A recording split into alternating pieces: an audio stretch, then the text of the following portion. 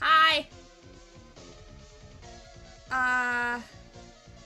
I'm eager today. I'm eager. I'm eager. So hi, Lota. Because I'm doing good. Yay, donuts. Sorry. What? I don't know, I have donuts, okay? Can I get one? Sure, do you know how to teleport donuts without causing a monstrosity to happen? With a warp? Nah. Oh, well, have fun with a demonette. Yeah. And for anyone who doesn't know what a demonette is, a Warhammer demon that is funny, Yeah. but an asexual. Whoa. Whoa? Whoa. Okay, but I wanted to show chat something I've been working on. And this is your first time. You'll see it as well.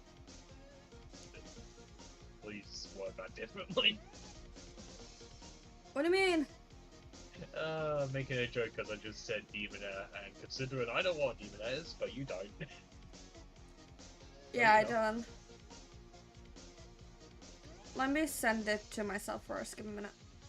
Okay, so I have something I want to show you guys. I wanted to make a small... Since I'm an RPG player, and most of the time I play RPG games like Undertale, Deltarune, Celeste, that sort of thing, I wanted to make an intro. And I was going to make it the intro for my stream, but that kind of fucked up.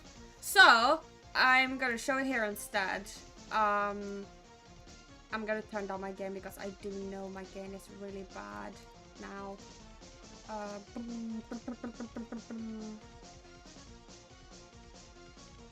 There you go. Okay.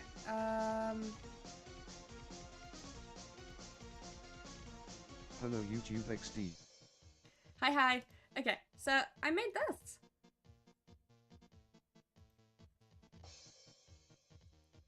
How are you gentlemen? I animated this. It's very cute. All It's a your base little are belong to scrunkly. us. You have no chance to survive, make your time. I have a chance to survive. I'm not that dumb. I might not be the best at surviving, but I think I'll survive. I think. I can't promise 100%, but I think. So I made this. This is 15 FPS. What I you might say? turn it down to... I might turn it down to 14, just for the sake of it. Because it looks a little bit janky at the moment, but it's very cool. It's gonna be a RPG, because you can buy, talk, so there's options and stuff like that.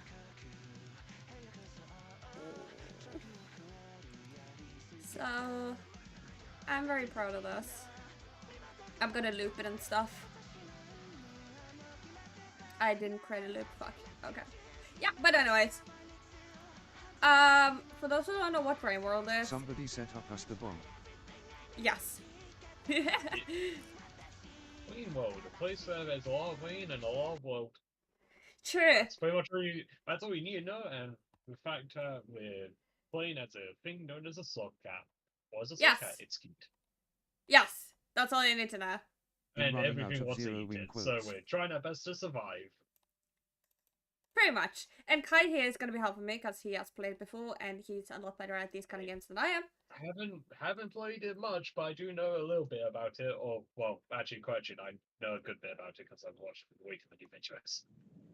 Yeah, he's a nerd. Because, well, you're what the fuck it, though. Yes.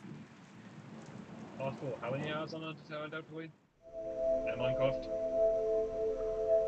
We don't talk about that. We do talk about that. I've been trying to entertain myself on Minecraft. Okay, this is so loud. This is so loud. Okay, let me turn this down. There you go. Alright, so we're gonna reset progress. Mm-hmm. Make sure to screen share, by the way. Yeah, Let me. Because that way I'll actually be able to see in proper time and stuff. Okay. Let's Spin. go. Input settings. I want input That reminds settings. me, on. I need to get you a DLC for Escape. Connected iPad. NA text input from NA. How Should much I do is it? controller this time? Yeah, it's up to you. It would be really nice to use a controller. Yeah, I'm gonna use a controller. Fuck this. No, sorry. Dum. Okay, so we are gonna be doing the story of Rainworld. Which cat are you playing as? The I don't survivor? know. Oh, you have to play as the survivor. Just don't have anyone else. Fuck. No, I have the monk. Yeah. True, but that's easier than the hunter or the survivor. So let's play a survivor. Come on! I want actually be able to Do make you want- progress. You're still going to get fucking murdered in the monk. Have you met But, a certain you big know. pink meanie yet? Big pink mini. Yeah, I met the lizards. Yes, I have played this before. I got pretty far, but I got stuck. Can we play the monk, please? Sure, but get used to the differences. Because remember, every different Alright then. type of character you choose to play as has different features. Makes Okay. sense? Yeah.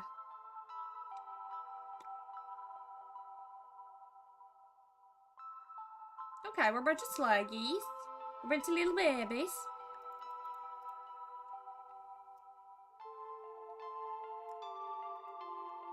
Okay, it's raining. That's the name of the game. We are done. Anyway, thank you.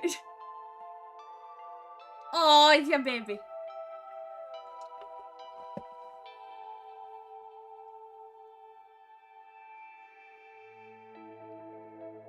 Oh, this is so pretty. I love the art. Walk into here. Yeah, continue. Let me in.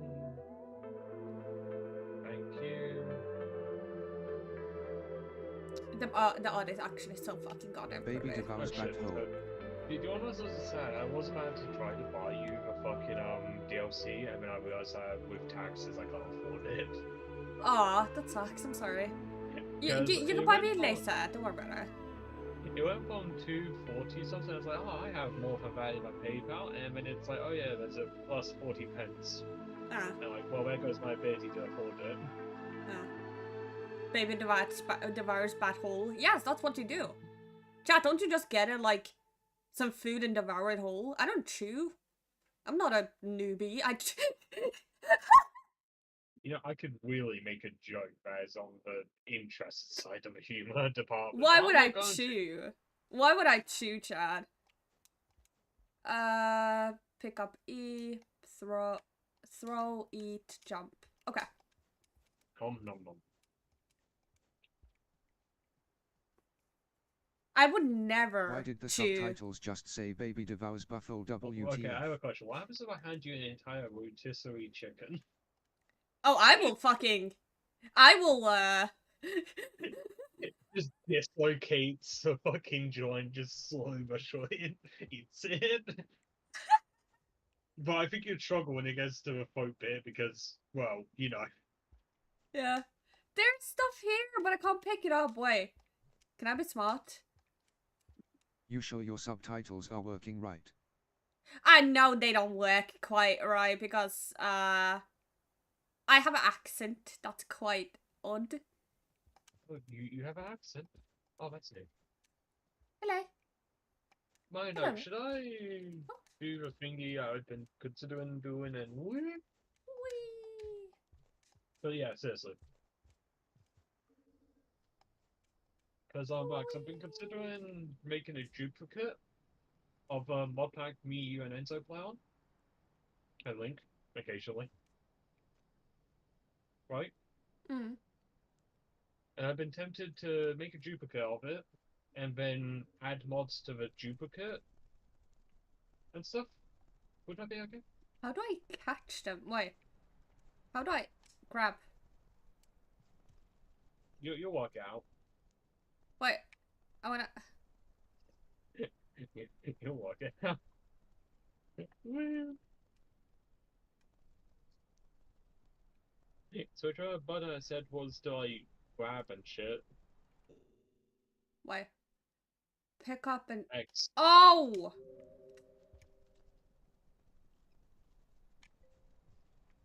Hey, you have a lot less hunger to deal with. I'ma eat full. Cause I eat as much as I can. Cause it's important to eat. If you don't eat, chat, then I will come to your house at 3 AM and I will force you to eat. Whee!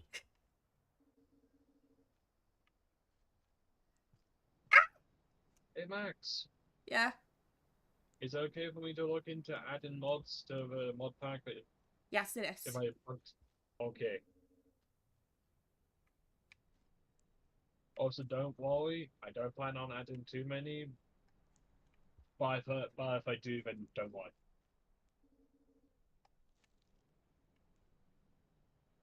How do I leap? Jump. Nom. Double tap to switch hands. Okay. Is there any like No. mods that you want specifically by for weight? I'm struggling with the inputs. Max? Max? Yeah. Is there any mods that you want specifically? Orden. But okay, any other mods that we don't want to go through the headache of trying to get to the work? Since let me just say, the current mod pack we only run year, Mm. we can't do origins because it bugs. Also, remember I hold A while holding.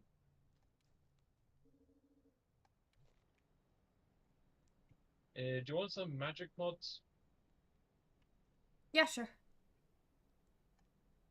You want some Twitch integration mod? Nah, I'm no. asking more YouTubers if they want $1,000 you want M. Small asterisk. Yes. If I had $1,000, I wouldn't be starving as much as I do, because I'm disabled. That's probably You a are? joke. Oh yeah, what? Me disabled? That is a I scam if know, ever I heard one. impressive! I thought you were very. Okay, I'm turning off my controller because I And can't be honest. if anyone's wondering if I'm mentally okay, I've had some weird sleep lately, so I'm chaotic. Okay. Jump, We've throw. Okay. Well, if you want it, you have to No, I've answer been 3 locked. questions. Oh, okay. Shelter's coming. I no. Run!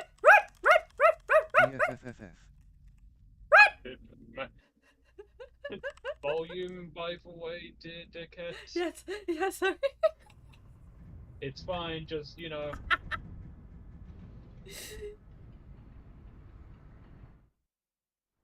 Okay. What magic? We wanted you have to answer 3 questions. Alright, go ahead. Hey, Felt like- Max. Yeah? Could you hand me your blood? Okay. What? I can summon a demon with it. Can you summon my, like, sleep paralysis If you demon? no, but I can summon you a succubus. Nah. Yeah, what? It could be your purpose. What? Last question.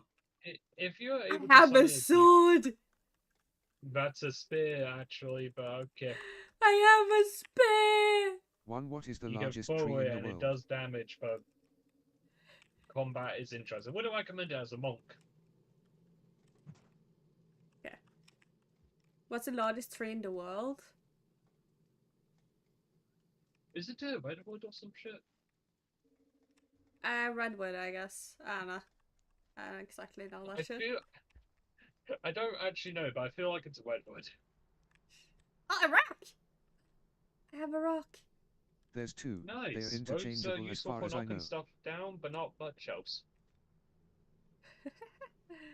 But technically you can piss off other Redwood, monsters, but mountain you're not. ash.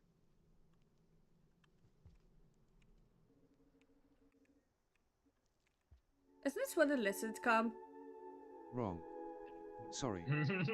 Whichever has a larger specimen. I'm not going to laugh, but I am going to laugh because money. Oh, Two more I'm get the so last and the worried. money is yours. are you worried? I was wrong. Oh, okay. Oh no, I won't be able to get... Can I eat the rock? I think you can temporarily store or what? Eat the You can temporarily store it. I'm happy. Why does that make me dumbly happy?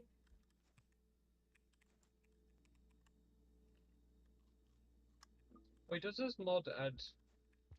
Oh. You know, Oh no. You're a lizard, know- Harry. I'm a what? You're a lizard. You're a hazard, how? Oh, Oh, please fuck. say so. Hey, Oh. it's just a green lit. Oh, wait, that's two. Yeah, there's two of them. They multiplied. Oh my god. No.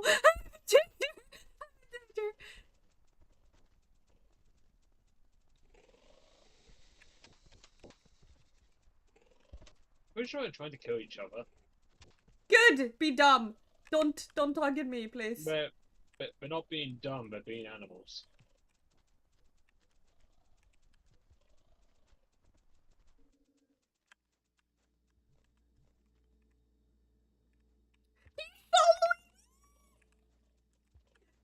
Oh, by the way, why is there so much chat delay? Was there so much chat delay? YouTube is special on Hey, be nice to YouTube. They're trying, okay? You can't get me here. Wait, where are you? I was up there, and the lizard went that way. Yeah, let me just say, green lizards are the basic lizards. Meaning they're not so deadly. You can't see me, bitch. You say that, but they'll notice you.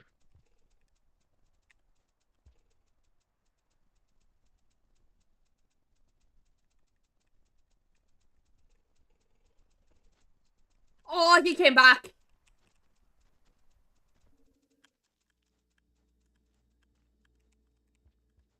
Okay, I'm going the other way. Question 2. What happens when two black holes collide? When two black holes collide. I don't know. I'm not smart.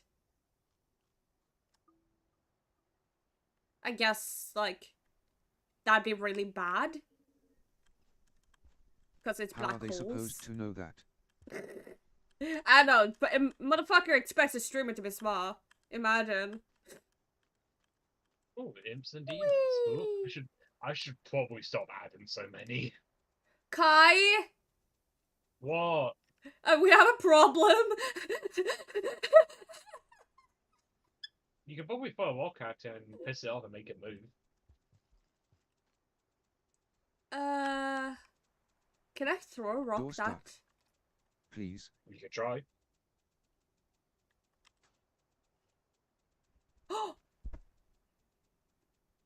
I Okay. beg you. Oh well, if you're not able to get this one, then you definitely not get the last one. Okay. Oh no, did he spot me? Oh, he spotted me. Enemy detected. Okay, he's dumb.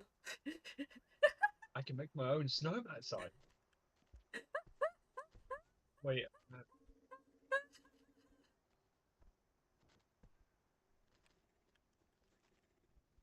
Max, I want us to make a snowman. Snowman.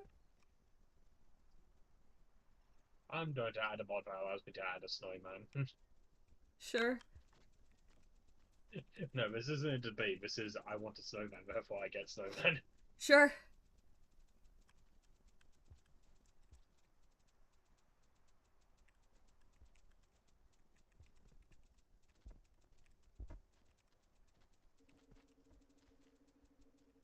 Oh god fucking damn it. Yeah, be dumb. Be dumb. No, no, no, no, no, no. No, Flame no. torch.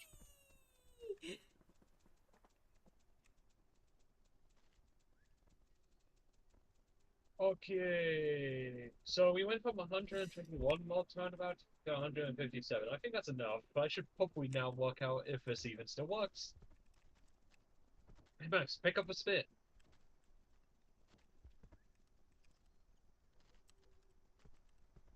I don't remember how. Oh, You don't remember how, eh?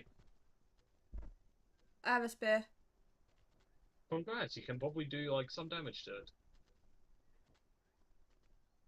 You can also use spears to climb up walls. And when I say climb up walls, I mean you throw it into a wall and then like grab onto it stuff. Also, wait, where did your spear go? I fucked up.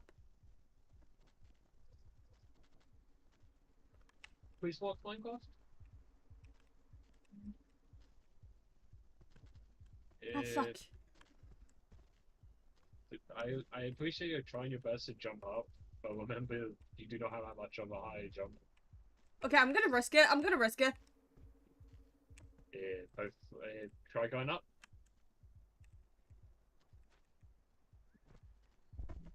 He's dumb. Yeah, remember he's a green lizard. When you get to the other lizards, you learn. I don't know how to get there. Yeah. Try going to the thing that he just went to. Because he's down a bit above you, and you might want to move by the way. Oh.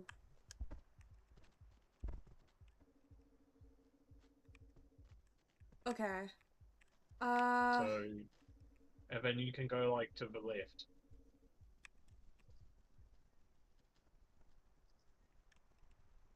Ta-da! Okay. I fit. I sit. Where am I going now? Why? Oh, okay. I'm Yeah. gonna follow you. No? Okay. It,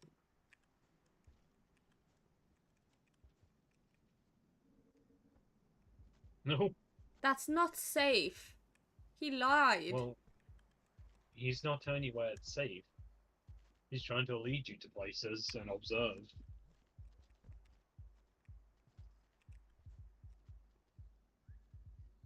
Because at the end of the day, he's telling you where there's a hibernation area. Shit. Also, wait. Wait a minute, is my Minecraft actually gonna work first try? Wait a minute.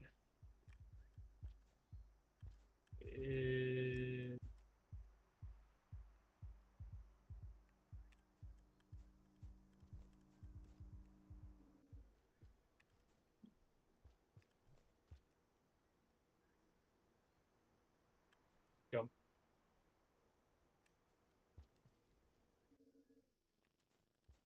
Oh, that's a baby. Do not hurt it. Max.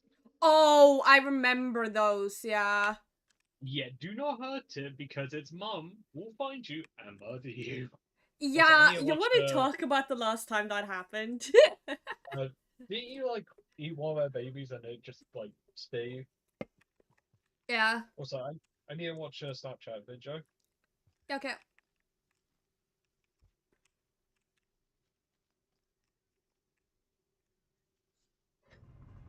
Ow, my tail. Okay, I got shown a Snapchat video by my friend Chase, and it was just him showcasing the front end of a car having issues. AKA, it was damaged. Yeah, you don't have to hold down to stay crash up when I turn it on. Okay. I'm By the gonna way, change the controls. Wait, give me a minute. You did that last time, to my knowledge. No. Yeah, the minority did.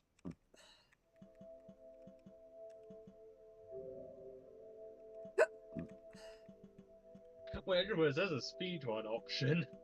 Yeah.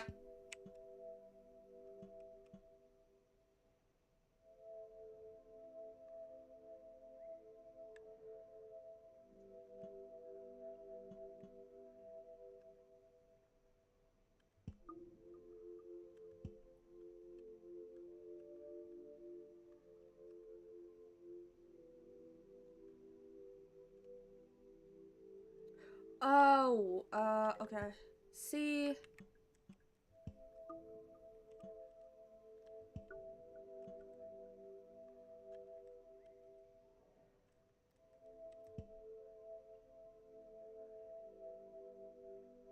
Okay, so, fuck.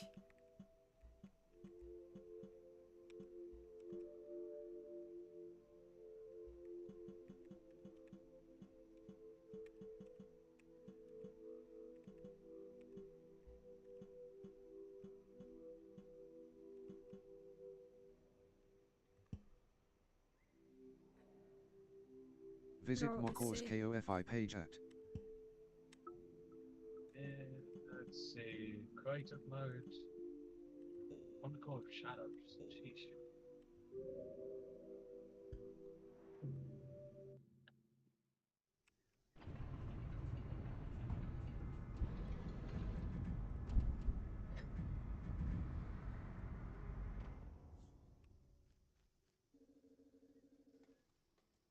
Alright.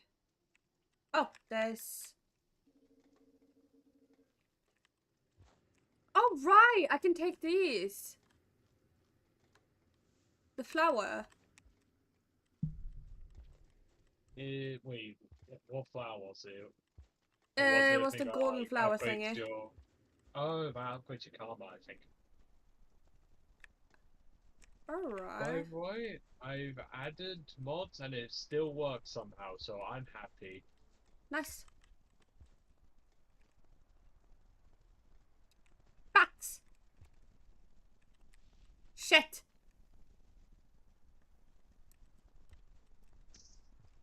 Yes, I got one.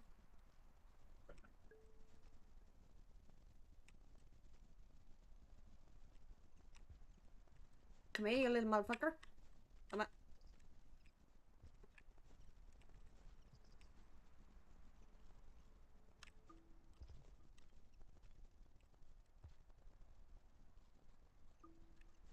Let's go!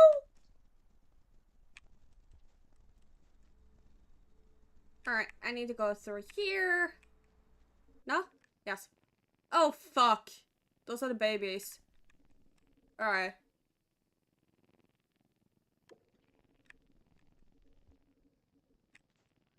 I'm just gonna leave you be. We chill, right? We chill. Alright. Thank you.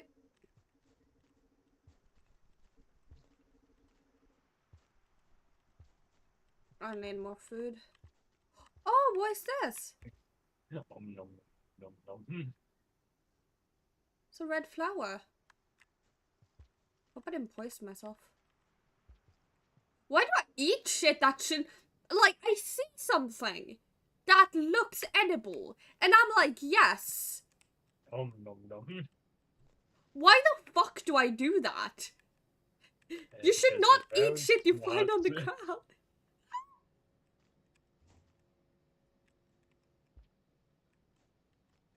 I should not just eat shit I find on the ground.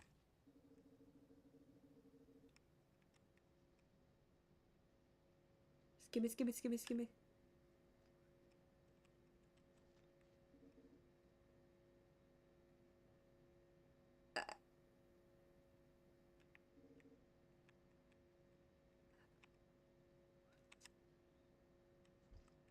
Oh, I can jump up. Okay. Oh, it's down. Shit. Where?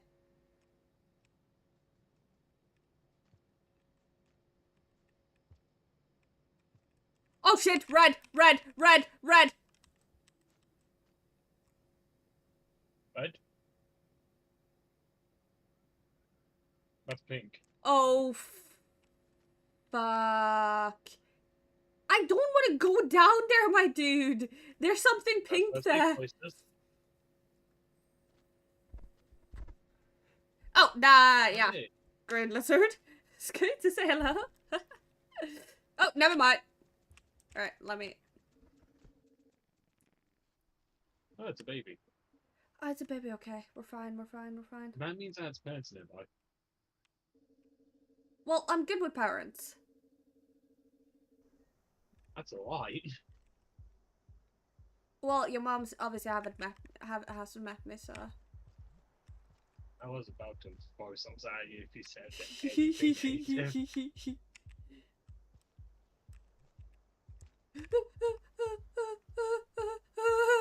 I know what those do. I know what those do.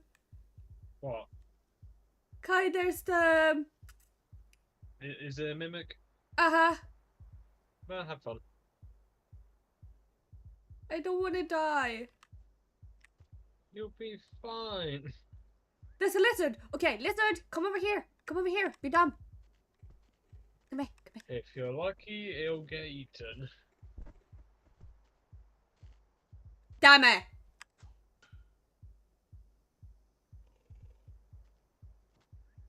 What do you get eaten? Wait, if you have a rock, can't you just throw it out of the thing? I tried.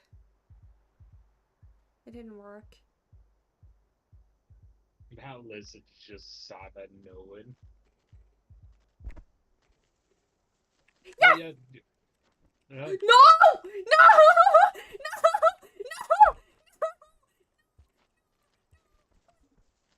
No! Damn!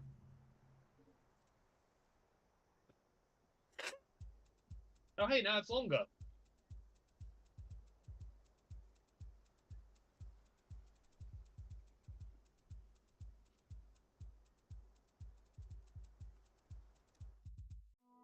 I'm sad. Well, you don't lose the thing because you had a flower.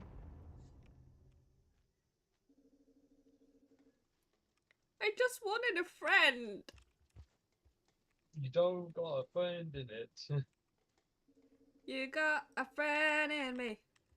You got a meal in me.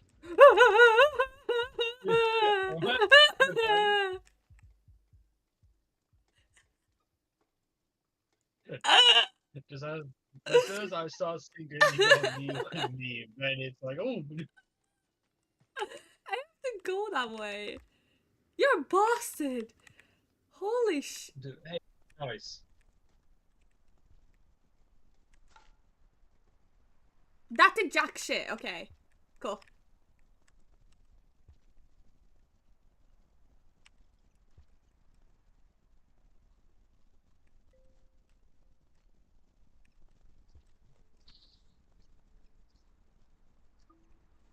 Come here, you bitch. You're my dinner. Are you? Alright, so the baby isn't here this time. This time.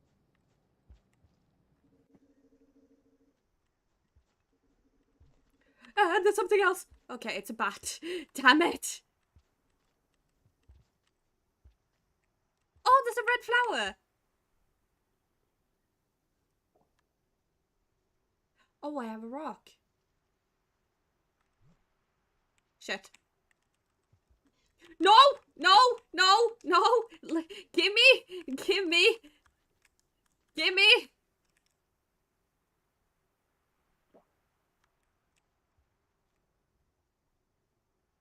Okay.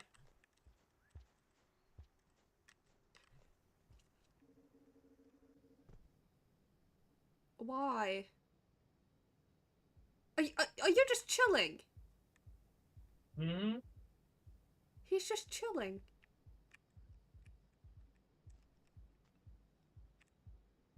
Can I throw this at him? Wait. Okay.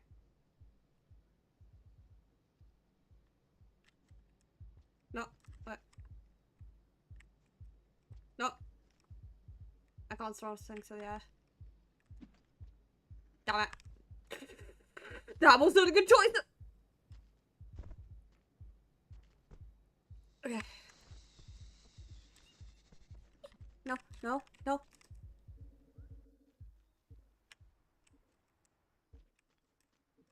Oh.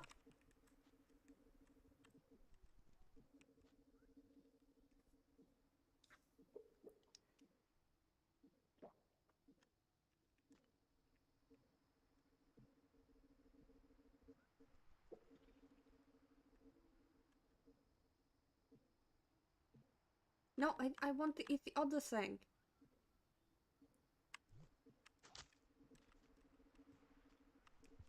Can these bats actually fuck off? Oh, I'm full. Okay. I just carried this berry with me. Ah, yes. Never mind. Wait. Thought. Damn it.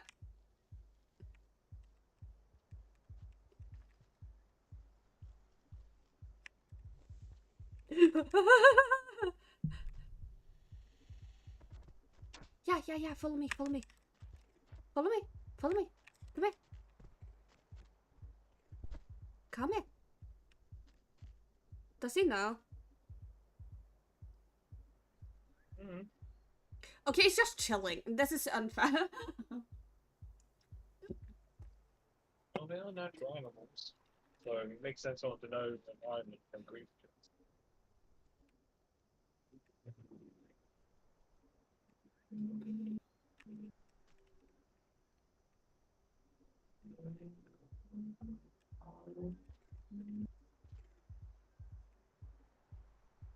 Lizard.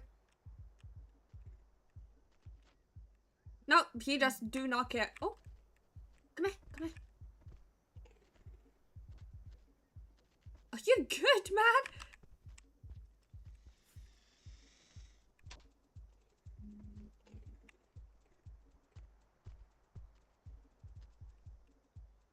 Never mind. Okay. Yeah, look at me. I'm so tasty and yellow. Come here. Look at me. I'm so tasty. Look, I'm alive. Alive food. Yes. Yes, come here. Let's go! Aha, get fucked. God damn it. Can these climb? Never mind. I have to go down there. Damn it.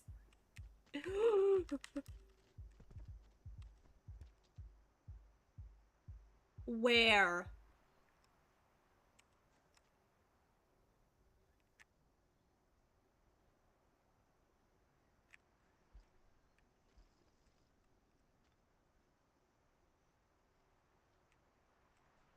Oh. Shit. Okay. No? Okay.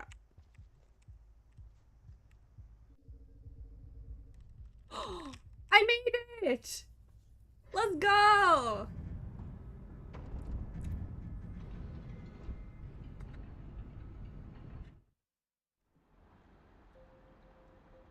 Aw, the little baby.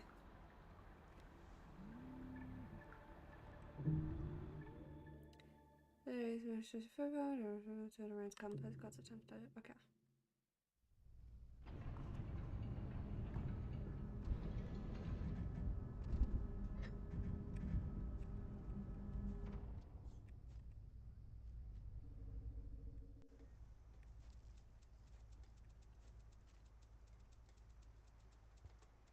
Okay, so you spawned there.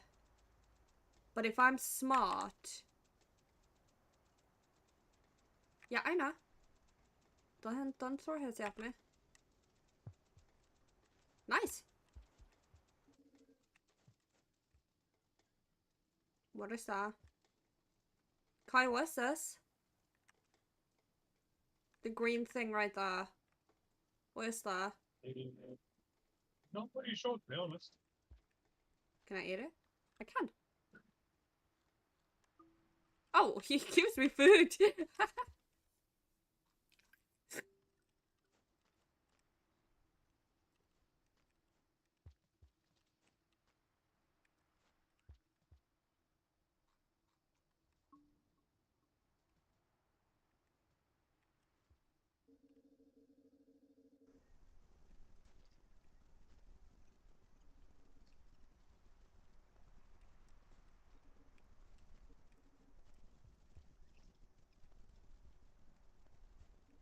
Remember, you can wall jump.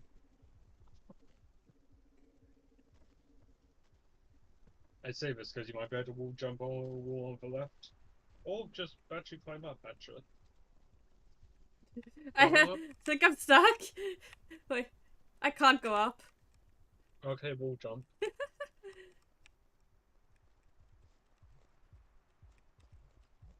Oh. Yeah, mobility. You have it. No, I'm gonna be right back to see if I can get some dinner. Alright.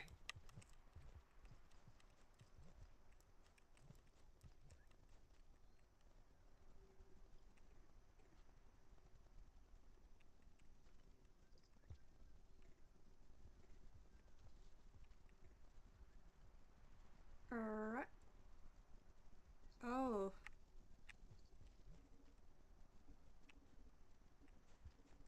Where do you want me to go? Okay. Never mind.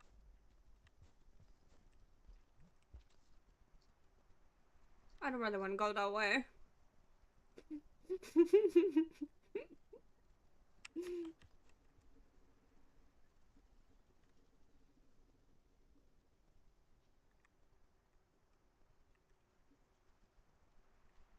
Wait, can I? Okay. You're not gonna spot me, are you? Oh, you will spot me.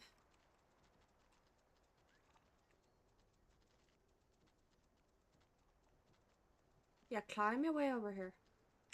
There you go.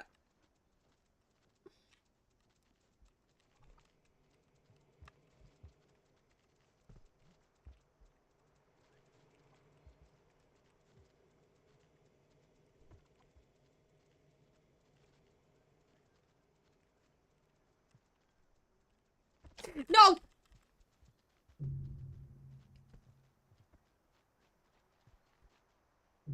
Where are you going with me?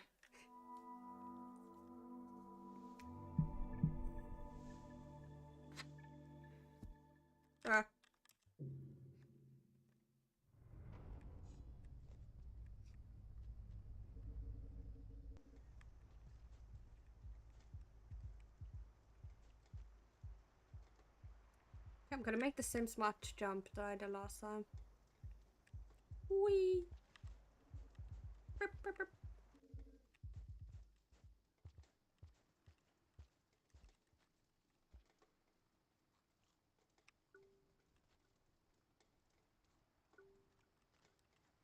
Oh, do you want me to go in here? No? Okay.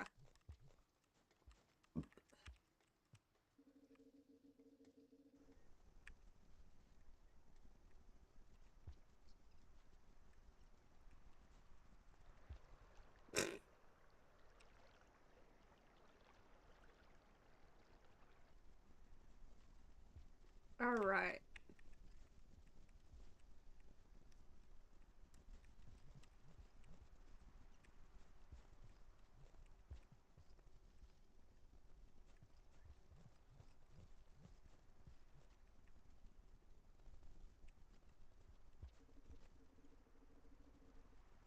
I got so scared.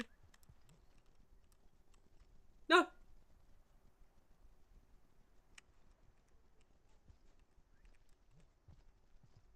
Yes, the red guy there.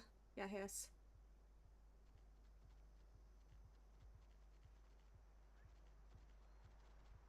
Hi. Can you see me? Come here. Come here. There you go.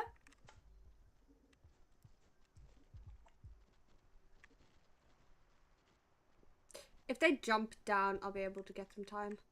There you go.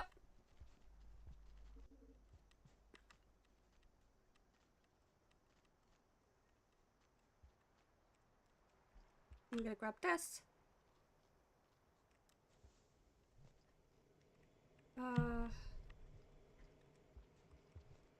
Shit.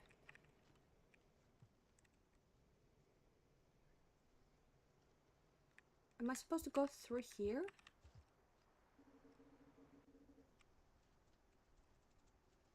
Down?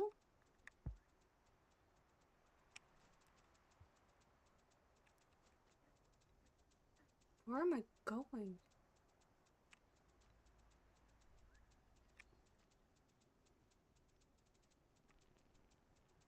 Oh.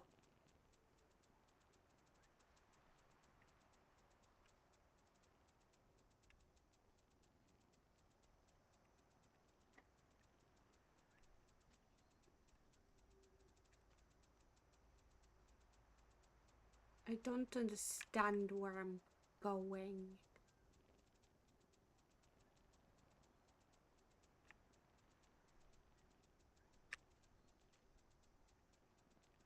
Oh, back here? Okay. No?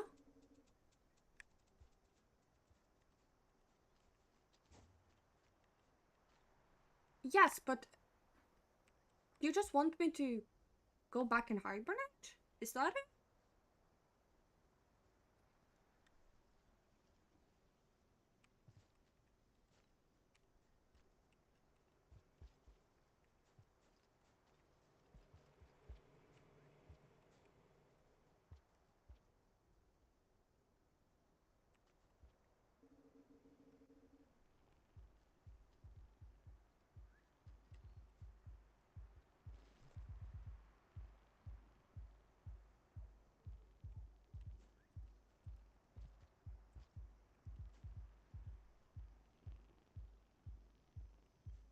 Okay, I guess I'll go back and hibernate, I guess.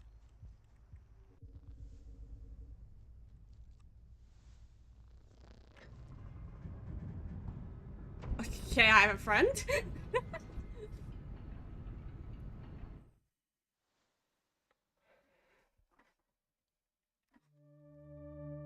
Oh! Oh, hey, you Okay. got a cutscene. That song does not look happy. Yeah, what do you mean? It's staring curiously at the yellow thing. That does not look curious. That looks unhappy. What do you mean? It has wide open eyes.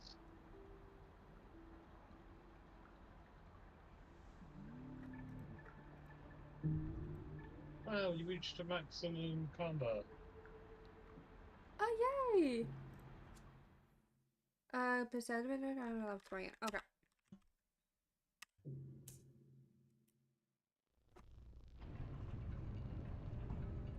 Hello there, friend.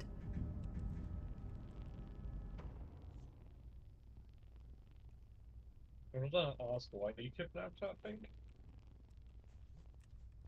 I wanted to eat it, but I can't. Maybe you can use it to help you. Oh. I You like how can at also first... you can also just eat it, but it can also be very useful for helping you across gaps. No, it's saying you have danger. No, blue. Huh. Oh, food!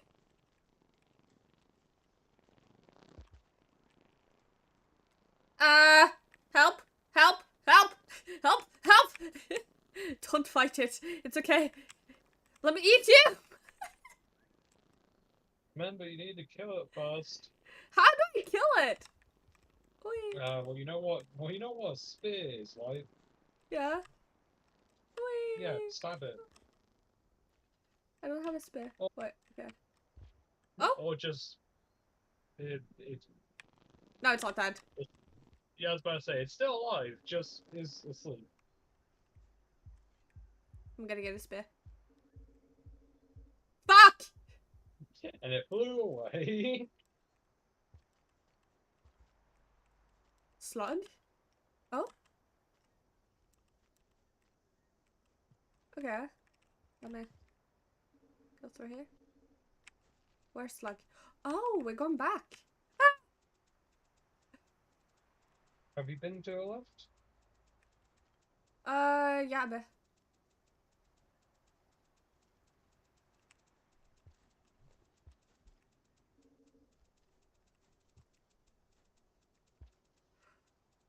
Are we going... If let me just say, the observer doesn't always provide you insight. So if it says to go back somewhere, that normally means that it wants you to go back. Whereas in this case, it showed you to go back to the other room, but you went. So you know the room to the left? Yeah. It was probably indicating that there was something in the room to the left of you, instead of Okay. this room. Come on, come on, come on, come on, come on, come on, come on, come on, come on, come on, come on, come on, come on, come on, come on, come on, come on, come on. Yeah, let me just say as. Oh, nice, you did it. I would recommend going faster before it comes back, you know? You fucked! I'm getting a spear. Oh, there's a Okay, no, that's a no, lizard. no, no. Ow. So have you been to the left? Yeah. We'll check again though. Oh, there's food here. There's more food. Have you been downwards?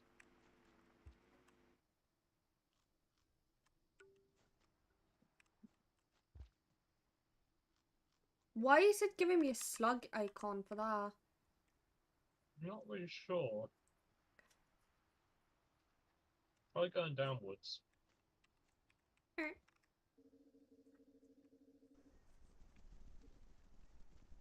Oh, this is just a... Wait, have you been down?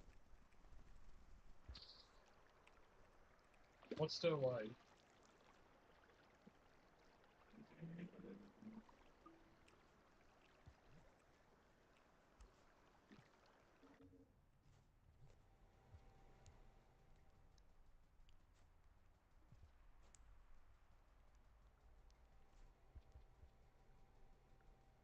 That's an odd symbol. Hello and salutations. Hi, Oh, Michael. it's a karma gate.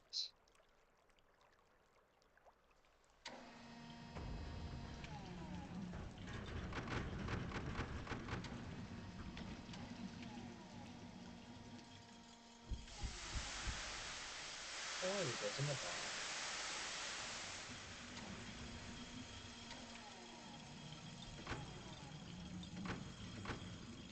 Let's go.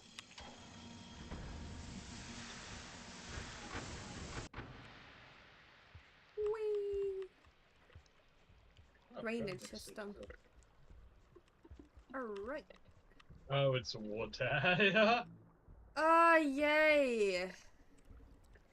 Remember not to drown. Don't think that's my problem.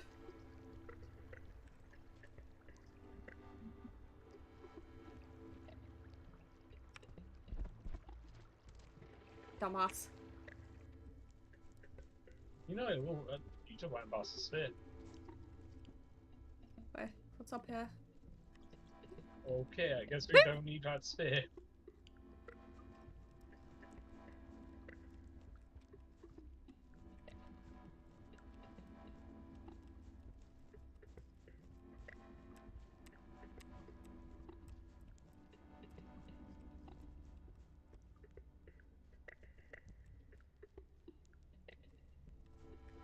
Food. Gimme. Max, you're full on food. Always better to be prepared than sorry. Rock. Yes, always better to be prepared when sorry misses a spear.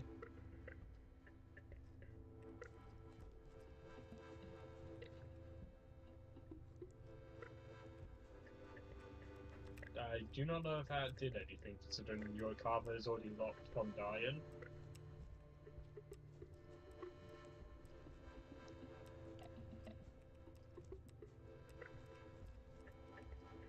Should I play Star Citizen? Sure. Do you even know what you should Oh, ran past fuck. You ran past two fucking... I have a rock. Yes, rocks don't do damage. Because a fun detail, rocks just piss them off. Oh hey, there's a third spear. Why not get the fucking spit? Oh yeah, you'll actually maybe be able to do damage to them and, you know, save yourself. Instead of, ah yes, let's piss the thing off. That's what I do best. And climb backwards so the arse presented. I don't want go to. down. No. Well, go back out. Oh. You know, you could have probably tricked it. Because. Max. I got an idea. I got an idea. I got an idea. You have an idea by going back up to it when it can run. Okay. Come here. No? You're not interested. Wait. Yes. Come here, You know come here. it can. You know that it can reach you quite easily, right? But it does have a Damn limit of how far. Because Max, when you're transferring between the different areas and those like pipelines, yeah. Yeah. You can just go past them. I mean, if they're going down and you go up as they're about to go, about to exit a pipe, you'll go past them. That's the trick. Visit Make sense? Mokor's KOFI page at. So if it's still up there, go up and then down. By the way, it is making its way to you. Oh, it's high down. Here, go down. Or up.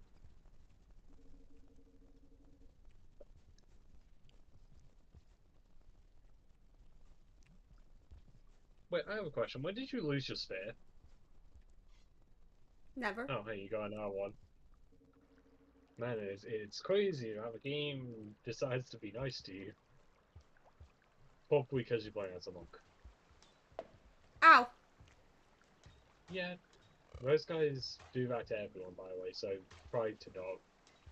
Like, in a sense, I'd trigger them if you want to, like, knock down enemies and shit, but don't get knocked down by them. Because, well, the game that teaches you to use your environment. There's a mimic. Yeah. I would recommend getting a double beetle.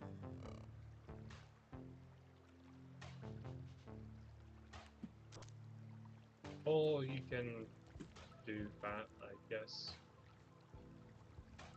I think I just pissed it off, Max. Oh.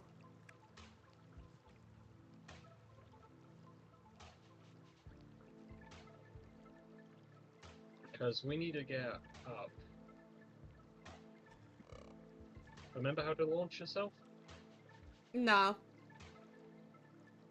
Hold down. Oh, no. No, can you please stop jumping in a fucking circle? Please.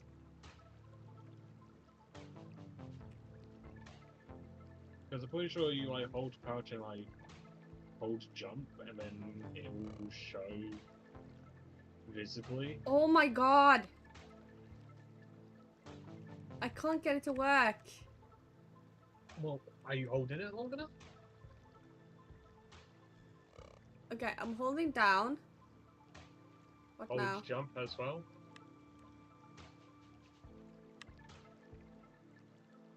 Up, down, left, right, A, B, start. That's nothing. Okay, you wanna know what make this a whole lot easier, Max? Shit. What would have made it easier is if we paid attention in the tutorial. Yeah. I'm so small. Shit.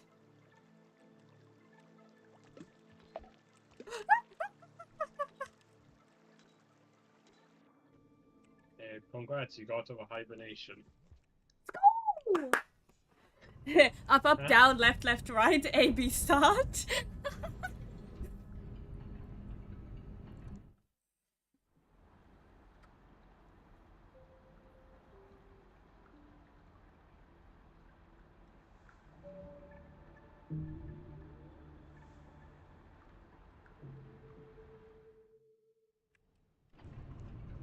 Alright. Okay, so you have to hold down and then hold space until Sogcat's by butt lifts and then release space, and he should launch himself. Okay. Supposedly that is how you do a long jump. If you're expecting me to explain how anymore, then no. So just Hold wait for its butt to space. lift. Monk sleeping. Bruh. Did you rebound control? Yes. What was space originally bound to? The map.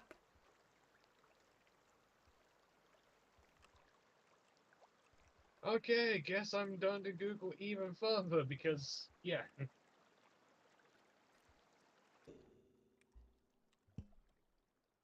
Second counts as a loss. Oh. Fuck. No! I didn't mean to do that! Okay, it might have to be like fucking, I don't know, like hold and jump.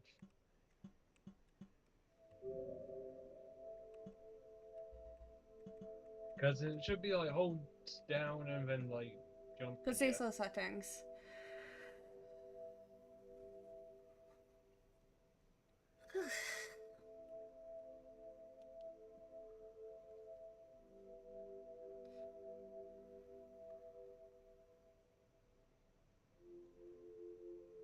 Okay, so how to do a jump?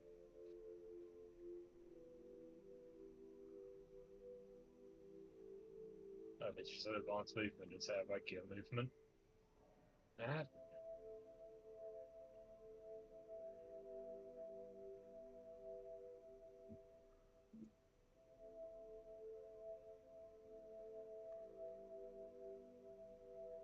Okay, so you have to hold down and then hold jump. And then when Sockhead's like butt lifts, yeah, that's when you can launch yourself by releasing like a jump. Okay. Supposedly that is how it works. Okay. We'll try that. Give me a minute. If that doesn't work for you, then I'm just gonna say this: you're fucked. Yeah. Because you need to do pounces in certain sections, and if you don't do it, then congratulations, you're dead.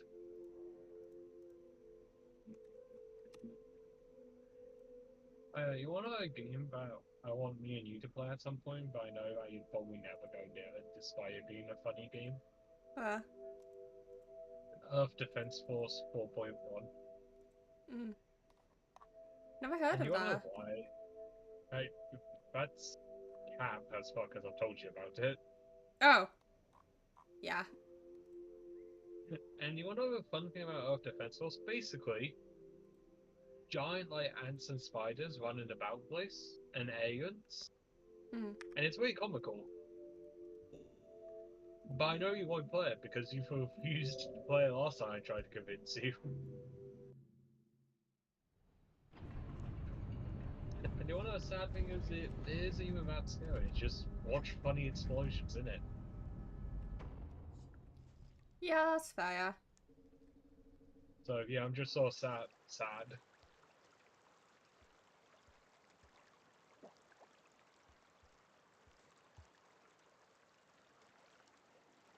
That the jack shit? Huh? Huh? Fuck. Do these blue things give me food or? Mm-hmm. Because I ate it and it didn't do anything. Oh no, they do not give food. Congratulations, you learned how to recognize if it's food or not. I like how my first instinct is to eat everything.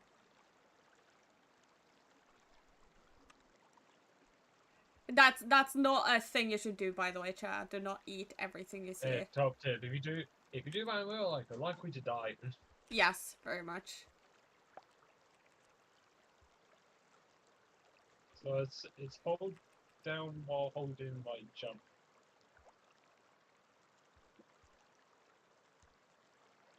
Nope. Okay, you're fucked. Because that's supposedly what Oh my god.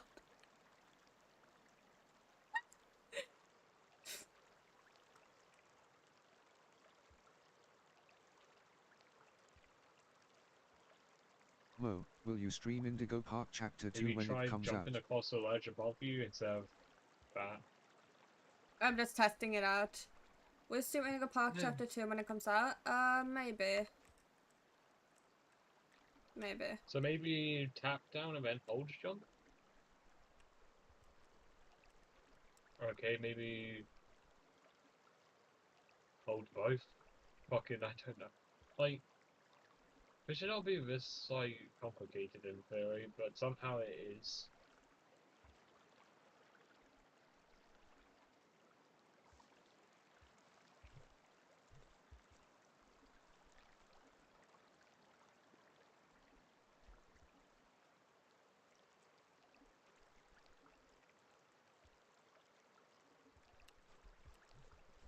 Okay, at least did that, so we'll be progressing a little bit. Oh, damn it.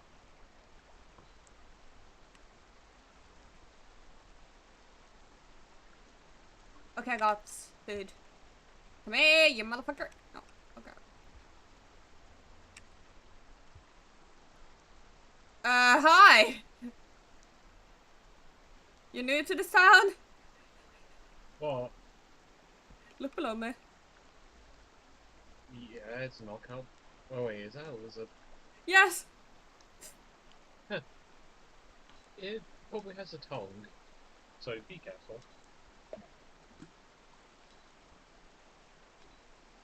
So, you wanna know how to pounce? Congrats.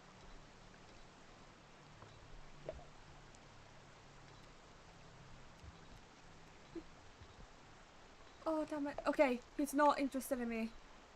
The issue is he's blocking your way out. So, you know. Should I play Helldivers?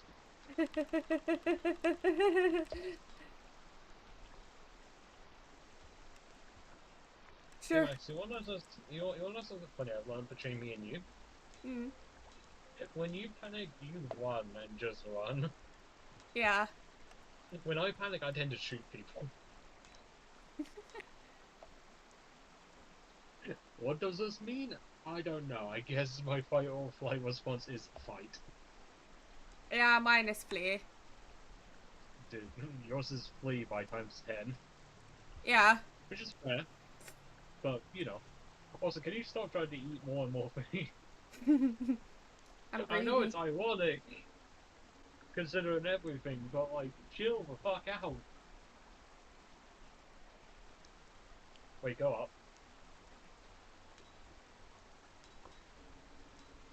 Ah, nice. And now go to the right, I guess. I'm Hi. scared. Well, it's only a tentacle. Hi. It probably can't reach you.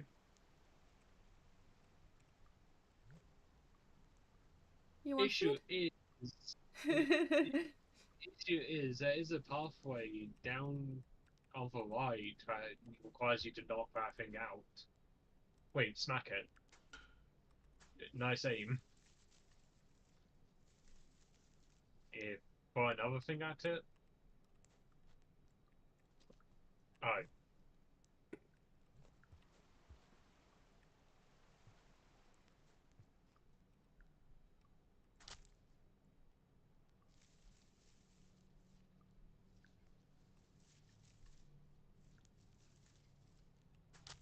Smack it again.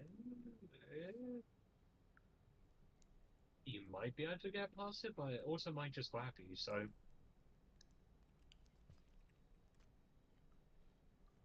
Try going down. Oh, it's a pearl. Oh. Well, as usual if you find scavengers.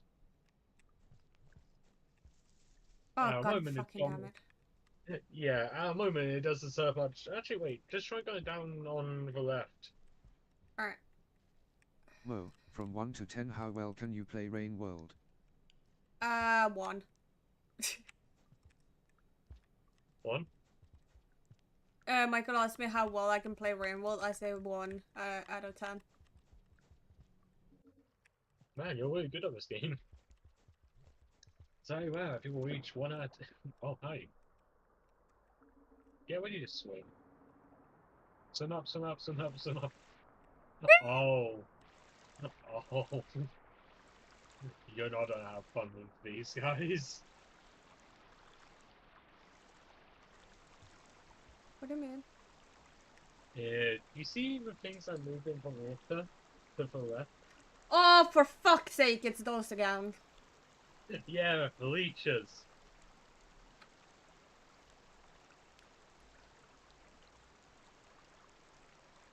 Alright. Top tip, don't stay in the water for too long. Okay. Let's see if we can distract him. Let's see if we can distract him. Just needs to fail to distract him.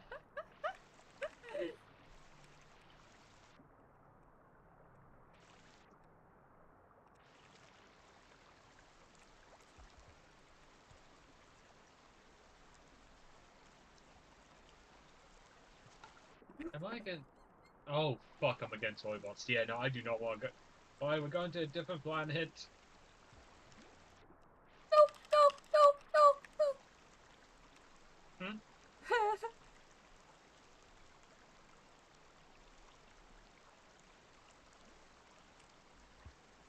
Level 80, fuck.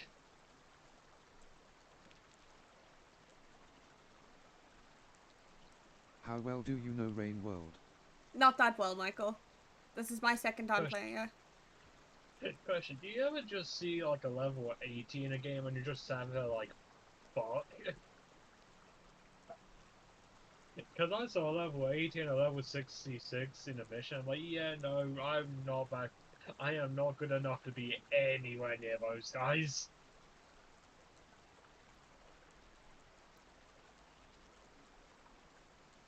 Hey furry person that always has a different body. Hi, Sponta. Waving hand sign.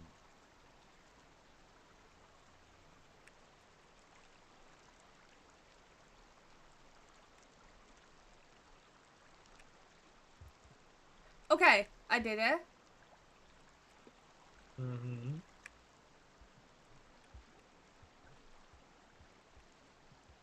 Imagine where something funny. Do you get Steam notifications whenever I open Helldivers? Not at the moment, no. Oh. Uh, Oh, you're, oh, I have to go under. oh, you're set away.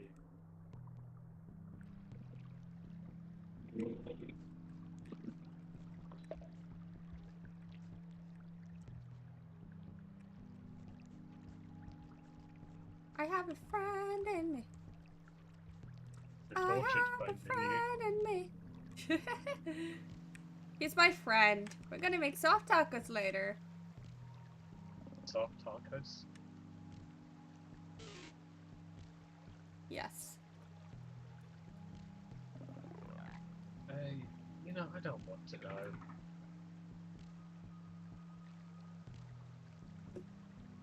To be honest, I was wondering why I could see ice around the edges of my screen at points, yeah? And then I was like, huh. And then I realized I'm on an ice planet. Do your avatars have lore or they just change randomly? By the way, me assistant will be temporarily unavailable because I'm in a game. Okay. And the Helldivers Also Mo, eat what are you carnivores. now? Make sense? I died. What did you... Oh, you drowned. Yeah, fun fact about leeches. They make you heavier, meaning you don't move as easily. Yeah. The avatars have low, or do they just change randomly? We have low, yeah. It's just by my low. Law? Lore. As in L-A-W or L-O-R-A. L-O-R-A. Pardon me. We have So, like, lore. It's something I'm working on at the moment, but it's been in the works since I was 13. You can read about it in my Discord server. the reason I've had like several models is because I haven't found one that I feel like represents how the law is going.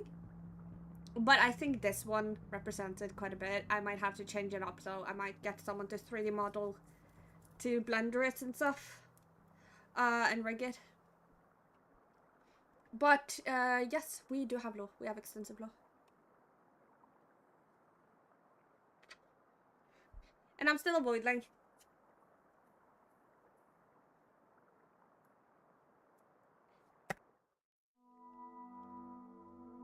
Oh shit.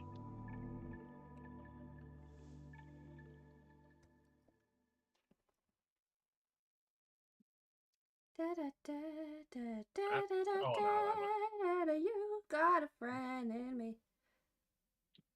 You Democracy. got a friend in me. I have a friend in democracy. And you probably don't know what I mean, because you don't play Helldivers.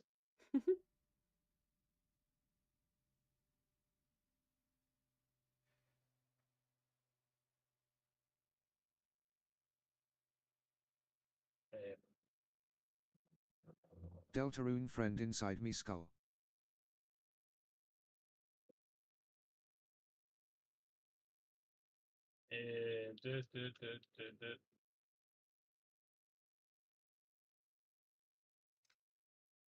You run away, because that's a big bomb.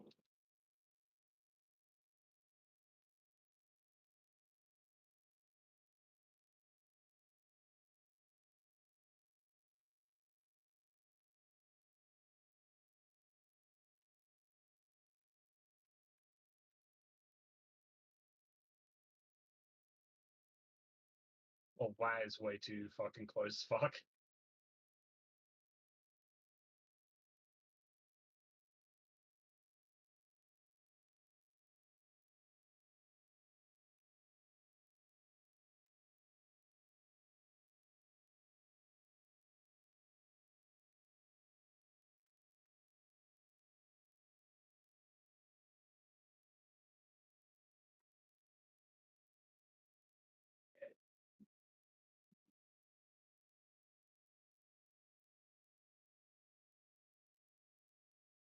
Please be dead?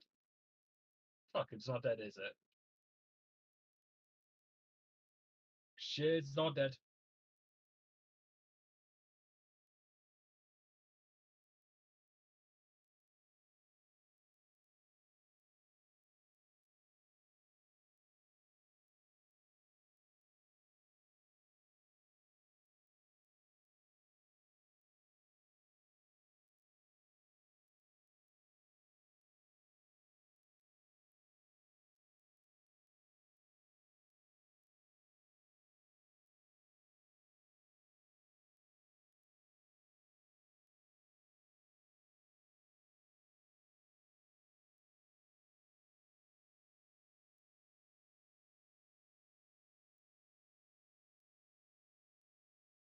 Like, fuck.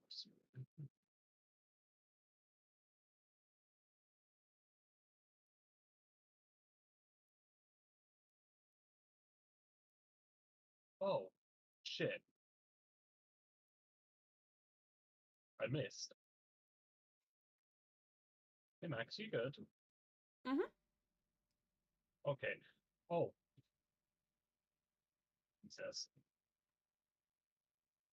You want to know something funny? Yeah. So you know how I'm playing Helldivers, and I've not been playing for that much here, Mm. but my guy is already coated in blood. Oh. Sadly, it's his own. Well, I think it's he. I'm not really. It's coated in like their own blood here, and the main reason why I'm able to tell it's my character's own blood here, Mm. it's red. Oh. And I think the enemies I'm fighting don't have red blood; they have yellow. That So is you know, not good. Helldive. Yeah, still alive. True. Deltron friended me.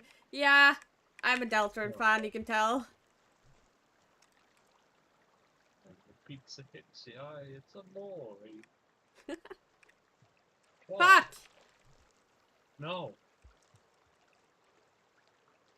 I see on your channel you're from Norway. Do they speak Hey, English I got natively lucky. there?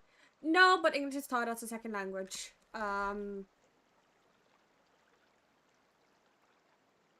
Shit, my tracking died. Let me work You on wanna know that. why I'm A minute. lucky?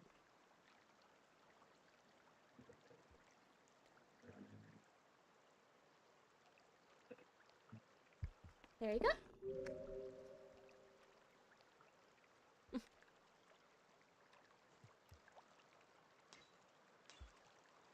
Hey Max, Yeah. you wish to know why I'm lucky? Yes. There's this like so in Helldivers there's an optional objective for a radar station. Hmm. And it's random which way you have to point the radar each and every time you find one. And I found one, which direction was already set to the correct direction. Did you speak native English there? No, but it is taught as a mandatory second language.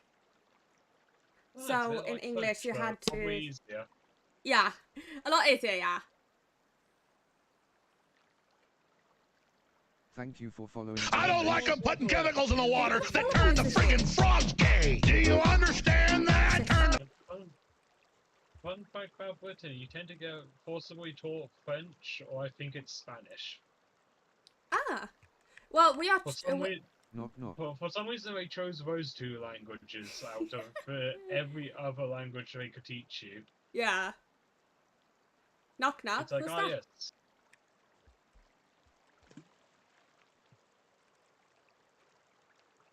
Let me just say, No I am doubt. of the opinion that French and Spanish are not that useful for most people. Depends. Most of the people that were in my French class never went to France, Hit for 2. Fair. meaning the one use case of needing to know French, France. It's a congrats. Did it have a use for it? Hi, Ezra. How you doing? Noble rule. There's a mortar. It's my own mortar because it doesn't know how to not friendly fire.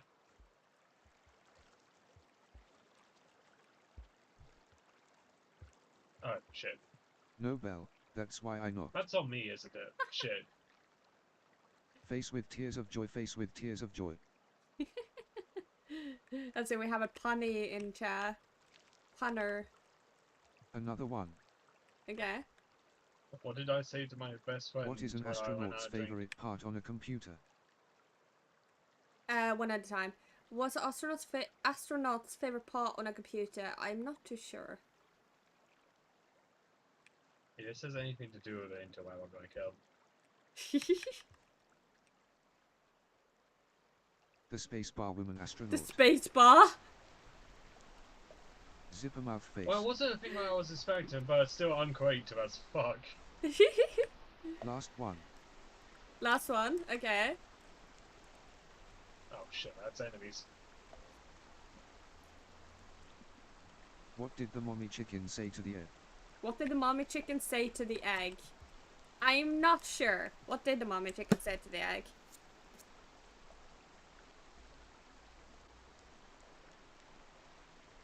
She said that you're extra special to me. What did they say? She said that you're extra special to me. Smiling face with open mouth and I'm cold just sweat. sad and disappointed in Wanna that. make someone's day. Give them Twitch Prime. Oh, I ran out of grenades. It's free and helps out a lot. No, I was wondering why I wasn't throwing grenades when I found G for grenade, and yeah, I found out that, yeah, I'm out of grenades. Grenade. Dickhead. Boop, boop. Knock knock. No. Knock knock. No. Knock knock.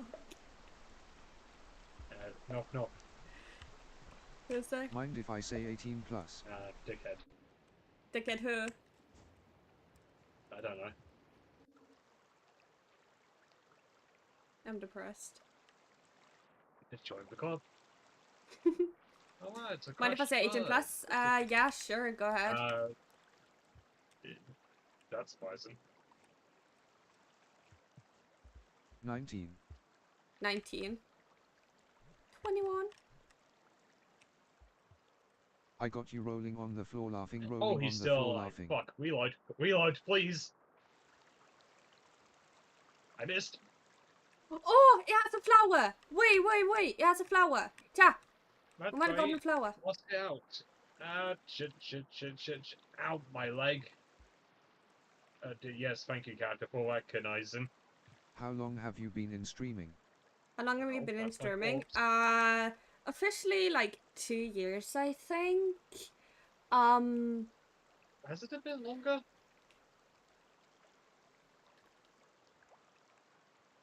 2, 3 years now? Because, like, how long have I known you for? 3, 4-ish? Because I'm pretty sure for the entire duration, or near the entire duration of me and you knowing each other, you've been streaming. Huh, I don't remember because I've had like Oh, 2 I see. accounts.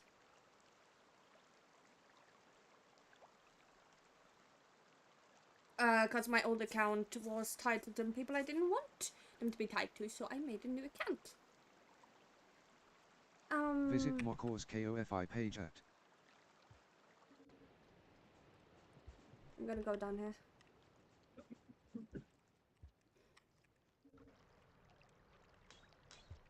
It might not, I feel Have like you ever tried officially streaming on you've been any streaming different for at least platform 4 like years. Kick and YouTube? I am. Between current and previous account. I don't remember. Since, based off the fact, I remember when me and you first started interacting, you would stream and stuff, like Alien Isolation, I think it was. Yeah, when I was speedrunning Alien. Yeah, so I feel like that's the amount of time that you've been actually like full on streaming and stuff. Yeah. I am also Fun. multi-streaming. Shout out to my YouTube channel, which I make mostly Undertale stuff and animations at the moment. I have a new animation prepped. I just need to do some cleanup work. I have a question. Yes. If you're already streaming on your YouTube, wouldn't they already have a link there? Well, yeah, but there's some people who didn't even... A fun fact, some people didn't even know I had a YouTube. Were they watching on YouTube? No. Okay, then that makes more sense. Yeah. Because if they were watching on YouTube and said that, I'd Did be you sad design there, your like, model? are you... You're okay? Imagine. Imagine. Did you sign your model? No, Those it is a pronouns are they pre-built / one it, that any was near bought on pronouns, Boost. so please only use those. Uh, I was just By the way, asking we are because not I'm a sponsored digital by Boost, artist if by anyone's myself. wondering. I would be surprised because they're Japanese, so I don't even think they'd sponsor English. You'd be surprised. A company can be multi-language, or Yeah, true. especially if a lot of people use it. So you know. Yeah, I would love to be sponsored by them. It's just that I don't really know how I'd communicate with them. Mhm. You know? Well, you can probably have English workers. Or True. could Why hire don't you get English yourself a person for custom one? translator, you know? But then you get yourself a Does that custom mean- one. Uh, Oh fuck. I'll just say, a good majority Like fully of customize according to you. companies and stuff Yeah. do have some form of English translator. Wanna make someone Yeah, stop? but A Give them majority this of the pride. time. It's free actually and helps a out a thing lot. that I for some reason. Okay, I'm gonna just pause this. Jesus Christ. For some reason, I was contacting like a Japanese modeler because they made a model that I really liked and I wanted to like talk to them about it. They only spoke Japanese to me. They did not understand. So it depends completely. Why don't you get yourself a custom one? Like, company- no, individual person, I believe. Yeah, that's a singular person, Max, Mm. instead of a company. Why didn't you get yourself a custom one, like customized for you? Because they Very are expensive. very expensive, and I'm disabled, so I can't Mind giving really. me a chance to design that for you? It's hard to get funding. Yeah, I'm not gonna. I'm not going to. Like, I already have my own Oh. character design and stuff like that, but I don't have a 3D model for it, and I'm disabled, so. Yeah, lack of funding's a bad way of putting it. You know? Eh. Yes, no, possibly. Yes. Because the main reason I specify lack of funding is because custom models and commission works Also sad to can hear be that. very expensive. Yeah, true. Which, if you, for anyone who doesn't understand why it's so expensive, is because people value their time investment and yeah, Mhm. which is fair. Just very expensive to commission anything, Mhm. like 3D models and all that stuff. Mhm. Doesn't, no fact isn't where most worked industry either. So Yeah. if you ever wonder why something is lacking, it probably does not have that much of an industry. Because this is how commission works. Mhm. So I'm not done. You're okay. Joys of me having random knowledge about stuff. Mind having a look on the I stuff missed. that I did. I Fuck. hope it'll give you amazing Reload. ideas. Slightly Um, faster, please. no. Not really. I don't really promote artists I don't know. Sorry.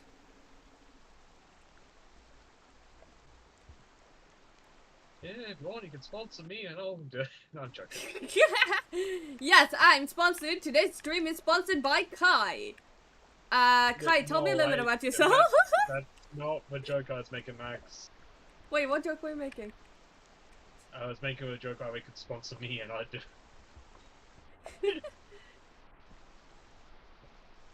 Like, let me just say, the only time when someone can sponsor me to do shit is if I agree with what they're doing. Hmm. If it's something I disagree with, I will not be accepting money, or, well, if they send me your money and then just expect me to do it, I'll accept the money, just don't expect anything. Yeah. Because, top tip, if you want to sponsor someone, first make a deal and then send them money, because unless if you made them agree to a contract, then they are technically not obliged to do anything. Mhm. I missed again. Fuck. By the way, shout out to No, me. well- I have my commissions open if you wanna ever like commission me for stuff, because I do art. Ah, shit. Oh, they're all dead. Huh. Wait, what type? Oh, this is a smoke show. What the fuck? Mo's pronouns are they Yeah, / it? okay, Any so... neopronouns? Oh, So I have please to only activate the use those. terminal first. Shit.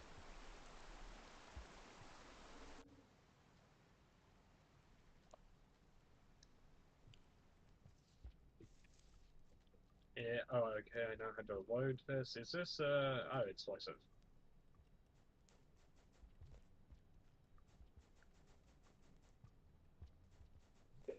Shit. 20 minutes remaining. This is a stack to field. Ah, shit. 5 enemies. Shit. Ah, please reload slightly faster.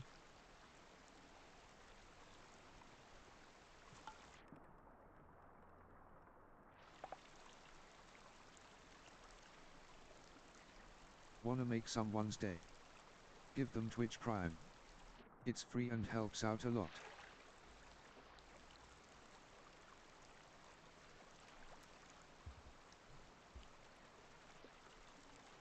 And where the fuck did I drop that shell? You know, it's a fun process when I had to load artillery in placement. Hmm. Let me in. Did so? This is a Wendy's.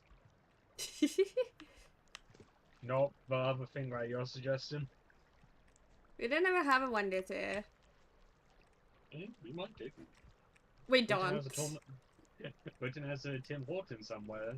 So We do not have Tim Horton either. if I open Google Maps and find there's a Tim Hortons in Norway, I'm going to cancel you.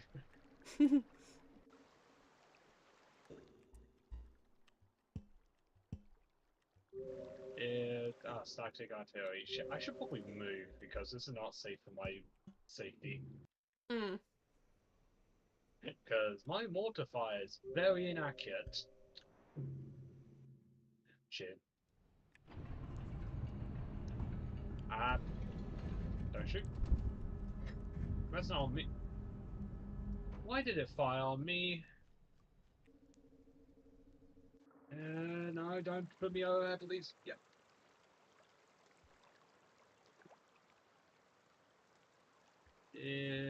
Oh, Damn this is our smoke shell.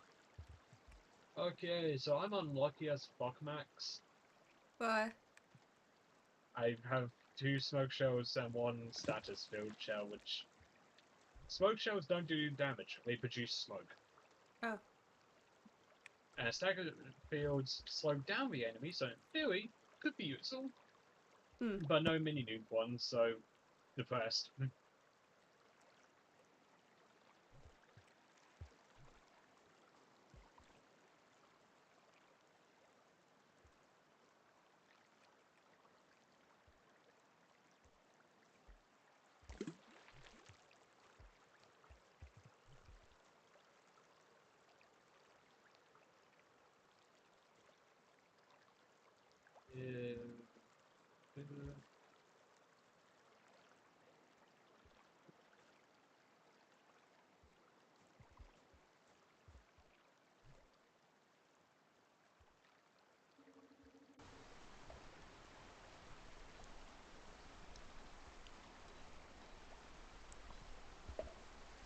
good.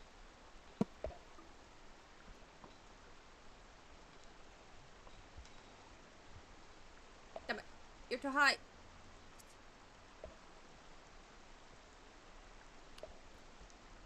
Oh, yeah, was my last shell. Fuck.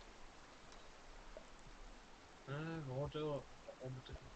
You want us as the funny, Max? Hmm. So why do you think I like Helldivers so much? I don't know. You have a guess? 'Cause it's fun for you. Well, yeah, that too, but like, what do you think draws me in about it? I can't reach this guy, bro. He's too high. Nah. The downside's Wait. being short. Oh, Knock you. That. Yeah, well, I guess I'm alone now. Shit. Welcome, chat, to I am the British man who's a moderator, or tries to be a moderator for the Norwegian. I say try to be because I suck at my job, despite the fact I disagree. So how's everyone's day going? Everyone's day going good? I hope so, because it's always good to have a good day, you know? I have no clue if anyone can actually hear me.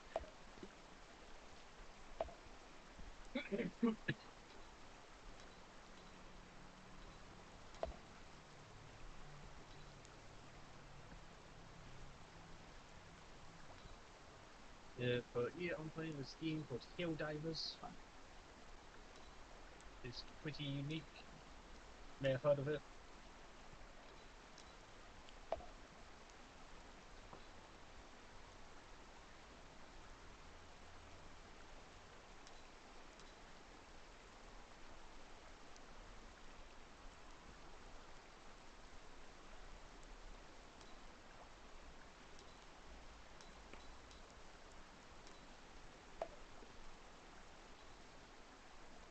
Yeah, I have no clue when I think I'll be back because I think we got a phone call.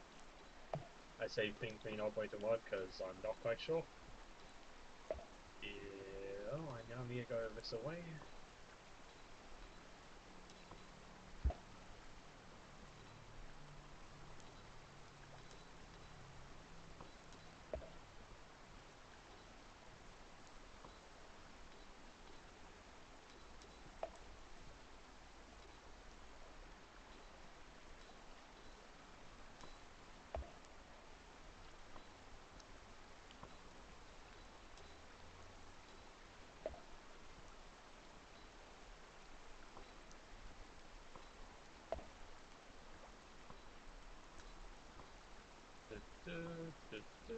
We like all the chorus life vocals. Yeah, okay. Loading gun. Hopefully streamer gets back soon. Because I'm sure everyone here is waiting for their awesome content or remode. Because I know I sure am. And yeah, it's pretty cool. Yeah. So who wants to talk about what things? Because I could probably watch for 4 hours. I say probably because I'm pretty sure I could. Maybe because I tend to. I missed. Interesting. You missed the second time.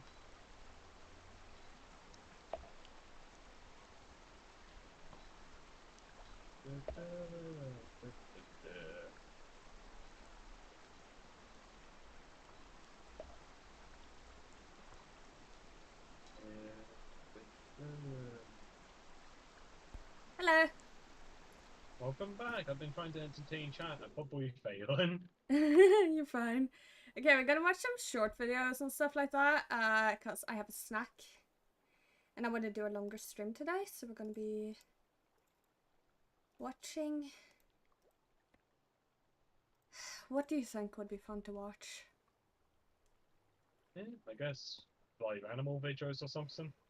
Mm, Because people love animals. true. I see a big fucker coming towards me. Oh wait, I just thought about something. If they could watch, you could see if Grizzy's released any new content. I'm trying to stay away from content creators because that can give copyright. Huh? I'm trying to stay away from content creators because that can give copyright.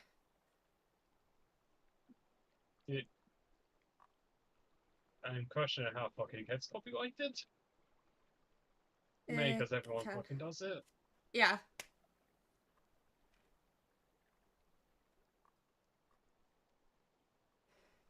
And it's not like you're intentionally doing React content, you're just watching a short video.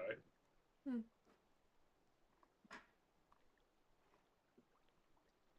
I would jokingly suggest I could always screen share me attempting to play Helldivers, but I doubt you or Chow would find that entertaining. Yeah.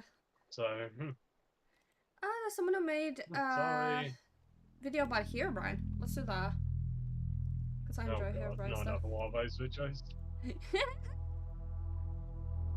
Don't get In me August wrong, of it's 2010, cool, but a strange please, image surfaced online. why does everyone It's a make those screenshot of the videos? game Minecraft.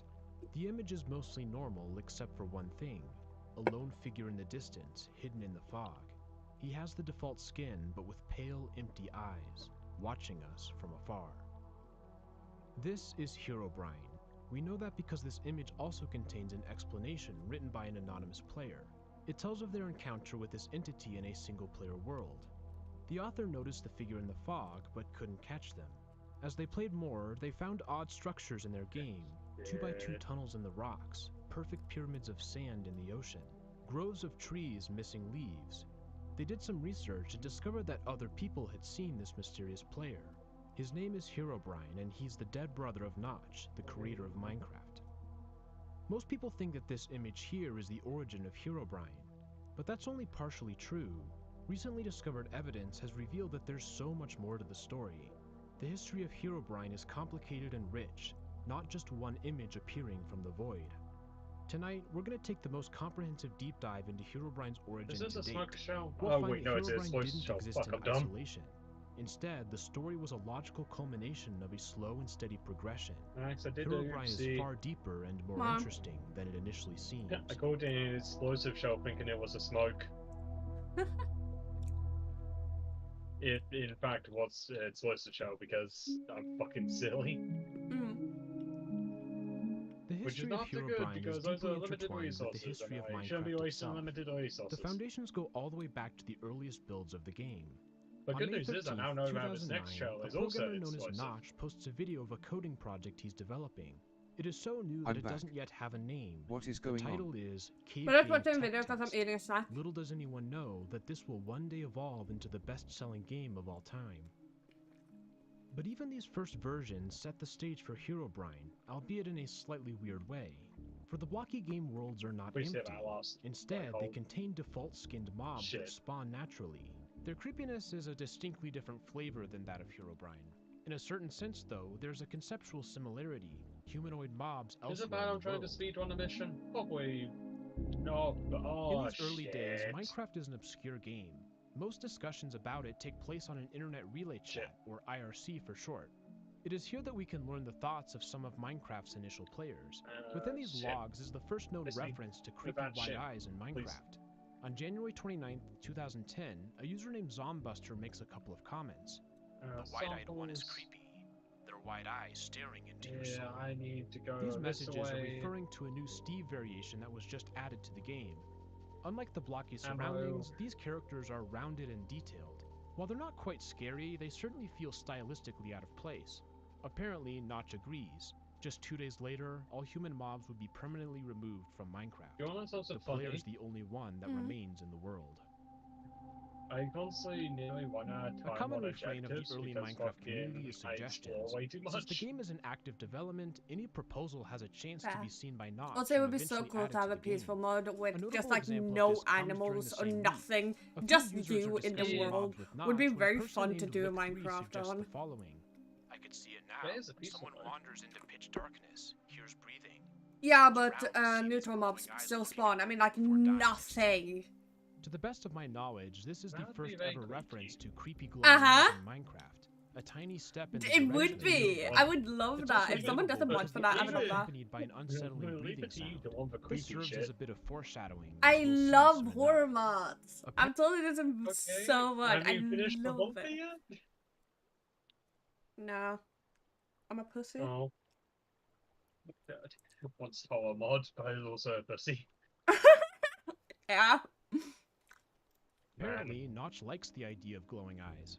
About a week later, he let's adds them to step the up game. Breach. However, they're not human eyes. Instead, it's the gaze of the Oh, it's not spiders bad. that is now Shit. visible in the dark.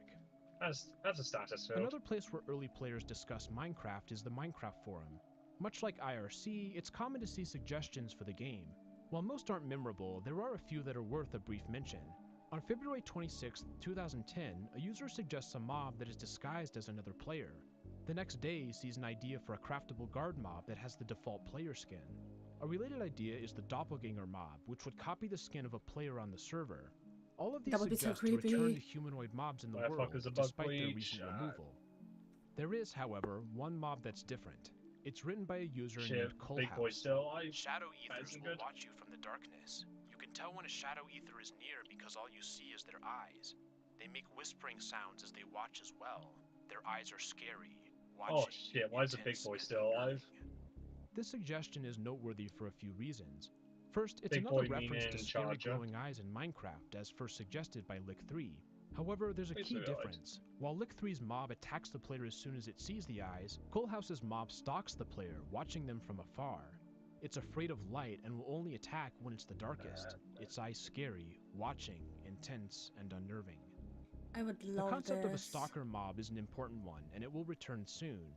But first, a different Oh type of fuck, why the development. fuck are you To still this here? point, all the posts we've discussed are suggestions, ideas Yeah. for future additions to Minecraft. But on April 30th, Ow, that's my 2010, fucking something arm. changes.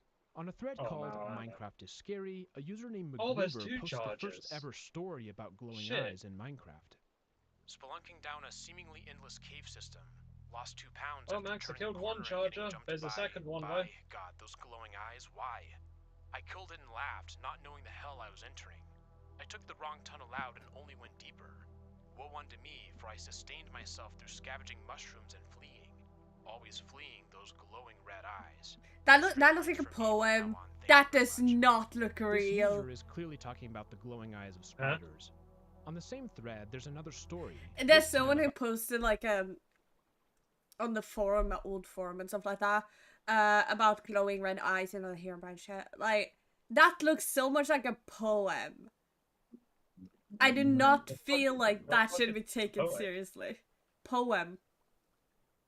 Poem? Mm. Why shouldn't it be taken seriously? Is it confirmed to be a poem? No, but it has the same structure of it.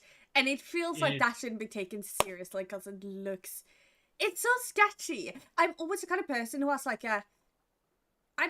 what's it called? Is a pessimist? Is it called? Like, when it comes to stuff, I What, always being think like... negatively? Ah, shit. Not negatively exactly, but... Because a pessimist is negative. Okay. For me, for kind of like...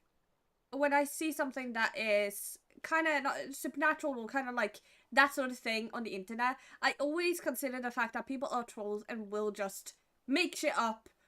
Because there's a huge ass trend on TikTok at the moment, and it's been going on for quite a while, where people will post videos of different types of sharks and say, oh, this is the megalodon. This is that shark that was like alive 3 million years ago.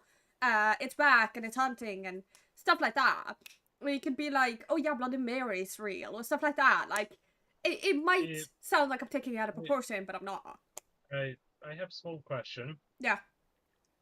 Who the fuck uses TikTok for knowledge? Yeah, okay, yeah, good point. But it's a trend that people create false information and people believe it. You would not fucking guess the amount of people who believe that shit. Because people are so reliant on the internet to get information from other people, and they will not have a second thought about it. Which, and I'm not blaming you. You can believe shit, but always check the resources. And that is what that's what TikTok relies a lot on, at least that trend, where it's like, oh yeah, I met Herobrine. I can't show the video because it's too scary, but I met Herobrine. It's just... Because I've watched so much TikTok, I've gotten a sense of being like, is it real? Do we have facts confirmed? Or is it, you know, people on the internet? Max, I met something truly scary. Oh, okay. Well. My ex. Oh, same. Yeah, but okay, that reminds me of something someone said. Personally, for me, something that I really kind of feel for is something that people say that humans are scarier than monsters. Well, considering what we do to each other, yes. Yeah.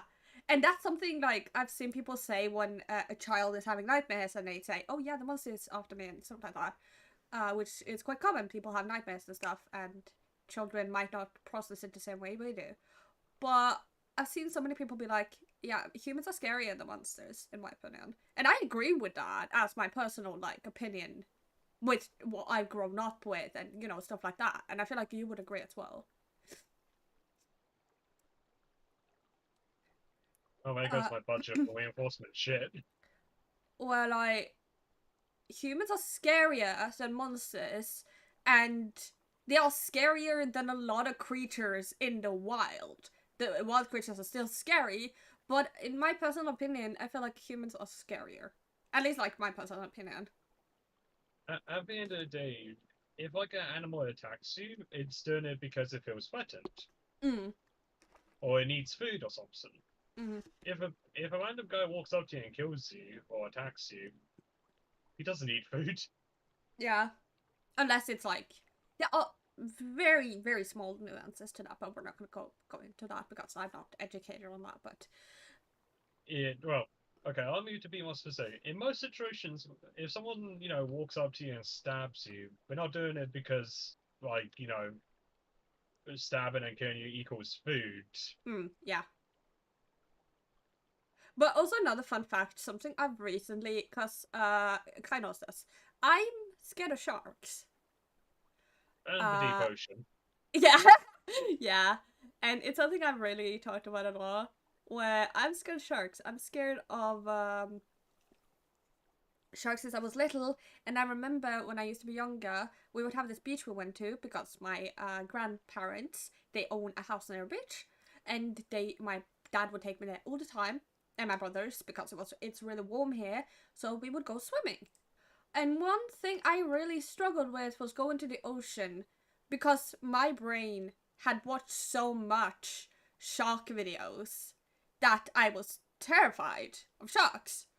But I learned, and something that actually helped me a bit, is I learned that sharks don't attack humans. Very few cases where sharks actually attack humans. Which can be a variety of reasons. But Yeah. it's very... The majority of the time it's because people piss off the sharks. Yeah. So And that's... blood. Yeah.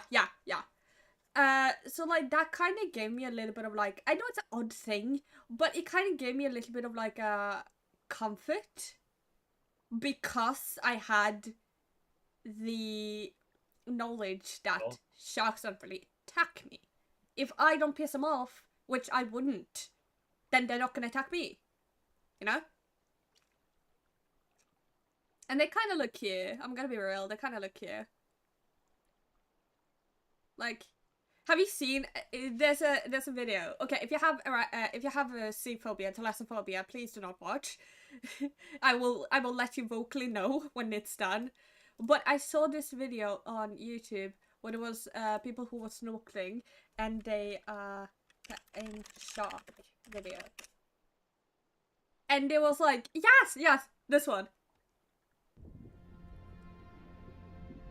Visit Mokor's KOFI page at It's just someone snorkeling that's just having a good time with the sharks. My They're just babies vibing. are Caribbean reef sharks. I love watching their behaviors and their interactions. Look at this. They're just vibing. They appear to me as different as any other human being that I encounter. Some of them are more dominant, some of them are shy. Okay, can't watch too much of this because BBC has copyright. So, Well, yeah, it's a news site, funny enough. but like you can just see a bunch of videos where people will literally pet sharks and they just act like dogs, and it's so odd to watch. As someone who grew up with the videos of like, oh yeah, don't go Shark into the bite ocean. Don't go into the ocean because the sharks will get you. Because it was a huge ass like wave of people showing videos of people getting attacked by sharks, which is very sad. Sadly, that was something that was shown a lot around, at least when I was growing up. So I was terrified of them. But seeing just how silly they are, I kind of like them. I kind of like them. I think they're kind of funny.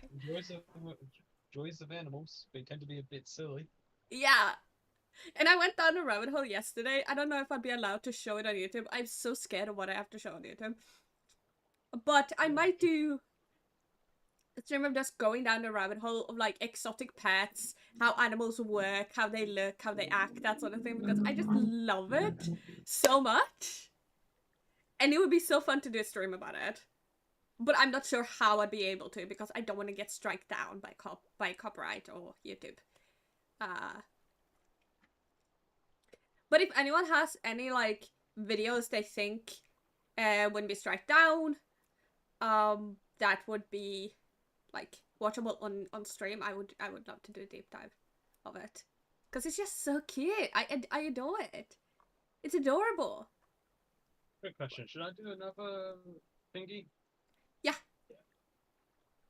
Should I screen share? It's a bad question. I am on stream, so I won't be able to watch. I'm on stream, so I won't be able to watch. But just like this stuff, I watch the Dodo a lot.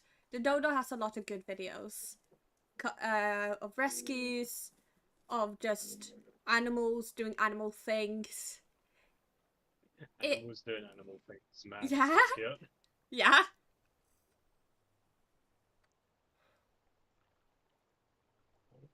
Would you guys be up for like a deep dive into like a random topics? Like I'm thinking like conspiracy shit and like. Oh, but if you don't go into conspiracy, make sure not to do anything too spicy. No, I'm not gonna do like. I'm just like. Because if you do spicy shit, you are liable to get into shit. What is too spicy? if I'm aware. anything that's currently very recent, Mm. and No, I'm if just it's thinking like old stuff. anything to do with politics is also a bit interesting. Mm. Because Yeah. that's my one word of warning Why when it not? comes to research and conspiracies. Be careful what you research. Hmm. Where do I want to start though? I was thinking like iceberg, That's like iceberg stuff. Wait, I'm gonna Mac, check something real help, quick. there's Give me a an minute. invisible one. Oh, it's dead.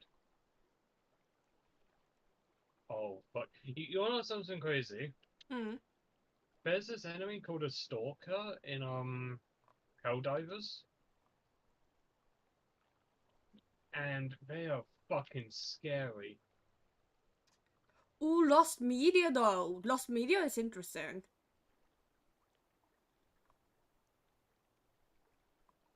What kind of topic should we go into?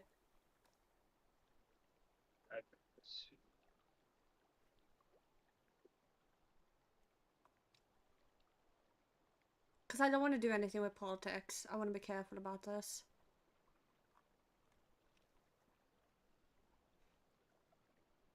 Gumball would probably get me copyrighted.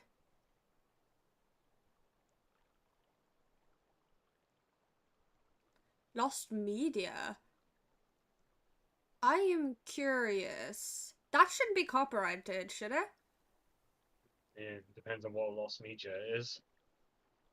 Media that has been lost but found again. Yeah, might be iffy depending on what it covers. Style theory reaction. Style theory reaction. Uh, no, game theory would be. The fuck is style theory? Style theory is Pokemon Iceberg. Oh, I want to. I want to. We'll be here for the next century.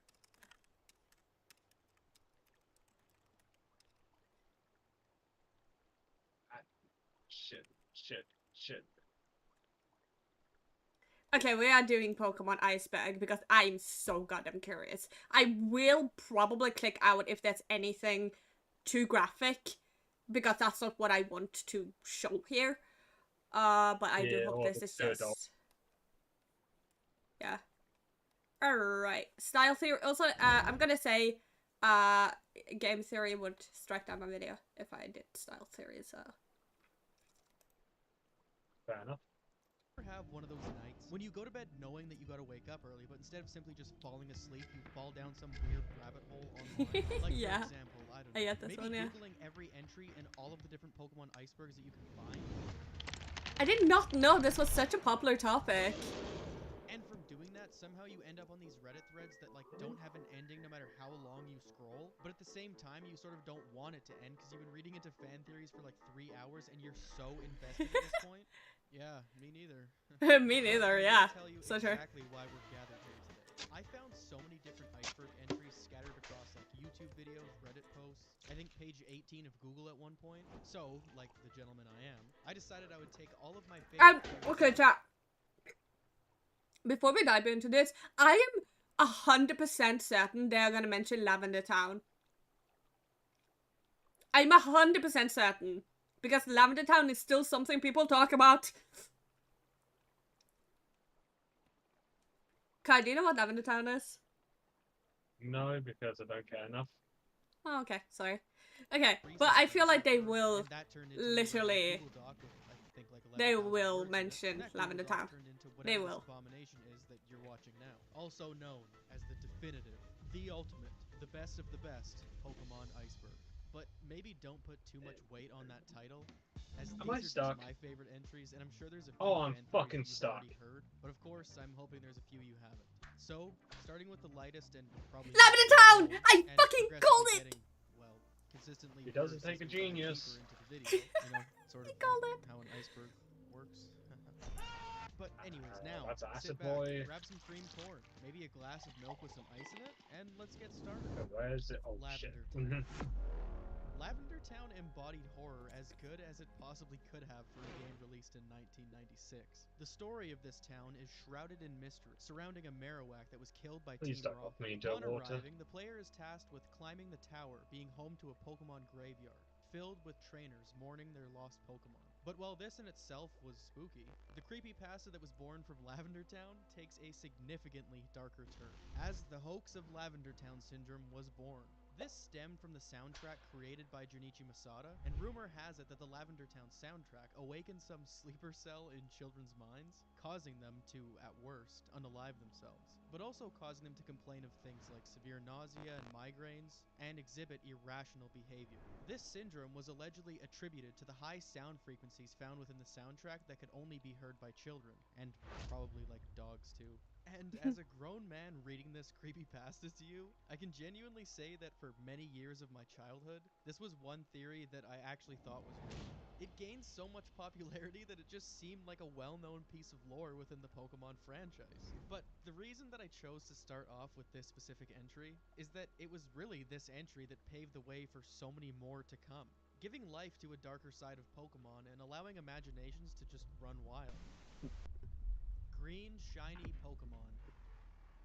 Shiny Pokemon are rare variants of Pokemon that are differently colored than other Pokemon of their species. If you're feeling lucky, you've got a 1 in 8,192 chance of stumbling upon one, meaning that ultimately the majority of casual players are unlikely to ever cross one in their journey. Some have incredible variations, and some are so dogshit you probably wouldn't even be able to tell them apart from the original had I not told you that they were shiny. But no form of shiny is more widely despised than the infamous mustard green shinies that lurk among us. There are well over 100 green shiny Pokemon, ranging from a neon green so bright it could blow your eyeballs clean out of their sockets, What did they do to a you? hot mustard relish mix so unappealing that if I ever did find one in the wild, I would probably just smile and nod and continue to walk past it. The alleged reason behind the seemingly never-ending horror of ugly shiny Pokemon is said to have been due to an algorithmic sort that hand-picked the colors that a shiny variation would be given. This is said to be the reason behind the shiny variations of Pokemon like Gengar or Garchomp that are virtually the exact same color. But as the franchise switched to 3D in X and Y, shinies began being intentionally designed. So that would explain why Mega Gengar, introduced in Gen 6, looks the way that it does, and of course regular Gengar looks the way that it does. But that explanation didn't really suffice, as the game's codebase never showed anything regarding a shiny picking algorithm. However, at one point, a color editing tool containing 3 variations was pulled from the debug menu in Gold and Silver, almost providing concrete evidence that these horrors among us were actually man-made. Because if not, why would an editing tool be required if these colors were just going to be generated by some sort of algorithm regardless? Clefable's Shadow. Since Pokemon's conception, fans have picked up on the striking similarities that exist between Gengar and Clefable. On the surface, it's not really there. But if you solely look at these two Pokemon from a design perspective, these two share almost identical bodies, arms, legs, and ears. Hair and tail being the only defining characteristics that really set these two apart. So now, from this, it's theorized that Gengar could be Clefable's Shadow, outside of being known as the That's Shadow Pokemon, quite and its name cool. supposedly being derived from the word doppelganger, meaning the ghostly double of a person. Hey, There's hope you're also okay. polarizing Sorry for not Pokedex being in entries to touch. support this It's okay, theory, Hunter. with Clefable's Pokemon Red and Blue entry reading, a timid fairy Pokemon that is rarely seen. It will run and hide the moment it senses people. Me. While Gengar is named much different. Under a full moon, this Pokemon likes to mimic the shadows of people and laugh at their fright. It's known canonically that ghosts... So they're like 2 versions of themselves. Isn't that quite common in the Pokemon universe, or am I missing something? It's an odd like similarity. I don't know how I feel about that. Cause yeah, they're similar, but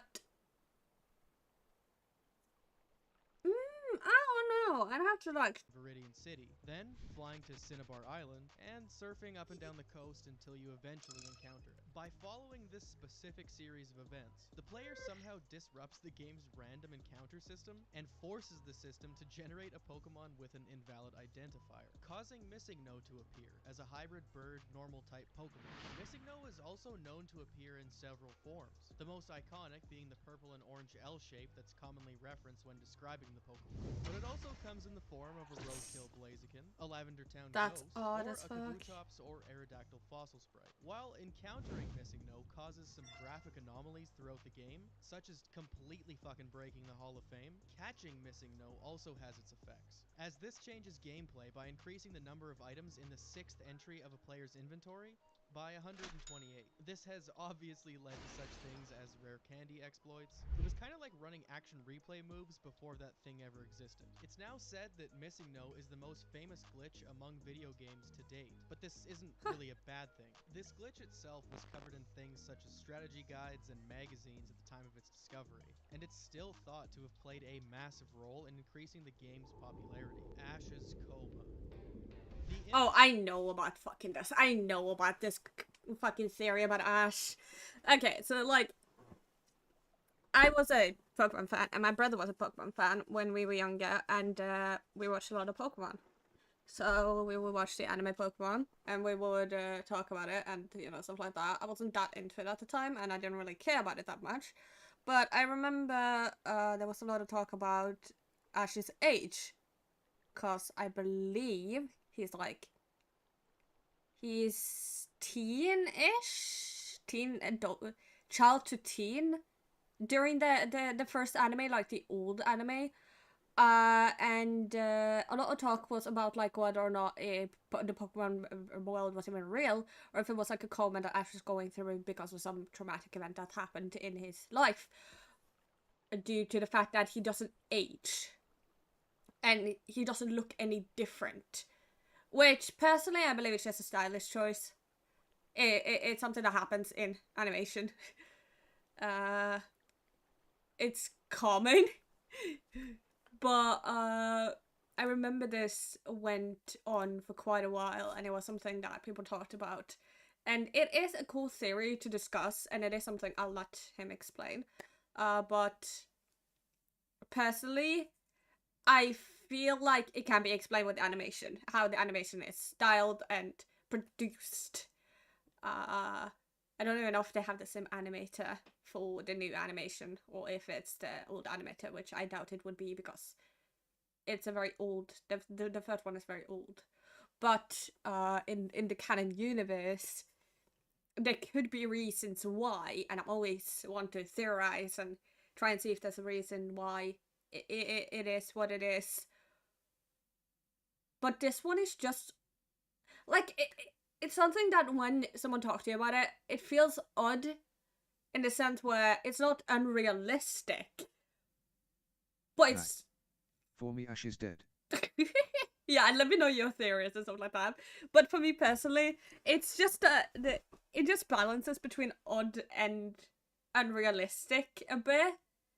It depends on where you go, because it can have small stuff just saying that, oh yeah, he died or he's in a coma because of some traumatic event, and then they're like, oh yeah, he's going to purgatory because he was a really bad person, type of shit.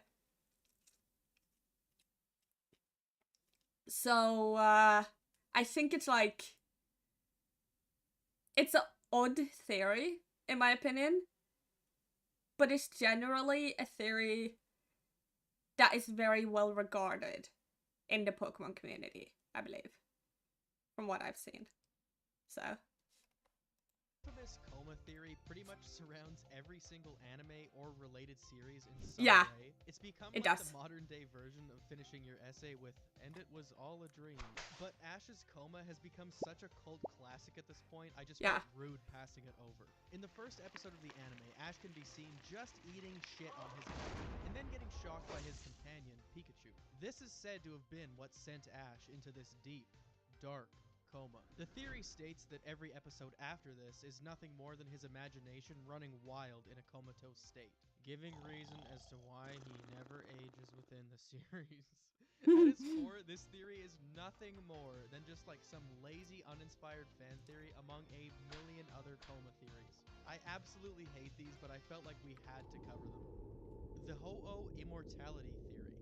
In the very first episode of the Pokemon anime, Ash sees the legendary Pokemon Ho-Oh fly above him as he stares in awe. But what's peculiar about this being put on display in the first episode actually comes from the Pokemon Diamond and Pearl Pokedex entry for Ho-Oh. And that entry reads, Ho-Oh possesses 7 colored wings, and it's said that those who see Ho-Oh are promised eternal happiness. The popular theory behind Ash seeing Ho-Oh in the first episode is rooted in the idea that Ash's version of eternal happiness lies in the worry-free life of an explorative 10-year-old. However, many people He's dispute 10, this, okay. as the series actually revolves around Ash's journey to become the best Pokemon trainer of all time, something that a 10-year-old would potentially face difficulties in doing, and this entire theory being based off of one individual entry in an unrelated Pokedex seems like a bit of a stretch. But another thing that I've heard, those who see Ho-Oh when watching a Pokemon Iceberg video are more likely to subscribe, so hey, whoa, do it now. Subscribe, do it now. Mew is a failed Ditto clone. Mew being a failed Ditto clone is one of the theories on this list that actually has evidence to back it up, making it one of the more believable theories that I was able to find. While many people deem it to be untrue, the similarities are kind of hard to combat at this point. Allow me to explain. Both Ditto and Mew weigh exactly 8.8 pounds, both of which have no gender, and these are the only 2 Pokemon who can learn the move Transform from level 1. This is incredibly rare, considering that only 2 Pokemon in the entire universe can actually learn this move. Even Zoroark's illusion ability, while similar to what Transform can do, is still leagues below how incredible this power actually is. On top of all of this, Ditto has 2 specific spawn locations, Cerulean Cave and the Pokemon Mansion. This carries significance because Mewtwo was cloned from Mew within the Pokemon Mansion. From there, it fled to Cerulean Cave, where it made the cave its home. So, with all this in mind, it's thought that at one point, Ditto was to be some sort of Mew or Mewtwo clone, but obviously this idea was scrapped in production, leaving only a breadcrumb trail of a connection that could have been. The almost Imposter Oak. Imposter Oak refers to a trading card in which Professor Oak is depicted in a much cooler and villainized way. And that was about as much as we knew about Imposter Oak, until 2018 when the Space World dump had been released. Something we'll be diving into in greater detail if you don't already know what it is. But anyways, when this data came to the surface, inside, an Imposter Oak Thank you for following to the 535. I don't like them putting chemicals in the water Come that turn on. the friggin' frogs gay. Do you understand that? Turn we have left is the card. Welcome and in. the top of what We are could deep be. diving into Pokemon. Hypno Because I like with Pokemon. 5 bars. This theory was Hypno. kickstarted Oh. from the Fire Red Pokedex entry. Oh wait, isn't Hypno... Kai, isn't Hypno your favorite? I remember Kai told me about that. I don't know if What? he's... Isn't Hypno like one of your favorite Pokemon? Hip, the fuck is Hypno? Oh, okay, never mind then. It might have been someone else. It might have been someone else. If you get a picture, then maybe. I'll stream what I'm doing to you so you can see it. Because I believe we were playing Pokemon in Minecraft and you wanted this In guy. Minecraft. Bars. This theory was kickstarted from the This guy? Or his Yeah, when it evolution? eventually fucking loads. Yeah, my internet is so bad. Yeah, no, I've never had interest in that thing. Fire Okay. Red Pokedex entry, which states Whereas I Hypno prefer, carries you the know, engine Popeye. of the device. There was Mm. once an incident in which That it little took fucker's away cool. a child it Yeah, hypnotized. agreed. This led fans to believe that Hypno had Oh, you didn't like it? less than good intentions involving its hypnosis powers. And just in case that singular entry wasn't bad enough, Pokemon had doubled down with the release of their Sleeper 097 shirt. This shirt depicted a Hypno sporting his pendulum, leading two FBI get here now, leading two children away by hand. Since this depiction, Okay, that is actually cool. I love this. When devs double down on theories and give them like little breadcrumbs, just like tiny little breadcrumbs to support like general theories to support the community and whole. I adore that so much. I adore it. They don't always do it. Yeah, I It could know. just be- Mm. It could just fit with the character's design. Mm. But it's just like, I adore that shit. That's especially why I adore FNAF. like early FNAF when I'll it go was for that. like introducing so much shit just for the community, and it's just like I adore it. I adore it. It's good. Do it. If you're a game developer and you see good theories that are so cool and from the community, do it. It's not harmful.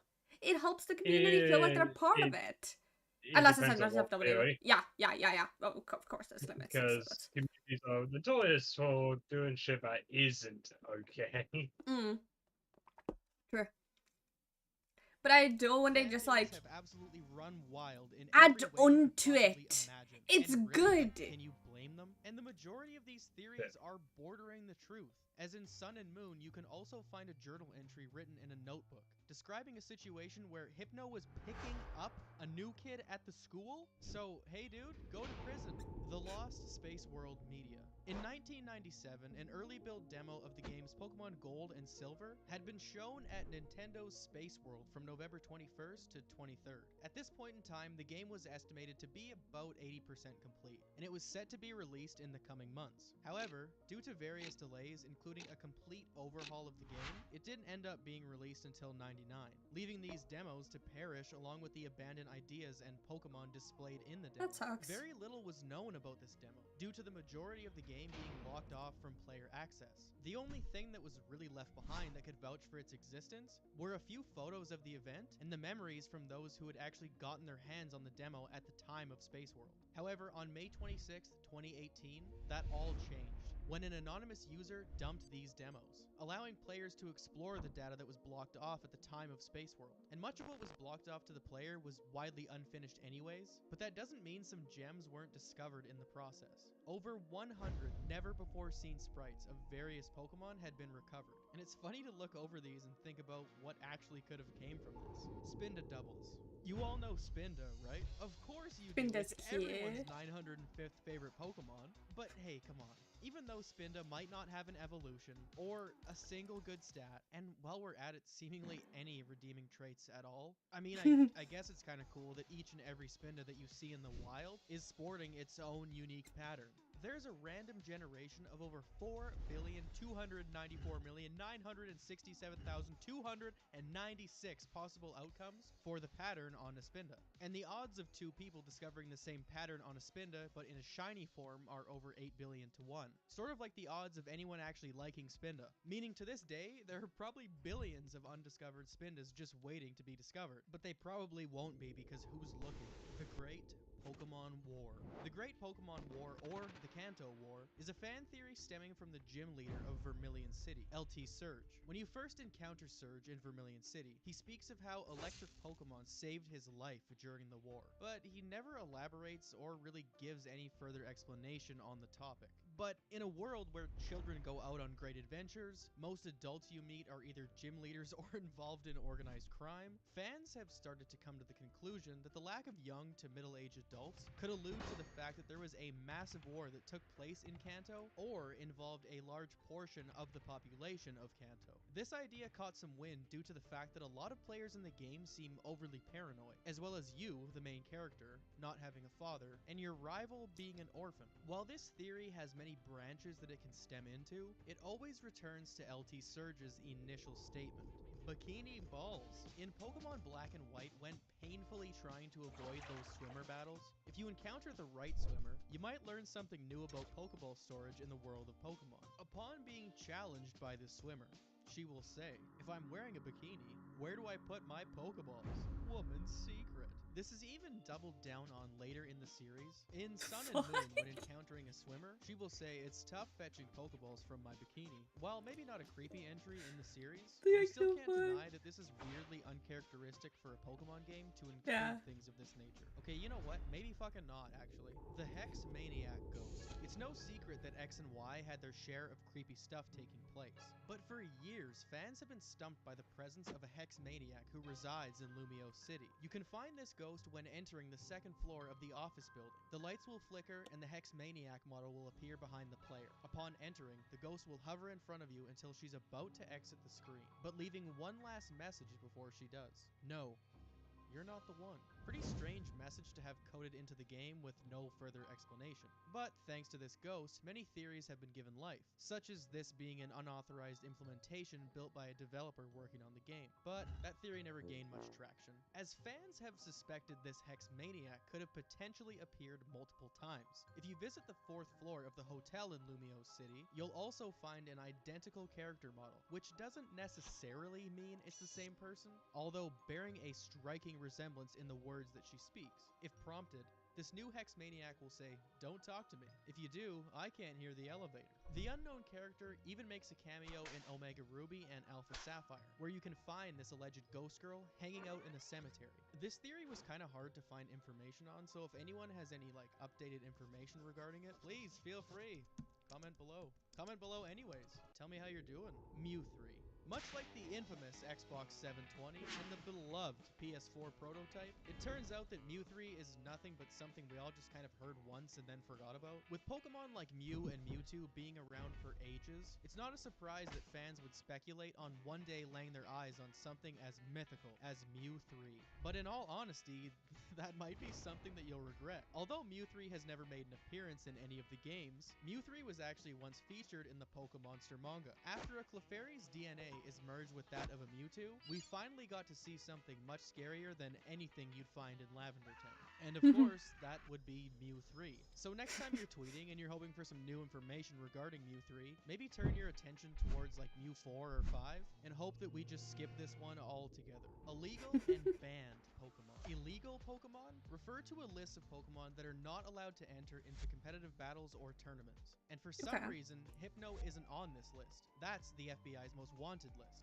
This list, however, consists of legendary mascots and event Pokemon, but there's also a list of banned Pokemon cards. Now, usually, these cards get banned from the TCG due to overpowered strategies, but that isn't the case for a few banned cards. Some are outright banned due to their offensive artwork, such as Misty's Tears, or this Grimer? Bro, what are you doing? Illegal Pokemon are also known as hacked or glitched Pokemon, in which players can be banned if your punk ass is found using them in battle or trading them in online play. So if you've still got that Game Shark or Action Replay kicking around, make sure you flush it down the toilet right now before Kabutops x Genesect. There's a long-time theory floating around that the Pokemon Kabutops and Genesect are somehow loosely related to one another. Despite the obvious physical similarities, it's actually what lies in the Pokedex that draws fans to believe that there's more to the relationship between these two than we think. Kabutop's previous evolution Pokedex entry reads, "It is thought to have inhabited beaches 300 million years ago.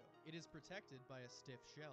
While Genesect's entry reads an eerily similar, this Pokemon existed 300 million years ago. Team Plasma altered it and attached a cannon to its back. With the Pokedex entry linking these two back to the same time period and the physical similarities, I don't know, pretty convincing. However, it was argued that due to the fact that Kabutops is a rock-type Pokemon while Genesect is a bug steel, it doesn't really make sense. But based on looks alone, Kabutops was most likely a bug/water-type Pokemon, with the fossilization of its species being what actually caused the bug to rock-type transformation. So with all of this in mind, it would make a lot of sense to say that Genesect is actually nothing more than a genetically altered Kabutops. Leave a comment on this one, I actually want to know what everybody thinks. Pokemon for dinner.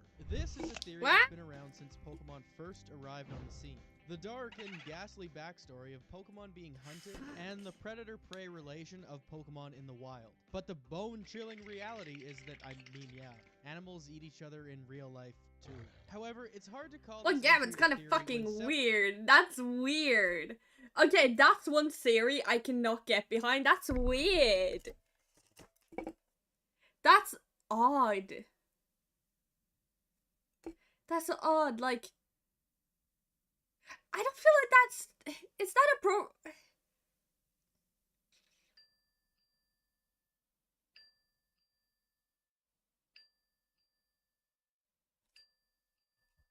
Can you not?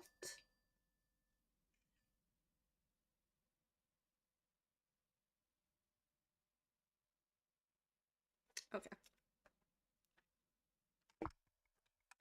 Okay, but that is such a weird video. That's such a weird theory to have. That's odd. Like, I know that this is like supposed to be like a Oh yeah, the craziest shit ever happening, cause whoa. Why is that a thing? I'm gonna go into the Deltarune series, because with the new game coming out soon, I want to see what people have invented. Invented Soul Theory. Okay. Take a look at Undertale's 7 souls. Red, orange, yellow, green, Oh, wait, what cyan, figure is blue, crazy and in your purple. opinion? 7 colors, all The one that representing Pokemon eat each other. Eh, to be fair, based off of everything I've seen, that makes a lot of sense. It's so weird to me. I don't know. Max, at the end of the day, they are animals. Yeah, true. But And moving on to considering- Deltarune. Considering there's also Pokédex entries that talk about making Pokemon into food, you know, Yeah. and but there's been far worse things implicated in good old Pokemon. Yeah. So after all, certain books are, you know, Yeah. laughed at due to how questionable they are. Sounds about right. Gaster. Yeah, also, what do you plan on Chestnut. doing? I want to deep dive into series and stuff and talk about it. We are going on to Deltarune because the newspaper Oh, God. since the newspaper is out, I want to see what people are doing. So we have Inverted Soul Theory. This is one I believe I've heard about before, but I don't remember exactly what it is. So I'm gonna let them explain it and then give my thoughts on it. human. Yeah, These soul I'll be colors in my are own important in corner. Undertale, but are beginning Okay. to appear in Deltarune as well. Now, let's take a look at these souls in the order of the fallen humans. It's a rather strange order, isn't it? I mean, you might even say it's nonsensical. But let's just assume for a moment that this order of souls is going to be used in Deltarune as well, and will even dictate what soul powers are going to be used in each chapter's secret boss fight. What do I mean? Well, Deltarune has 7 chapters, and Undertale has 7 soul colors. In chapter Thank you 1 of for Deltarune, I don't like them soul putting colors- chemicals in the water that turn the friggin' frogs gay. Do you understand that? Turn the This immediately puts the order of souls in reverse, since this time we're starting with red. Chapter 2 features the Yellow Soul in a secret boss fight It's that draws a lot yeah. of connections to Mettaton, Undertale's Yeah. Yellow Soul boss. Already, this is lining up with this order of souls, but let's take it even further. If you've defeated both Jebel and Spamton Neo and show Castletown NPC Sham your 2 Shadow Crystals, he'll tell you that in order to defeat the 3rd secret boss,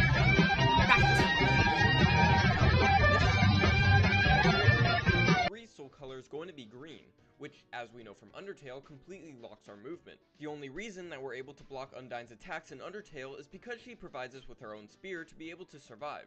Otherwise, the green soul would render us completely helpless against her. This is why the Shadow Mantle is apparently so important in a boss fight that turns our soul green, since it'll give us the power to be able to block an attack. However, Sham actually doesn't manage to give us the Shadow Mantle at the end of chapter 2, since apparently someone has stole it from him. In reaction to its disappearance, Sham tells us that her chances of defeating the next secret boss are gone, and that fate is not on her side. Luckily, Chris has an answer to this. At the end of chapter 2, Chris rips out their soul for a second time, slashing the tires of Toriel's car so that she phones the police, and opening the front door so that police officer Undyne will fall inside. This is Chris's solution. Wait, they're fucking talking. They're saying both Toriel and Undyne will be in chapter 3, Dark World. That would be crazy. That would be actually crazy. I like that. And that would also connect Undyne to the world. Do you guys think we would fight against Undyne again? That would actually be fun. I would love to see a return of Undyne, but I do believe we're getting Mike in chapter 3 because of the static. It depends completely because there's so many theories that could be thought about at the Oh, you moment, have and we don't have. PS1 emu. We don't have super much like information about it. Dear PS1 emu, I do not know what that means, but I presume I don't. But like, I like the theory that we're gonna refight Undyne or some version of Undyne, or Undyne is going to be a helping hand. Because we do need, like, more... I would love the return of more characters from Undertale in Deltarune, though I know it's a Emulator. separate stuff. No, I do not.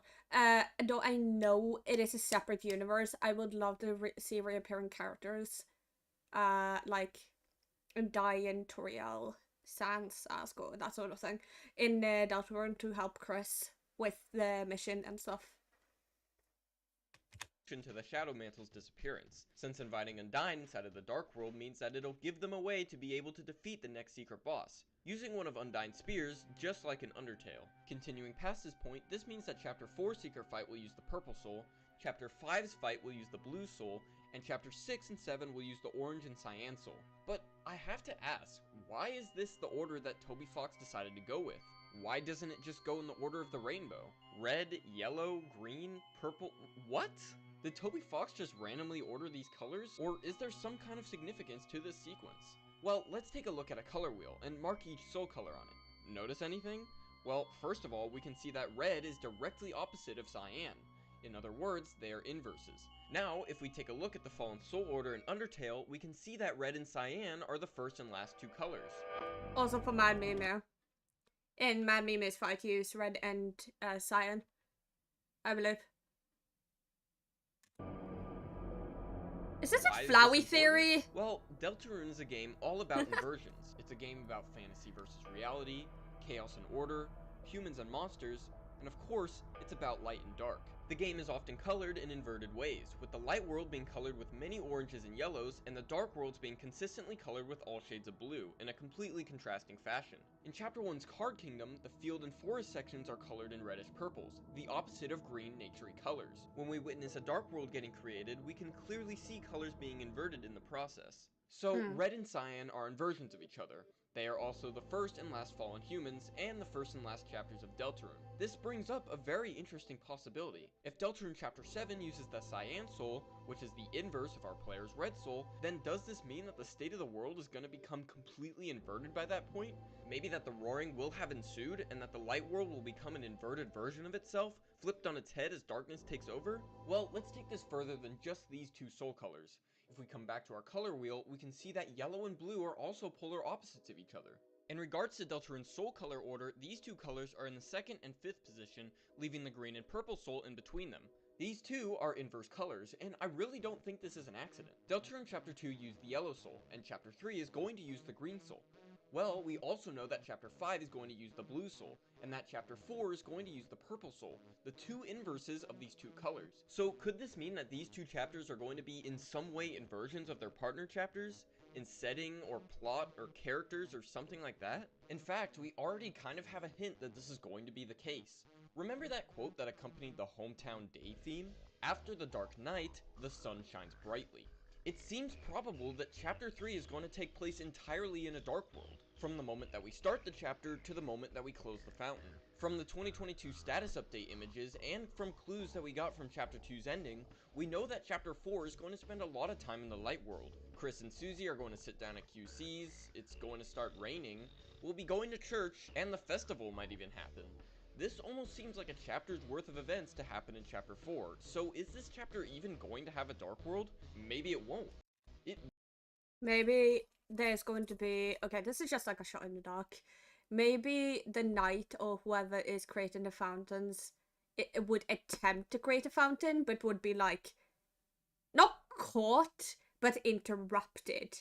And that's why it didn't happen. Because there's a lot of things I'm going to think about when it comes to the knight and creating fountains and stuff like that. And I believe we would have more interference and more interactions with them, even though we don't know who the knight is. I also like the theory where it's like, it's not just one knight, it's multiple.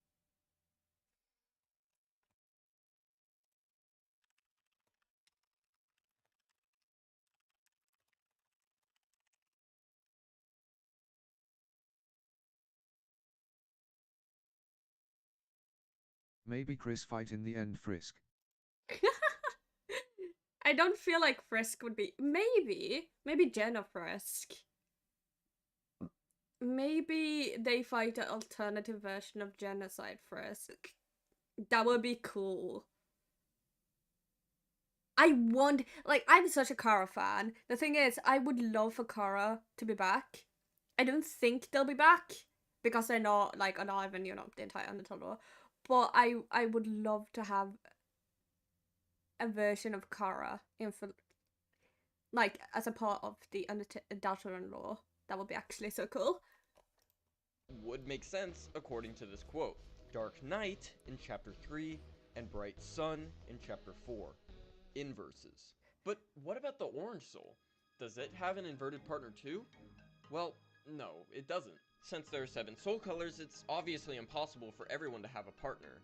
Though I will say, it is a bit fascinating, isn't it? In this order, it almost seems like the inverted soul partners are closing in on the center, and I'm really wondering if this was intentional. It would make perfect sense if it weren't for the fact that the Orange Soul is left partnerless. And no, I don't think that the Orange Soul was supposed to be Cyan's inverse instead of Red. Sure, the Red Soul is a bit of a weird story, since it's technically not a soul power. It's the color of the player's soul, and so it's a bit of an outlier. It's just, Cyan is clearly the opposite of Red. It's much closer to Red than it is to Orange, at any rate. If the Orange Soul did have an inverse, it would be a Sky, or perhaps Navy Blue. So I'm just gonna throw this out there. Red and Cyan. Blue and Yellow. Green and Purple, and Orange and Sky Blue.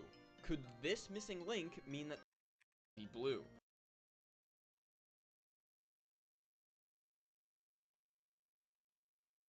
It does have a little bit of color theory in it.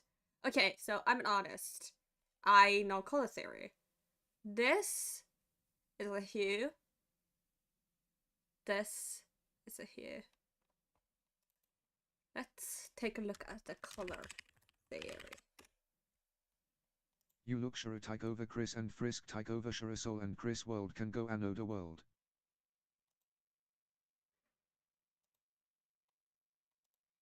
It's not a primary. It's not a secondary or a tertiary.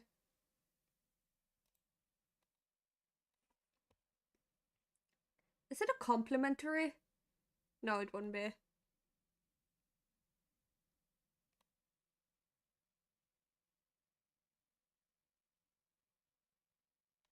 There is a bit of color theory in it.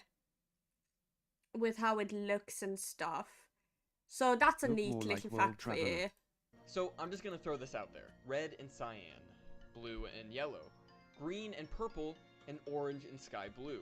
Could this missing link mean that there's a secret 8th chapter hidden in Deltarune, containing a secret boss that introduces a new Navy Blue Soul? Remember, chapters 1 and 2 have songs that are beginning to spell out WD Gaster. Most but pronouns there's are they only one // problem. any near WD pronouns, Gaster so has please 8 only letters, use those. not 7. It's just something to think about. Now, let me just quickly touch upon where I got these colors from, since they are clearly not the soul colors from Undertale. That's because this is a video about Deltarune, not Undertale, so I want to make sure that everything is as accurate to that game as possible. With this in mind, I used Deltarune's yellow soul color, which is noticeably lighter than Undertale's, and I got the rest of the colors from the colored flowers in Asgore's flower shop. This is also why I call the soul color Cyan, instead of light blue like in Undertale. Now, that's not to say that these are the exact Another fun fact, in Godhome it's called the Cyan Soul as well. In Godhome, which is the Undertale mod that no hitters use, the blue soul, the light blue soul is called the Cyan. But I do like, this room in particular has spawned so many fucking theories, because Asgore having a flower like that is Wanna make someone's important. day? That's Give them Twitch Prime. important. It's free and helps out a lot. Like, a lot of people might be, oh yeah, he just collects flower, blah blah blah blah blah blah blah, like that. These look like Flowey. These have the same sprite that Flowey does.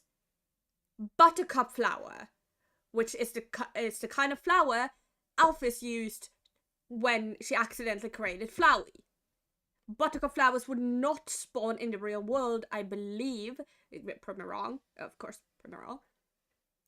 Why would they look like this? If they weren't either buttercup flowers or descendants. Which means this is a really important room. It also has the soul colors, of course. Except for it doesn't have the red one. It has 7 flowers though. That's odd. That's actually so odd. It has 7 souls plus Chris's. That could add to the theory with whether or not there's the 8th chapter or not. Because these are 7, Chris, 8th.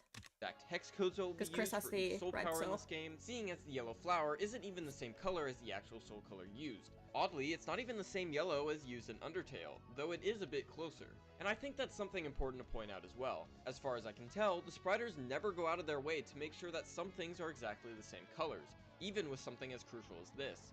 And I don't think that it's a red herring either, I just think they don't put in that level of detail, so there's no real point in comparing colors like this. Lastly, while we're on the topic of soul colors, I have to talk about the flower colors used in the Spring 2024 newsletter. Of course, Toby could have just I have to talk about the flower colors used in the Spring 2024 newsletter. Toby?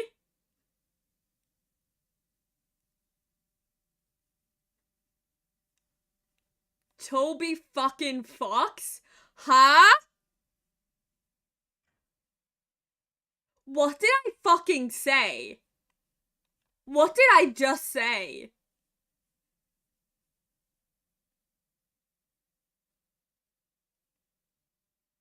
He is a buttercup flower. The sprite is only slightly different, but it's the same petals, same stalk. Nah, I'm going down a rabbit hole. Of course, Toby could have just picked 4 random colors out of this selection, but these same flowers are used 4 times throughout the newsletter.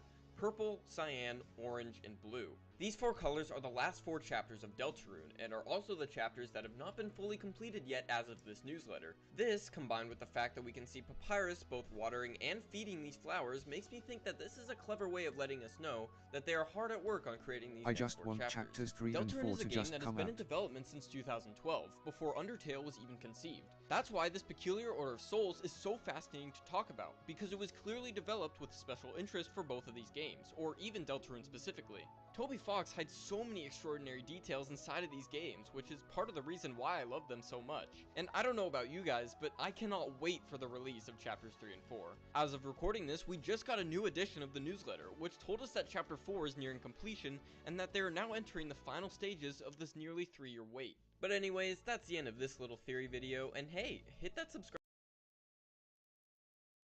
Nah, this is not. Flowey is integral. Flowey is integral. Okay. I'm going down this rabbit hole. Fuck you guys. Alright. So, for those who don't know, how Flower was created was Alphys was messing around with determination, trying to create a monster that could break the barrier. Accidentally created Flowey.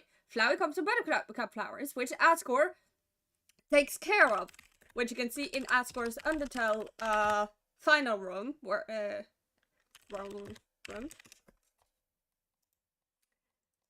Buttercup flowers.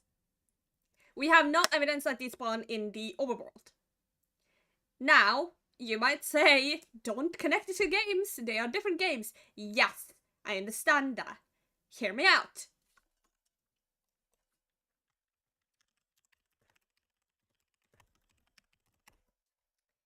These flowers, and this is something that is this is exactly what I fucking mean. Okay, let me add this open image in the tab. There you go. We are gonna zoom in on this, and I'm gonna show you guys something very important. Can I zoom in on this? I don't know how to zoom in on. Oh, got it. Alright. Look at this sprite. Exact sprite. This is the exact sprite they use for buttercup flowers. Buttercup flowers which are made in Undertale to fuse with the determination to create a possible monster who could have broken the barrier. Now, why is that fucking important? You see, Flowey. Flowey is an integral part of Undertale's lore and story. Because he is the one who pushes the player, and he is the one who's trying to attempt to become a god, hyper god, you know, etc, etc, and they won't go on. Now, why is that connected to this? The sprite is exactly the same. I will even put it on Paint and put up a picture of Flowey. I can 100% show you They are exactly the same. But why does that matter? Like, what's the point here, Mo? What is going on? Why would there be buttercup flowers in the overworld? And why would there only be 5 of them? No, 7 of them. Hey, check Discord. Yes, I'll check Discord in a minute. Why are there only 7 of them? And why are all of them soul colored? Not forget Frisk consume the soul with flower and they bout create new world and we see what happened they create Chris but we not see Asriel in 2 chapters laughing smiley. Now, with Chris, there's 8 souls. Now, there's only confirmed to be 7 souls in the world, because Asgore only needs 7 souls to break the barrier. But this is an Undertale. And Chris is an enigma.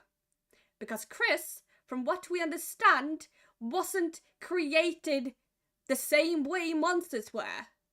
Now, Gaster could be a part of this, I'm not saying, because I don't fucking know. And I don't know whether they're even including Gaster in this, or if it's a new character, if it's a knight.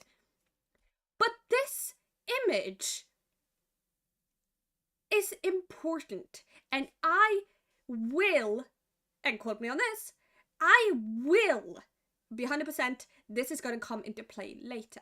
This room is going to come into play later. Chris's soul is going to come into play later. Now, what could that mean?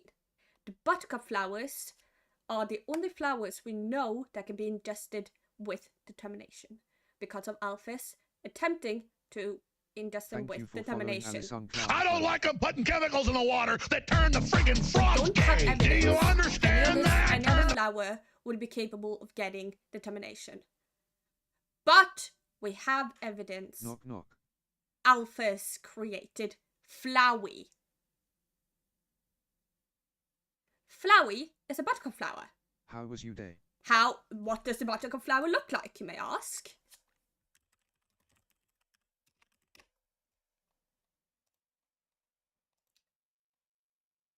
Exactly like the flowers Asgore keep. And Asgore and Asriel are connected. Flowey is connected through Asriel. I 100% believe in the theory that either Assi or Flowey is going to be a connected part because of this room alone. Because Flowey and determination infusion was a clear and important thing in Undertale. Why wouldn't it be in Deltarune? Now, I'm not saying the games are connected. I'm not saying that they some sort of like Asriel is gonna be part of it or whatever the fuck people might think. But I do believe the buttercup flowers are gonna have as much of an impact in Deltarune as it did in Undertale. That's just my theory. How's the day? Thank you. I'm having a good day, yeah. Thank you very much. Not forget in Undertale where you go Asriel like flower how up but where in Deltarune is Asriel. No flower create where with Sharadai in the start the game where Frisk show up laughing smiley. Yeah. Trophy congratulations. You've received 100 messages today with Restream chat. Now they don't have any scientist, any royal scientist or anyone who would even need... They don't have a reason... No. Did you show chat the thing I sent you? I'll send it in a minute. They don't have any reason to attempt the same things that Alphys did in Undertale, because they're not locked away in a barrier, or behind a barrier, because the human war, as we understand, didn't either happen, or happened to the point where it didn't impact the current situation with Chris. Too deep this rabbit hole. No.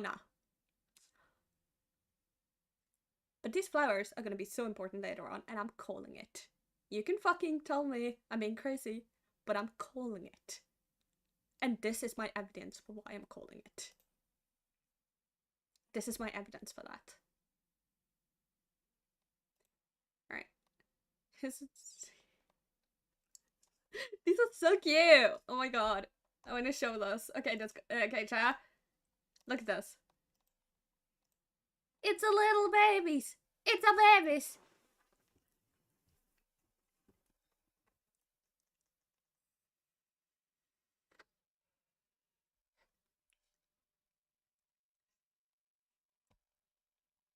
It's a babies. They're so cute. But that's just my theory on this. I'm probably going to post that on my YouTube channel to have a little bit of a rant. I think I'm going to post it on my secondary channel because my main channel isn't. Maybe. Depends if you guys want me to post it there or not.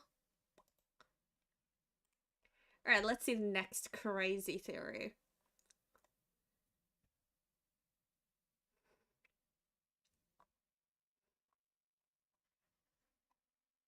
Tree foreshadowing. Is this a Gaster theory? This is gonna be a Gaster theory, I believe. Spoilers for Deltarune, Alright. obviously.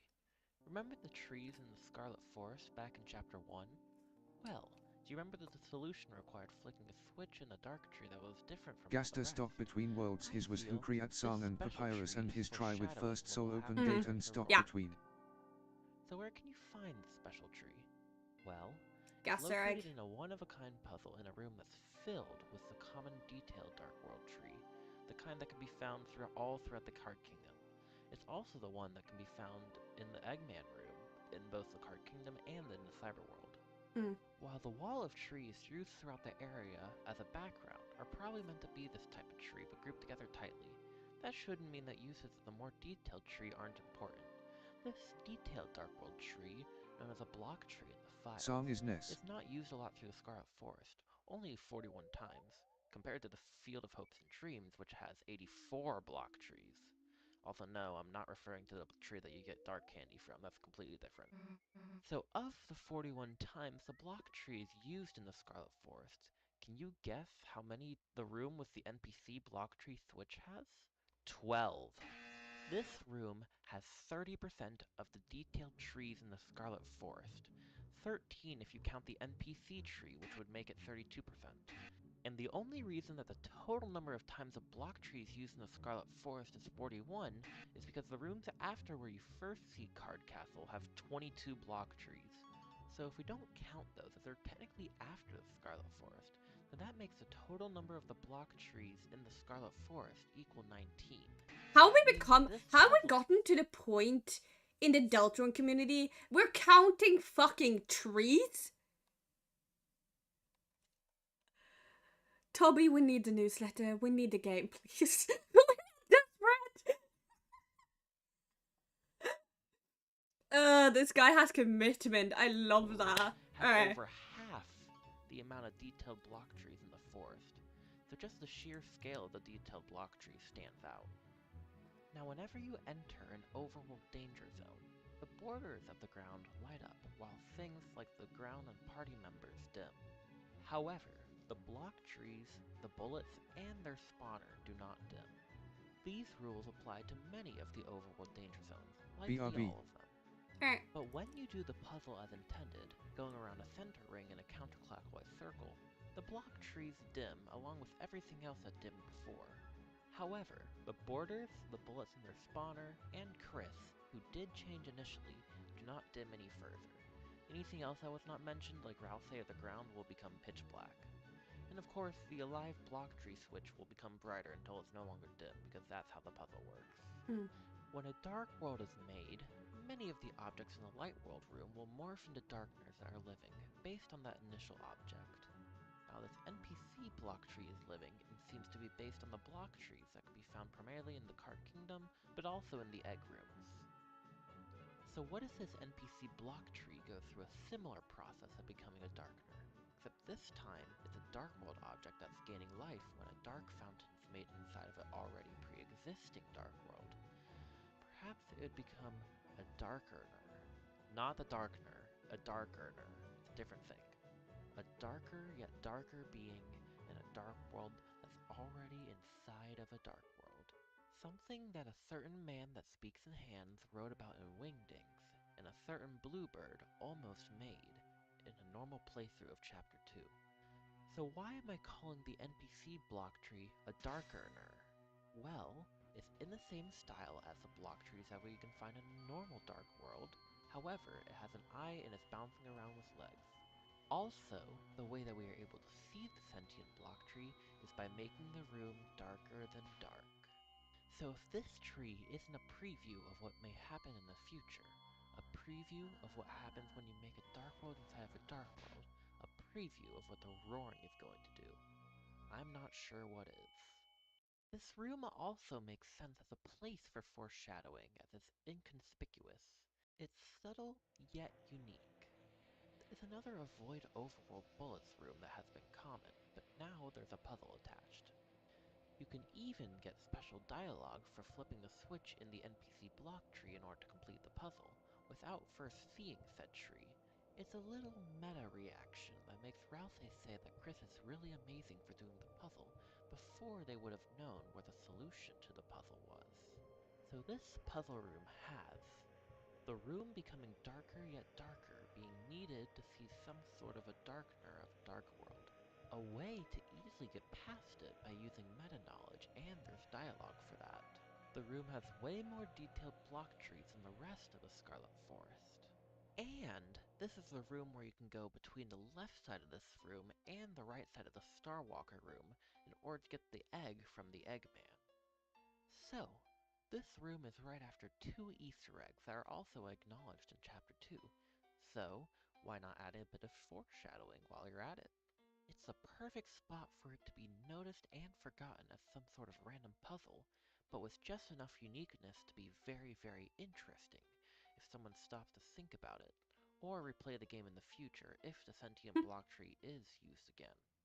So, in 6 or 10 years, when Chapter 7 releases, Don't forget. about the Darkener tree. But there is one thing that could make it not foreshadowing. During the Undertale 6th anniversary stream, there was concept art of this NPC shown that would have had the tree as an enemy. My response to this is that it's just a concept that didn't get used. And who knows? For all we know, they still could have made it foreshadowing in a manner similar to how the puzzle is. An example that I would propose is that we'd still have to go around the circle in order to make it dark, and in order to progress through the room, we'd have to fight the tree with just Chris. This would keep the second layer of darkness that the puzzle had by needing the room to be darker than dark in order to see and fight the Darkener. And then after all that, it's just a one-time fight that wouldn't reappear until, say, the roaring happened or something. If it did end up being an encounter, then having this much attention would probably be too much. It'd be too obvious of a hint. And by that, I mean that many people would think about it and make predictions, like how I'm doing right now. I'd think that if Toby Fox wanted to hide hints, then he'd want to make it visible, not draw too much attention to it until way later, such as having it just be another Yeah, he has done it before. one-time puzzle, like it is here. But I'm not Toby Fox, so who knows? Other small things I'm thinking about in terms of Deltarune is wondering if there will be anything for not bringing the Cyberworld Darkeners over to the Castle Town at the end of Chapter 2. There's even dialogue from Susie suggesting that you should go back, but she doesn't force you. Perhaps this is how the weird route in Chapter 3 is done, or perhaps a weirder route. Also, rules and Lancer better have more of a role in Chapter 3 because they're also in your pocket no matter if you go back to Castletown or not. They better have a role. Anyways, for this small video, I'm done talking about the block tree in terms of lore. But the code for it is interesting. If you don't want to listen to that, you can leave now. Okay, so I'm just gonna say, I do also believe that Lanza and maybe even Jabul and Spamton is gonna be integral for the next games. In a sense, they're gonna play a part in it, as I would adore them to. And I feel like there could be a separate ending for Some collecting would say all of might them, you like try 100%. help Gaster, but his sea Gaster is lost cost, and you not forget they in Undertale open the gate they need soul energy to Frisk in good ending. Frisk with Flower use power to seal Shura. And created Deltarune world Chris, Frisk body, losing power every time his go Anoda world and Shura come closer take over the body and Shura get powerful every time Chris go Anoda world. By the way, Kara, Chris, and Frisk used to stay them, so please refer to them as that. Also, no. Because the thing is, Toby has specifically said the games aren't sequel and prequel. They aren't anything that's gonna be that way. So theory should be only based through the knowledge of Undertale, but not as a sequel or anything like that. So I don't feel like we should do like, oh yeah, Chris is secretly Frisk or whatever the fuck you want to talk about when it comes to that shit. Because they are separate entities, in a sense. I do believe Ghastly is going to play... Often. Yeah, true. I do believe Ghastly is going to hold an integral part in it, but I do not believe Frisk is Chris. Or neither Kara or Chris is You see in and Frisk can't hold Shura ticking the body. That hasn't even been confirmed, bro. And Chris has red eyes. We've seen this confirmed. But, and also from an artist standpoint, the sprites are similar because they're humans. That's the sprite style for humans. So, I feel like that is also another thing I should say. But I do want to hold like onto the thing that Undertale can be used as information, but it shouldn't be used as a prequel. There's a fine line on it, I believe.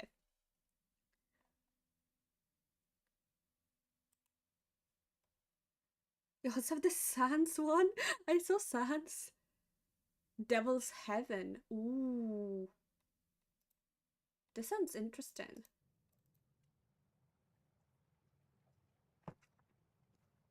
We complete video games for the same reason that we step off at the top of an escalator. The journey propels us towards our destination. The function of taking us from point A to point B is inherent to its design.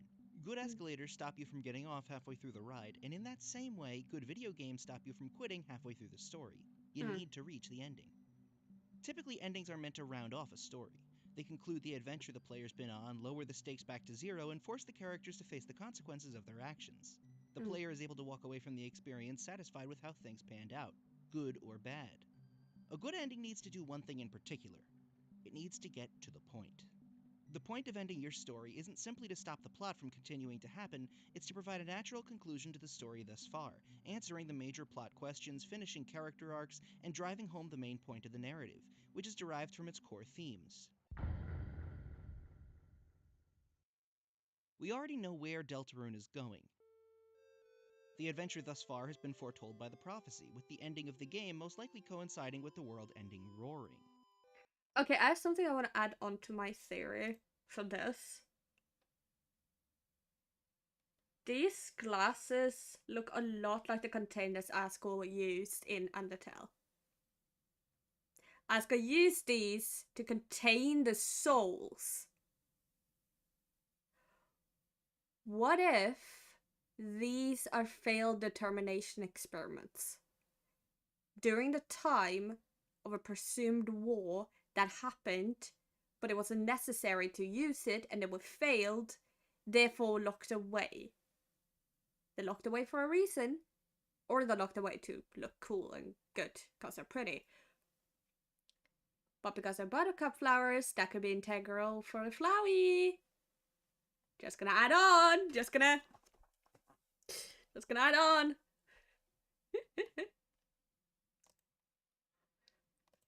The good news is that the three heroes of legend will banish the angels' heaven, balancing out light and dark and saving the world. This is what Ralsei says will happen in the story. This is what the prophecy says will happen in the story. This is seemingly what Gaster says will happen in the story. All the way back in 2016, even. Deltarune's story is simple. This suggestion made no sense to me back in 2018, and it makes less sense to me now, even though Toby Fox himself corroborated it. Undertale's story wasn't exactly overcomplicated, but it also couldn't be explained without diving into multiple layers of meaning. It took several complex ideas and explored them by reacting to our level of engagement with an RPG world, telling both a meaningful in-universe narrative and a biting real-world meta-narrative that viciously condemns your choice of playstyle. It has things to say about the nature of games, about the feelings we have towards fictional characters, and about the desire to consume every drip of content, even if it ultimately kills our connection with the game world. It wasn't simple, which is why Deltarune's simplicity was so off-putting to me. After beating Chapter 1 in 2018, I stopped thinking about Deltarune. I had come to the conclusion that Chris and Susie were probably Visit just playing Mokor's pretend in the KOFI closet, page at and that the game is a big allegory for growing up and letting go of the fantasy worlds you loved as a child. I was one of the biggest Undertale fans there could be, but there was something about Deltarune's story that felt artificial.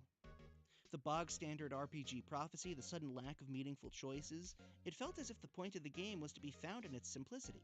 By breaking the conventions of Undertale and grounding its cast in reality, it was telling its audience that this isn't a game about saving a fantasy world. It was a story about finding the point of your existence in the real world.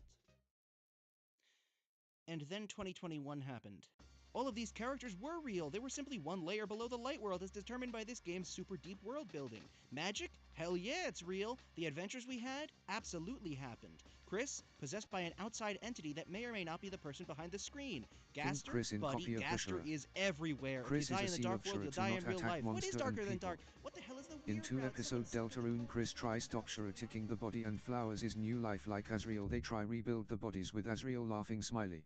That would be so cool, like a mangled So concept, began my like with descent with into the mangle, because it's a concept in the FNAF community where they think that, for example, in Junior, where the ghost of that fan game takes the parts of the main characters and builds them into a mangle, which is a new design, which is like mangled.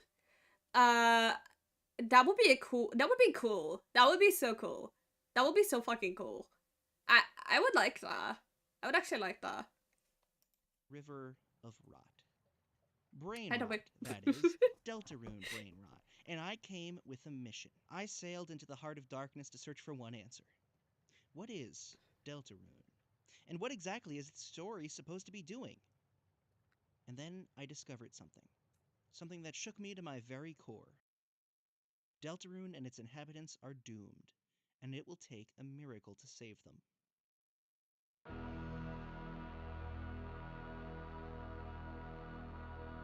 Fucking bunker, I swear to God.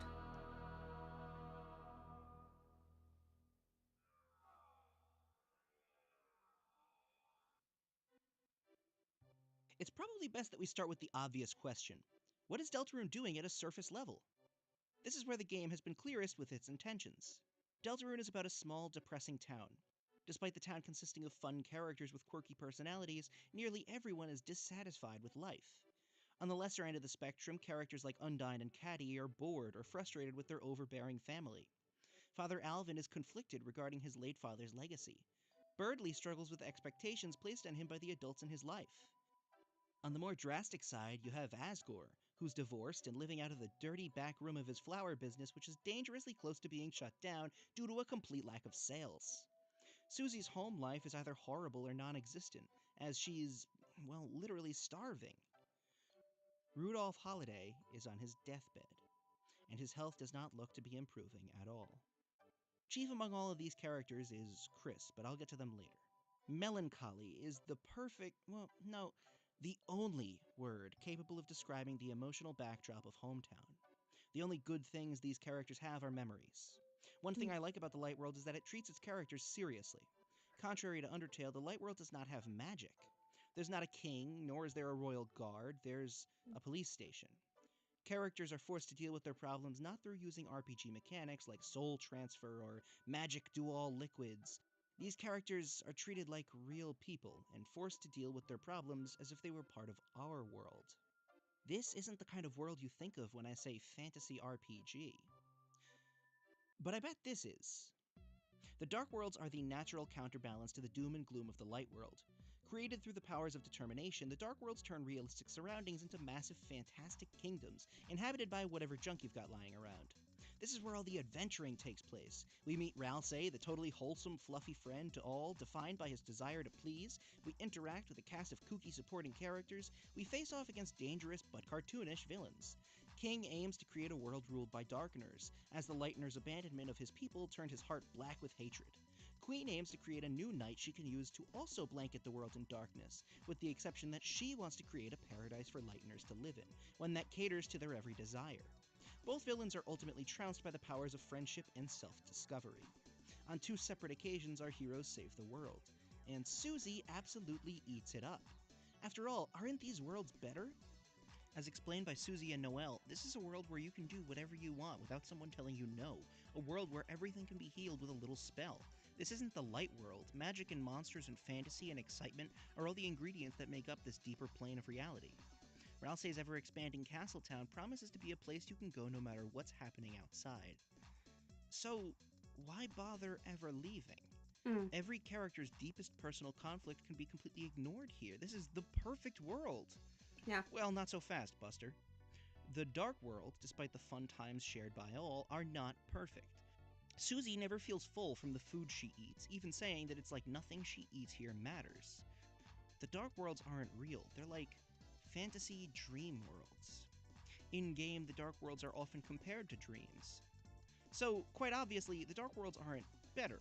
They're fake, and the heroes Oh yeah, understand that it. actually reminds me of something I do need to... I think in the bunker they try rebuild the bodies Gaster with Asriel. They know Shura close to break the seal, and we can hear Gaster in the bunker, and Anador world is like Soul's world, like Persona 5 game.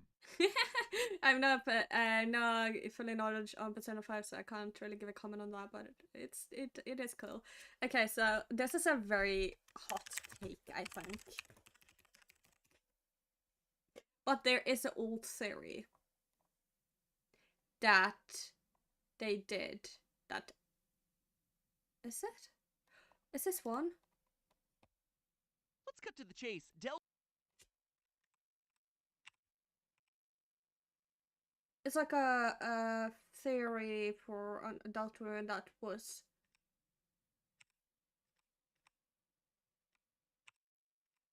created by Austin.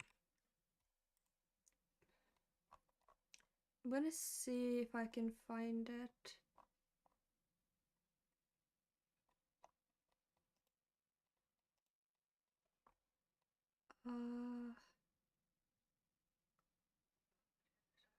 Tragedy of adultery. This is not your story. Can't find it. Is it this one? Because Austin made... Yes! This one. Okay, so I just want to say, I do understand this theory has issues with it. And like, I don't want to say I acknowledge that or all of that. But on the surface level, as... I don't want to say, okay, just to dumb this all down a bunch. This theory goes into the psychology of Chris and the psychology of PTSD. Now, PTSD is categorized by a traumatic event that has altered the life of a person. I have PTSD. Austin has PTSD from what he has said. He made this theory on a personal bias that he believed was fun to create. And to be honest, I love this theory on a basis. I do not like the fact that he misgenders Chris or any of the stuff that's been talked about, but that is not my stuff to talk about, and it's been talked about before, so I'm not going to really talk about it. But just the fact on that Chris has PTSD, and that's why the Dark World was created. Because for a lot of people who have PTSD, you can create your own little world in your head to just like disappear from, so you don't have to deal with the real world, which can sound very familiar to what Deltarune does, on a very, very basic explanation. And I love this theory because you can see in Anador at world, the people time, and monster feeling I transform like didn't Sang Soul transform really into Jaster. feel... He's like Triester, but he is deadly. I didn't really feel super comfortable or confident with my diagnosis, nor I was in the middle of my treatment at the time. And this video actually helped me a lot because it made me feel like I wasn't the only one. And I adore this theory, to be honest, because it gave life to a condition and gave it a quite nice meaning to the game. This is actually partially how I originally got into Deltarune, to be honest, this video here. And it sheds positive light on it, from what I understand and what I remember from it. I'm not going to show it because Game Theory has copyright. I could not show it or I would be given a strike from YouTube. But I do want to say this theory did actually very much help me a lot, personally. So that's all I'm going to say about that. We're going to go back to this. Of them is going to change we progress through the story, ultimately determining that despite the conflict, we can't leave the real world behind. This is evidenced by Susie's current understanding of Darkners. In this scene, during the beginning of Chapter 2, Susie asks where everyone went. Ralsei whispers to Chris that they should gather all the items from adjacent classrooms and bring them back to town. These items are the physical items that bring the Darkners to life, so when you bring them to Castletown, everyone returns. Susie specifically says she doesn't know how we brought them back, but she doesn't care. After leaving the closet, Lancer, who promised to follow us to the library, is in our pockets, because remember, he's a playing card. However, Susie is confused and assumes that Lancer must have ditched us. The game is pointing out that Susie, who thinks of these worlds as better than the real one, hasn't figured out that they're made from objects given life. She doesn't know that they're fake. So if that's the case, as opposed to never leaving the Dark World, why do we ever have to leave the Light World? If these worlds are fake on a metafictional level, then why bother even engaging with them in the first place? Well, because if we don't, the world is going to end. The story of Deltarune has been foretold by a prophecy, acting as the primary engine driving our characters forward on their adventure. For millennia, light and dark have been in balance, but if this harmony were to shatter, a terrible calamity we come to find out is called the Roaring will occur. Darkness will encompass the world, the Darkeners will turn to statues, the Titans will emerge from the earth, and the Lighteners will be left to fend for themselves. Chris using Shura power to trade a world think the power use soul power and why Shura get stronger and Chris get weaker she tight his soul power to bright out laughing smiley. Again, Chris Balance will and be restored Karius and is the dead world on. saved from darkness. This is the legend told to us by Ralsei, and it's the reason that we have to seek out the Dark Fountains in the first place. An anonymous vigilante known only as the Roaring Knight has been going around and opening up these dark worlds for unknown reasons. Our goal is to seal these worlds and, by extension, stop the night.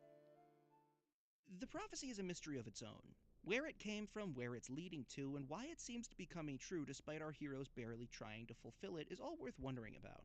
For now, though, what's worth keeping in mind is that our characters aren't actively questioning the prophecy. Susie hasn't really worried too much about the fate of the Light World or the Night, and Chris hasn't said a word either. Ralsei is keen on following it to a T. Our main characters haven't really treated their adventures like a quest to stop the end of the world. As a matter of fact, our adventures are seen as an escape by the characters themselves, without concern for the larger implications. That's not to say Susie is careless, just that, to her, these worlds are a fantasy escape, and worth being treated the same way we'd treat saving the world in a video game. That's what the adventure is all about. That's what Deltarune is all about. And despite the Dark Worlds being quote-unquote fake, they still serve as an escape for our protagonists. An escape from the harsh realities of divorce, death, abandonment, and whatever else they may be feeling. Despite the plot requiring us to engage with both worlds, emotionally, the question still remains. Why bother even adventuring in these fake worlds? And the answer is because the Dark Worlds are a positive influence on us. Each character confronts the problems within their lives and learns to be a better person.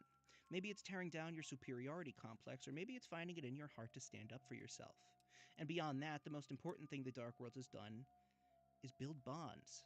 Chris, Susie, Noelle, and Berdly were not friends prior to Deltarune, or at least not active friends.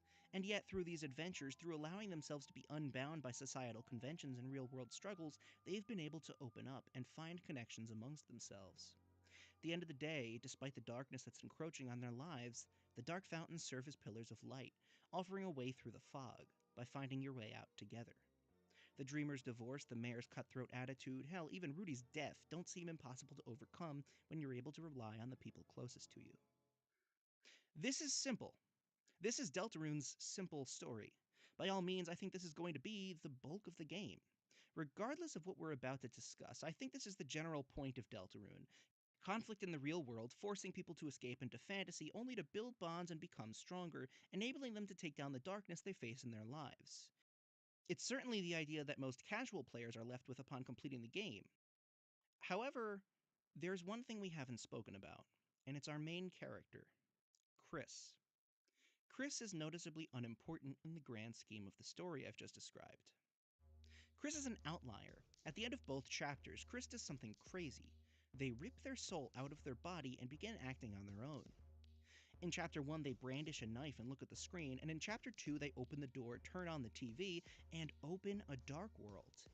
I personally read this scene as confirmation that Chris is the Knight.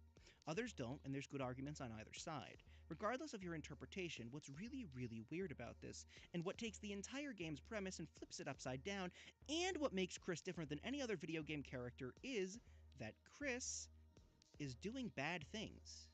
Bad things that we, as the player, are actively working against. We've just learned about the dangers of opening a dark fountain.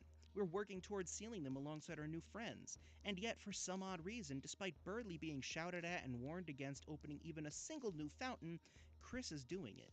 There's nothing wrong with characters who do bad things. Typically, they learn they're doing something wrong and change their ways. But I can't think of a video game where the main character periodically works against the player's goal. You would be correct in assuming that this scene is a complete character assassination. This doesn't seem like something that Chris would do based on the adventure we've had thus far. And you'd be correct. Upon Chapter 1's release, many figured that Chris must be possessed. The only way to explain the sudden change in attitude is that some Kara This is not a Kara series, maybe even no. Kara themselves must be possessing them. Some other entity controlling our character, the person we play as. To new players, it's easy to assume that Chris is a standard self-insert character. Chris says nothing, takes the basic role of knight and party leader, and is able to make whatever choices you want. There's nothing indicating that you aren't playing as Chris until this moment. Because of that, many believe that Chris's possession was caused by an outside force who was taking over our body. But this mindset was completely backwards. Chris is indeed possessed, but not by I say Kara. Agen Chris's body They're copy to possessed hold, by seal, us, sure not forget by Chris the say he player. have big brother you think We are is the red Asriel soul maybe that by they brother revolve is Frisk body, and and our Asriel live influence with a forced them score and through the Asriel adventure using a thus score far. knowledge We recreate know new this boats because the we souls can they move killed around and with Chris is pages and first arrow sure a buttons, body and but in they see Chapter that 2, sure to it's not kill outright all town stated that people Chris has laughing smiling. strings they want to break free from. Our name is plainly stated in-game, and our presence is recognized by multiple characters. This cutscene introduces the separation of two identities within the same physical form, us and Chris. And herein lies Deltarune's real central conflict. Chris is what happens when someone becomes a self-insert character. They had a life before we existed, they had friends, a history, and beliefs. Then one day we showed up and started making choices for them. We controlled them, we moved them to wherever we want to go, and forced them to do things they weren't comfortable with. Most notably, we're slowly destroying elements of their character that make them who they are, including their ability to play piano. After fighting Spamped and Neo, you can choose to tell Susie you either are or aren't mentally okay after the encounter. The answer you pick depends on how you personally feel, and yet, based on Chris's reactions, there's definitely a right answer as to what they believe. Chris's central conflict within the plot is that they are a self-insert protagonist who doesn't want to be the self-insert protagonist. Yes, they enjoy their time spent with Susie, and it's implied that they do enjoy the Dark Worlds, but our control over them is not something they like at all. So what's the point of this, then? How does this fit into the larger story? Seeing that progressing the possession storyline is the cliffhanger both chapters end on, Toby's basically framing this part of the narrative as more relevant than saving the world from king or queen. That's not to say these things aren't important, just that Deltarune as a story is putting more weight on the Chris storyline, as I believe it's at the heart of the whole story. But why is that? What does this soul possession player character separation story have to do with everything else I've been discussing? Well, truthfully, we don't know yet. Chapter 2 didn't really address the elephant in the room, it just heavily implied there might be one. While we now know for certain that us and Chris are different entities with different lives, we don't really know where the game is going with it. We're left with big questions. Who are we if not Chris? What is Chris's story really about? And why are we inhabiting their body? So at this point, the best we can do is to start guessing. It's here I'd like to take a brief pause, though, because our journey up the river appears to have taken a dark turn. It appears as if this river has cut into the forest of stupid bullshit. The term meta-narrative is thrown around a lot by Deltarune fans. While there are different ways to use the term, the definition I'm sticking with is one that pops up when you search for it on Google. A meta-narrative is a narrative account that experiments with or explores the idea of storytelling, often by drawing attention to its own artificiality. This is old news to Undertale fans. Undertale told a regular story, but then reincorporated that story as part of its meta-narrative, which, to make a very long story short, told a story about the players. Deltarune is inevitably going to end up doing the same thing. I've just spoken about how Deltarune has separated the identities of its player and its main character. In this way, it's acknowledging its own artificiality and the fact that we're literally playing it. It's a video game, and it knows it. Forget how lore-wise the player is a part of the story. Chaos. That's Did not Discord actually break as or is my important shit as you bugging? think. The true relevant question is, why is the player's existence Yeah, Discord broke. There you go, I'm back. It's Oh, welcome acknowledged. back. What happened? Before I I dive think into why Discord broke. I specifically, think the my general network is answer having a hard obvious, time. because, like Undertale, Ah, Deltarune wants right. to tell a story about the player. However, unlike Undertale, Deltarune seems to be incorporating the player, the Do you know human why that player, into was? the actual plot Yeah. of the story. The We're player watching is as much Deltarune an active series. participant as Chris, Oh, Susie, or God. Valse. Deltarune's main feels like narrative what chat. is the meta-narrative. It's actually really This opens fun. up several cans of worms. I still feel like what chat. The point of branching off into this segment is because I want to take a brief moment to discuss suspension of disbelief. It's worth immediately acknowledging that this isn't really us. Deltarune is a game written by Toby Fox, and just because we're a part of it doesn't mean that we don't acknowledge our existence within it as entirely fake. Undertale was careful not to explicitly include us in the adventure as an active participant. The story criticized Frisk for using their powers to reset the loop, rather than us for resetting the game. But the point still came across. The meta-narrative is thinly veiled critique on the player and how they play a game, but it does all the work in the game itself. Deltarune seemingly can't do this anymore, right? After all, our name and a vessel that we explicitly control have both shown up in the game, meaning that we need to be acknowledged as ourselves. And, well, not necessarily. I think Deltarune's doing something slightly different. Basically Undertale with extra steps. Rather than completely separating the real-world implications and in-universe narrative, Deltarune has a middleman to help connect the two. The long story short is this. I have another theory, and this is one people are gonna despise. How come? Alright, chat. Who knows what Deltarune Update 109 is? Oh god, we don't just specifically go into things that changed, aren't they? Okay, so Deltarune 109 is the buggiest version known, as I'm saying known, that was released due to shit ton of bugs that came because of it. Now, Deltarune 109 is usually perceived as a really bad version of Deltarune because it added a lot of bugs and it would break a I think Chris Powers shit is ton Trevor World of and the... Sure Power is time power travel between timelines. Laughing smiley thinking Undertale. Frisk Power is like Seal Create and Break Seal like Flower take over the boats of the characters and Frisk break the seal. Okay, yeah. Anyways, 109 is perceived as the buggiest version of Undertale that has existed ever. Now, I'm a fan of 109 because of my personal reasons with it gaining glitches in chapter 1, which made the chapter easier and faster to beat. But a very funny I'm gonna put on the OST speedrun I did. Give me a minute. Give me a fucking minute. Fucking hell. Alright, we'll do it. Yeah, we'll do it this. Alright, I'm gonna put this on. So, 109 is known as the buggiest version as Deltarune was released, and it's not public anymore. The Spinning community has taken it on its own and has created categories for it, which are faster and has significant changes. Now, this is a dumb fucking theory, and I'm just gonna say that, but what if 109 breaking the game was breaking the barriers that the world was keeping? AKA, going outside of where you're supposed to was intentional at some point. Because Gaster was the one who was a part of 109. Now, hear me out. Hear me out. This is just stupid ass theory. Everyone knows that when you're breaking the game, breaking glitches, doing glitchy shit, that you'll find secrets. You will sometimes play the game faster. And in 109, there are very interesting glitches that give you wrong warps, aka if you go back the last frame of the transition, you will end up in the spawn point of the next room. And these lead onto a lot of glitches that are very, very integral to the 109 categories. What if those were supposed to be intentional? Because it was supposed to be Chris breaking out of the barrier of the game's confines. Because their mission isn't to help us.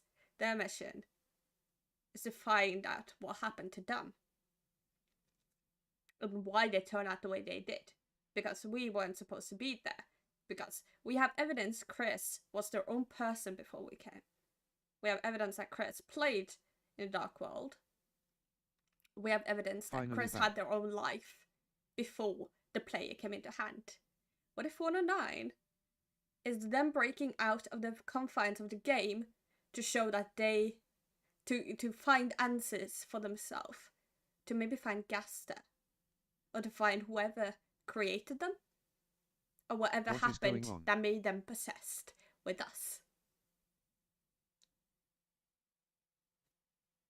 I know personally, and Toby has already addressed this and updated the game a bitch ton, because I believe 1.15 is the latest update of the game.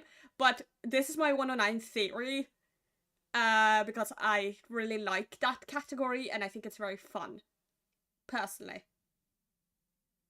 So I'm just gonna say that here. I'm just gonna say that here. Just gonna throw it in there. Fucking fire that. And cesspit that is Deltarune theories. So, yeah. What do you guys think? Wait, what words did you use? The fire and cesspit that is Deltarune theories. Interesting choice of words. I suppose so. I'll rephrase it. The... What better word is there to use? What is going on? What is going on? We are just talking about Deltarune theories at the minute. Unfortunately.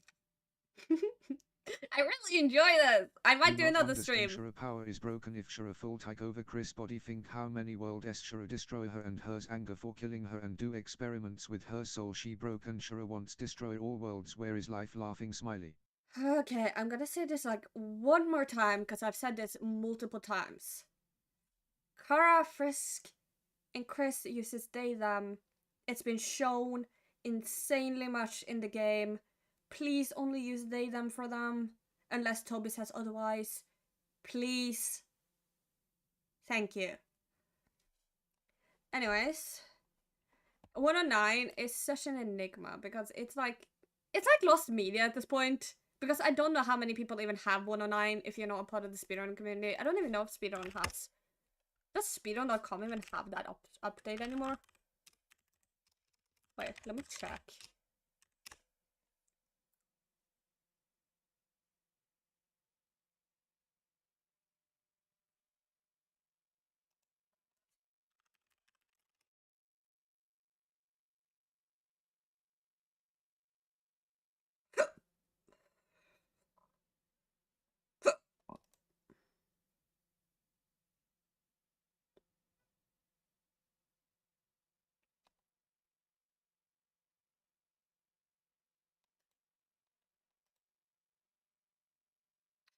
Did they take it away? You okay?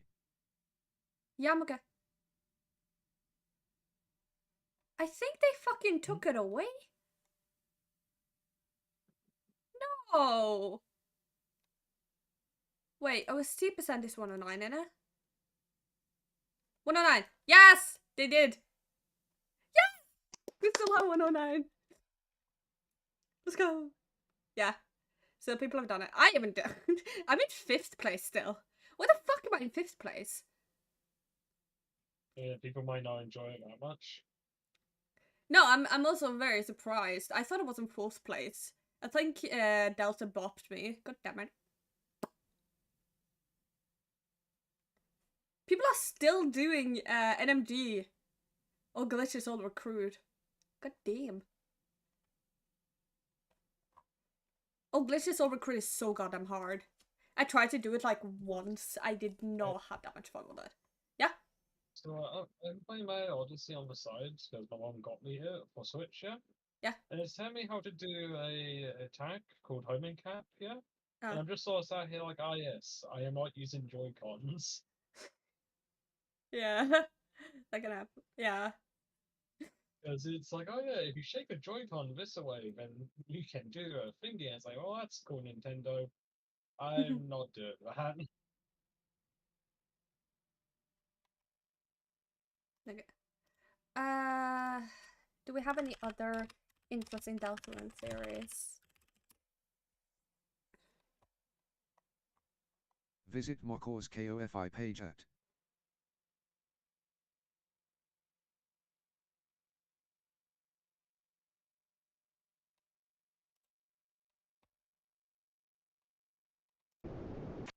Ooh, hello. I want to start this video by declaring my deep and eternal allegiance to Jaru. Seriously, it's probably unhealthy how much I love Jaru's power videos. movement. I love his theatrics, I love his ideas, I love his writing. I've watched all of his Deltarune videos, except the 12-hour Okay, I have a question. Why did I just see Ganondorf in the I've probably rewatched background? his piles of Azrael's Dust theory 5 times at this point. Unironically, Rousey is piles of Azrael's Dust. I believe it. Give me it. Make it canon. But I don't know. I don't think I agree with Jaru's latest video about Deltarune's relationship with the player. It's a great video, don't get me wrong, but I don't agree with its conclusions, and I think that they separate us from some rich and interesting interpretations of Deltarune. Based on his tweets, it seems like Jaru's opinion may have shifted since making his video, or at the very least that he views it as more of a subjective discussion than an objective one. But I want to discuss the video itself, right? What the video is arguing. So when I talk about Jaru's opinions, that's just shorthand for his video's opinions. Okay? So I'm going to tell you why I disagree with Jaru's video, and then I'm going to detail the horrible crackpot theory that could come true if Jaru is wrong. And you're just going to have to deal with that, unfortunately. So, without further ado, hello, my name is Snarlinger, and today I'm talking about Deltarune. What is your model now? Let's start with a summary of Jaru's argument. It's a I'm gonna boiling assume still. You've already watched the video. Link in the description if you haven't. It's a great watch. We'll keep this short. Well, Jaru's first did you know that is traveling from Undertale Poland to blends Norway its takes narrative around and 15 and meta-narrative half by an hour? overlapping meaning. Saving and loading is a game thing. Saving and loading is also an in-universe phenomenon. You're growing an unhealthy obsession with a game. So is this traumatized goat. Undertale builds and preserves a barrier between its narrative and meta-narrative. Jaru argues that this barrier is what preserves the player's suspension of disbelief. Suspension of disbelief is what allows us to connect with the story, because there's a real world here, right? With its own consistent internal logic that functions largely without us. Jaru doesn't spell this out until later, but if this barrier is broken, in other words, if the game becomes directly and inescapably aware that it is a video game, that suspension of disbelief is broken. Then Jaru speaks to Deltarune. Yay! From Jaru's perspective, some people have concluded that Deltarune will be all about how Chris is possessed by the player. Jaru argues that this conclusion is bad, right? If Chris is directly and inescapably being controlled by the player, this quote throws the entire regular narrative into the trash. In other words, and this is the big one, because our suspension of disbelief is broken, it is nigh impossible to recover, and we are unable to connect with the narrative anymore. Therefore, the barrier between narrative and meta-narrative must be preserved in Deltarune at all costs. Okay, so in typical Jaru fashion, he hits big with some of the points here, right? I love the observation that Undertale blends its narrative and meta-narrative by overlapping meaning. He hit on this point before, I think in his Gasterfiles video, and it instantly put to words what makes Undertale's story so rich and thoughtful and complex. I'm sure he isn't the first to make this point, but I heard it through him, and it rocked my world. I also really love Jaru's focus on storytelling techniques. I think it's really important to consider how stories function when interpreting media. Jaru is also obviously a storyteller at heart, right? That's not to say that his theories play second fiddle to story, his videos are not fanfiction, but that his theories are communicated through story. I mean, you see it in this video, right? Undertale's narrative structure is our ordinary world. A troubled interpretation of Chris's relationship with the player is our inciting incident, and by the end of our journey, we've restored the balance and discovered what is required for a story to connect with its audience. But it's that last part that kind of nags at me, right? The story that Jaru was telling here puts a lot of emphasis on requirements. To preserve a story's narrative, the story must preserve its suspension of disbelief. Deltarune, then, is required to preserve a barrier between its narrative and meta-narrative. And if it doesn't, chaos, right? Jaru says that would do horrendous damage to the game's reputation, that its quality would be called into question. It's an act of sabotage. But I have to ask, must Deltarune preserve this barrier? Jaru certainly thinks so. From what I can gather, he thinks so for two reasons. The first, I think, isn't central to his argument, but I think it's actually pretty interesting, so we'll knock this one out first. Deltarune is like Undertale. He never states it explicitly in the video, but you can kind of tell that he believes it, right? Jaru reveres Undertale. Rightfully, it's a great game. And Jaru rightly points out the numerous similarities between Undertale. Yeah, I'm gonna take a short break. You guys watch the video and I'll be listening to it and stuff. Alright, right, okay. Between Undertale and Deltarune, and then tells a highly compelling story about their implications. And so, like Undertale, Deltarune must be building and preserving a barrier between its narrative and meta-narrative.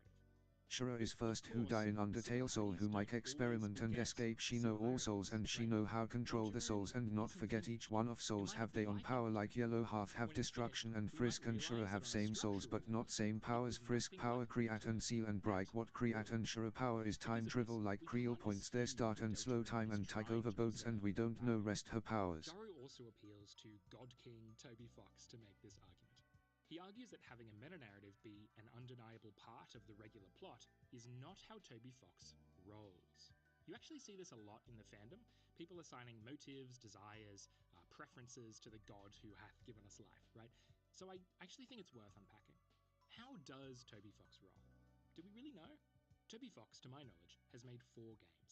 Arn's Winter Quest, Earthbound Halloween Hack, Undertale, and 2/7 of Deltarune. The first 2 are Earthbound ROM hacks, and look, I admit that I haven't played them, but from online playthroughs, it seems that Arn's Winter Quest explicitly breaks the 4th wall multiple times, where Earthbound Halloween Hack doesn't really have much of a meta-narrative. But okay, these 2 games were made about a decade before Undertale, and Toby Fox has clearly evolved his craft since then. Accepting that, what are we left with? We're left with one complete game to understand Toby Fox. Undertale. I don't think that one game is enough material to know how Toby Fox rolls, right? If he wants to, at all costs, preserve the barrier between narrative and meta-narrative. Appealing to Toby Fox ends up just being another way of saying that Deltarune is like Undertale, and as I've said, I don't agree that that's necessarily the case. Okay, that's the first argument. His central argument, and you've probably already guessed it, is this. A broken barrier is a broken story. I am back. I'd argue that Jaru's proof of this largely rests on examples, right? I couldn't find an argument for this point in the video that didn't compare Deltarune to other works of media. And look, I think that's fair enough. It's really hard to prove what makes any narrative engaging or unengaging. So it's natural to point to other media and try to find patterns. As Jaru reasons, the Stanley Parable and I'm Scared... We know Shura can take over Song body to kill all monster and people. ...disbelief while playing these games. Undertale, meanwhile, doesn't break the barrier, and it's very easy to suspend your disbelief while playing it. And so, quote, by not shoving the meta-narrative in our face, Toby avoids the downsides of having a meta-narrative. But there's an issue here, right? Because Jaru's argument relies on examples, if I find a game that breaks the barrier but doesn't break the player's suspension of disbelief, Jaru's argument falls apart. But look guys, I'm lazy and I'm a fake gamer, so luckily, Jaru found this game for me. From Jaru's perspective, Doki Doki Literature Club is deeply flawed. It has 2 hours of narrative at the front, and then in comes the meta twist. It's a video game, and Monica knows. This, by all accounts, breaks the barrier between narrative and meta-narrative, and, accordingly, Jaru argues that this makes DDLC's narrative unimportant. it's a waste of time. In Jaru's words, it doesn't matter how fleshed out, likable, or sympathetic the fictional characters are if the player's investment in that fiction has been undermined. And look, I agree in theory. If there was a game that completely undermined my investment in its fiction, I would feel cheated by that, right? I might even write off the story completely, question its quality, call whatever moment that undermined my investment in its fiction an act of sabotage. But look, DDLC is not that game, right? After playing it in full, my investment in the story, in the narrative, was stronger than ever. The reason is simple. It's those 2 hours of regular dating sim-ass narrative that make you care about the story after the barrier is broken, right? If those 2 hours were scrapped and replaced with hyper-realistic eyes and stabbings and Monica staring lovingly into my eyes, you'd feel nothing, right? You care because of the characters. And so, accordingly, when I reflect on DDLC, my mind doesn't immediately go to the meta-narrative at all. It goes to Sayori, who struggled in silence, finally reaching out to a boy who held only a vacant concern for her suffering. It goes to Natsuki, abused by her father, who uses poetry to feel safe, innocent, and secure. And when I do dwell on the meta-narrative, I'm still thinking about these characters, right? I think of Monica, her loneliness, the hole inside of her yearning to connect with the only thing that feels real, the player. DDLC breaks the barrier. But here's the thing. My suspension of disbelief may have been shaken, but it was not broken. Okay, so hopefully I've done an alright job with my argument. If you agree with me, you'll agree that Deltarune is not necessarily like Undertale, and that a broken barrier does not necessarily equal a broken story. If you think that Deltarune is probably like Undertale, or that a broken barrier usually equals a broken story, or look, maybe you just don't like it when certain stories break the fourth wall, that's fine. I'm not interested in defining absolutes here, yet, only in creating a plausible bit of wiggle room. You should also agree that Jaru's videos are good, okay? He passionately and intricately defends his interpretations of Deltarune, and is entertaining to boot. That's a feat, man. It takes guts to bare your soul in front of thousands of people, still put on a great show, and respond to criticism as graciously as Jaru does. Way more guts than this video takes, anyway. But there's something missing, right?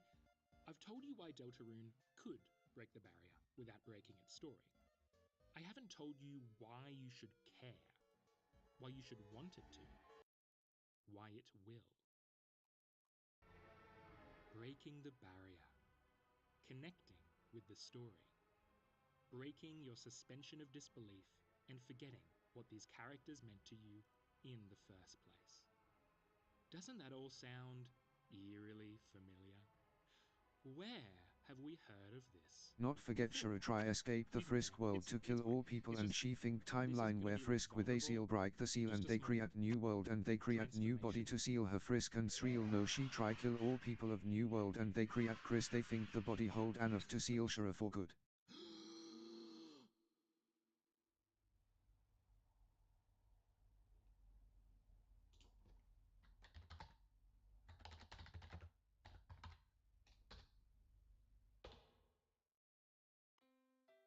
Darker yet darker grows my soul as a Deltarune theorist. Mood. Contaminated in rotten soil, cursed to care, to connect deeply, deeper with my beloved comfort characters. Chris, Susie, Noelle, Rousey, Spampton, the other Spampton, the egg guy, Gaster, also probably Gaster, maybe Gaster, the other Spampton. But what if... That's the question. What if Deltarune is bad? What if none of it really mattered at all? A waste. What am I doing with my life? How do I get out of this bit? Oh, like that. Okay, hi. Here's a question. What is the barrier? No, not Think that ever barrier. time do This bad she barrier. corrupt The one in Tanador Undertale. soul to kill. What is it doing? What's its deal?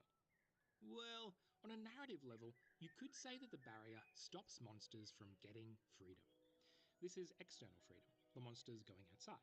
It's also internal freedom, the monsters becoming their best selves, meaning Toriel becomes a teacher, Papyrus rides his dream car down the highway, Chiron sings on stage. To break the barrier and get freedom, two things need to happen. First, Frisk must demonstrate several good and lore-relevant character traits, right? Kindness, integrity, bravery, and so on. In other words, they must stay determined. Second, Asriel must give in, right? He needs to cry. He needs to connect with the world again. He needs to give away the one thing that he thought would make him happy. And so, thematically, the key to freedom in Undertale is faith and sacrifice. On a meta-narrative level, I'd argue that the barrier actually represents a separation between the player and the game.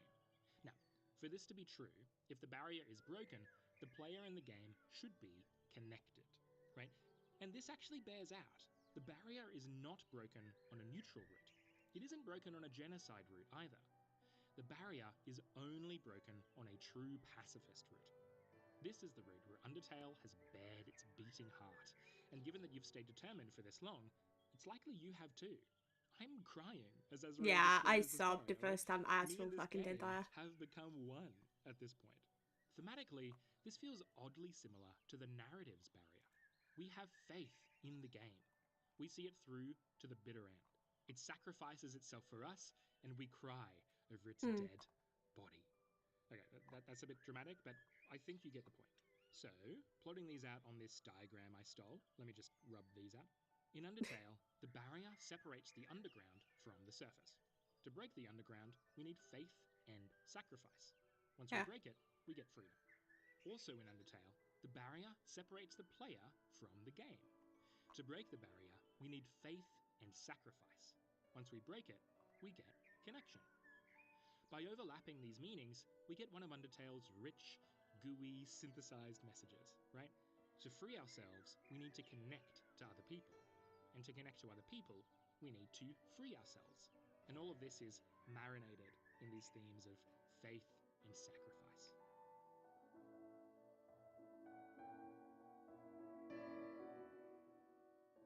Aww. I adore Fallen Down, Okay, it's so good! Why did I say all of that? Well, because you probably have me on in the background, and I can say anything I want. But also, it lays out a couple interesting themes, right? Freedom and connection. If you're as obsessed with Deltarune videos as I am, you've probably heard people talk about freedom and connection, right? These appear to be critical themes of Deltarune's story. And look, they might not be once it's finished, but for the purposes of this discussion... Like in Deltarune Chapter 2, Chris lost control and corrupt Noel to kill Birdly and she lose sanity, she not care Birdly in real world is dead, laughing smiley. Between Undertale and Deltarune's themes is no coincidence. Deltarune seeks to comment on Undertale. Most of all, it wants to complicate the idea of the suspension of disbelief. We're getting so close to fulfilling the promise of that thumbnail, guys. Just have faith. Before I continue, I want to set expectations. It's very hard to create a unified theory of Deltarune's themes. This is mainly because Deltarune isn't finished yet, okay? So I'm not going to give you a full, perfectly coherent theory about what Deltarune is. Instead, you should expect a compelling, evidence-based story that will help you connect more deeply with Deltarune. Personally, I eat up Deltarune theories, not to get to the objective truth, but because I want to immerse myself deeper within this game that I love, right? I want theories that help me dream. To start, let's look at that idea of freedom. What is freedom in Deltarune? Well, it's messy, okay? And I'd argue that unlike Undertale, Deltarune is deeply concerned with both narrative and meta-narrative freedom. Let's start with narrative freedom. In Undertale, freedom was very simple. There's the underground and the surface, and the monsters want to escape the underground for the surface. This was a good thing. You can see in Deltarune Shura There's power the dark destroyer, world and the time light driver world, and corruption and then we power. immediately hit our first snag. In the prophecy of Deltarune, if all the Darkners were to leave for the light world, this would necessitate blanketing the world in darkness and initiating the Roaring, an apocalyptic event Whomst is bad. So, can this freedom still be good? To answer this question, I'm going to mostly focus on Chapter 1. Spamton, and to an extent Queen, are relevant to this conversation, but I don't need them to make my point. Sorry. So, is freedom still good in Deltarune? Chapter 1 says, maybe not. In Chapter 1, we see a strange facsimile of Undertale's freedom. We have this Asgore-looking dude, King, who feels abandoned by the Lightners. He wants to gather power and create a world ruled by darkness. You kind of sympathize with him, right? Especially if you've played Undertale. But when we defeat King, something really weird happens. He becomes extremely docile. He's still resentful, but it's played as pathetic and funny. He's a hamster in a cage, and we no longer sympathize with his yearning for freedom. We can draw a comparison with Jevil. Jevil is in a cage too, but he thinks it is free. And in a sense, he's right. He doesn't have external freedom, but he does seem to have a twisted kind of internal freedom, especially when the Lightners enter his cage. And from his perspective, the Darkners may have external freedom, but by imprisoning Jevil, they lost their internal freedom. So, as Deltarune argues, feeling free actually has nothing to do with being free. And of course, at the end of Chapter 1, we have this infamous scene, right? Chris gets freedom from the soul, and just like King and Jevil, the soul is caged. Chris's freedom in Chapters 1 and 2 is depicted as inherently unnatural and threatening. Without the soul's influence, Chris moves like a sleepwalking corpse. They show their red creepypasta eyes, they wield knives, they cut off an escape route, and by summoning a dark fountain, they actually help bring about the roaring. Here, Deltarune suggests that freedom can be bad. It's afraid. What if we free something that's like really, really dangerous? Okay, so what about meta-narrative freedom? Well, this ground is actually really well trodden, and there's things that I don't really need to elaborate on. Yeah, it goes without saying that the player's freedom, their ability to make meaningful choices, seems questionable in Deltarune. What I do want to draw attention to is where Deltarune deviates from this pattern, the weird route. Here, you break from the intended path in a way that kind of feels like you're breaking the game. You skip cutscenes, you go to areas you're not usually meant to access, and you kill off a character in a distinctly creepypasta way, yeah? And by doing this, you appear to give a twisted sort of freedom, quote unquote, to certain characters. You free a hidden power inside of Noelle. You free Birdly, where before the beads in the hospital march grimly along their set path, the blue bead is now broken and torn off. And you seemingly free something inside of Chris, a terrifying voice unlike anything Noelle has heard. Again, Deltarune is afraid of freedom. Okay, so let's take a step back, yeah? In both of these conceptions of freedom, there is competition. In the narrative, the Light World's freedom competes with the Dark World's.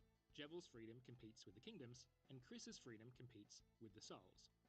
And in the meta-narrative, our freedom competes with the narratives. For the narrative to have freedom to run its linear course, we must lose freedom, and vice versa. For Chris to be in control, we cannot, and vice versa. But let's think broader, right? It's not just our freedom competing with the narratives, it's the meta-narrative competing with the narrative. We're building a barrier.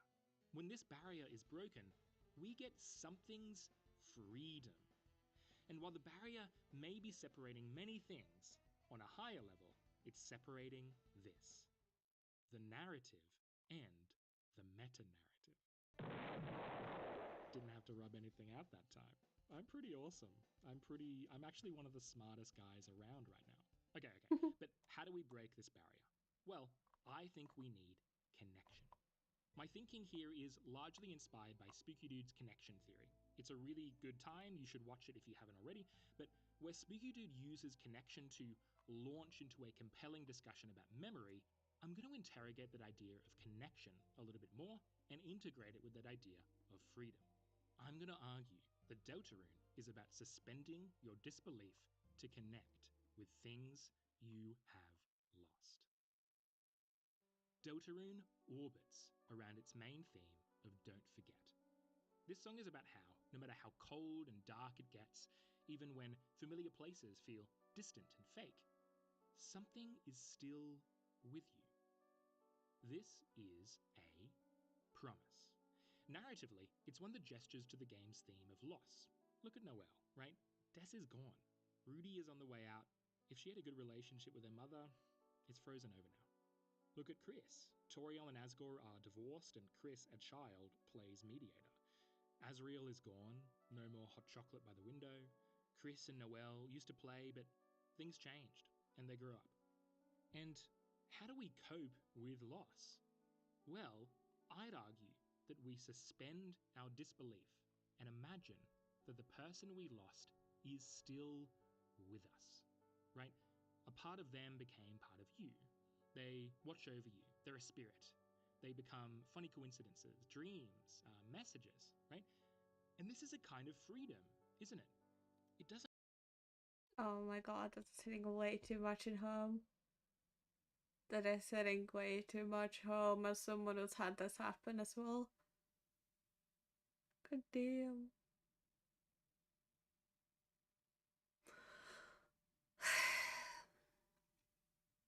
That hits very home for me. The dream, fun coincidences, all that sort of thing. As I've had that experience, as I have lost people. And I've had good and bad dreams with them in it. Who has been kind of a good and bad thing for me. And this hits very home for that. I'm glad that they're making this connection. I'm glad. I'm thankful for that. That's actually really sweet. It doesn't matter that I'm gone.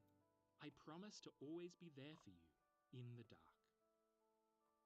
Meta-narratively, what else could this apply to but the suspension of disbelief? I've argued in this video that even if the barrier between narrative and meta-narrative is broken, that connection can remain.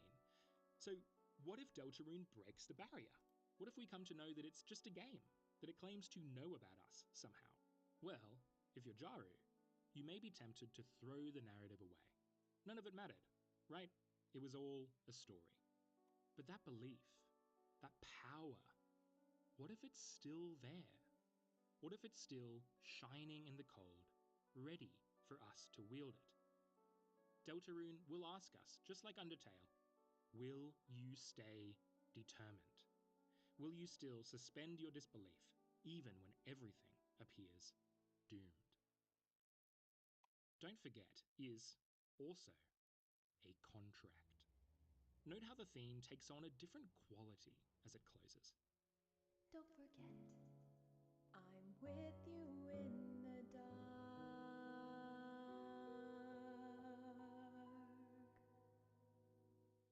It's up to you how to interpret this shift, but I get chills when I hear that final line, right? It sounds haunting. What is with us in the dark? Well, narratively, this is Gaster, right? Surely. Gaster may have seemingly exited the narrative, but pieces of him remain. He appears to be plotting something, or at the very least lying in wait, right? He is the piece of you that won't let go. The malevolent spirit, the false shepherd waiting for his sheep.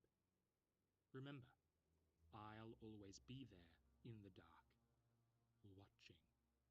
On a meta-narrative level, well, if you installed Survey Program, you signed a contract.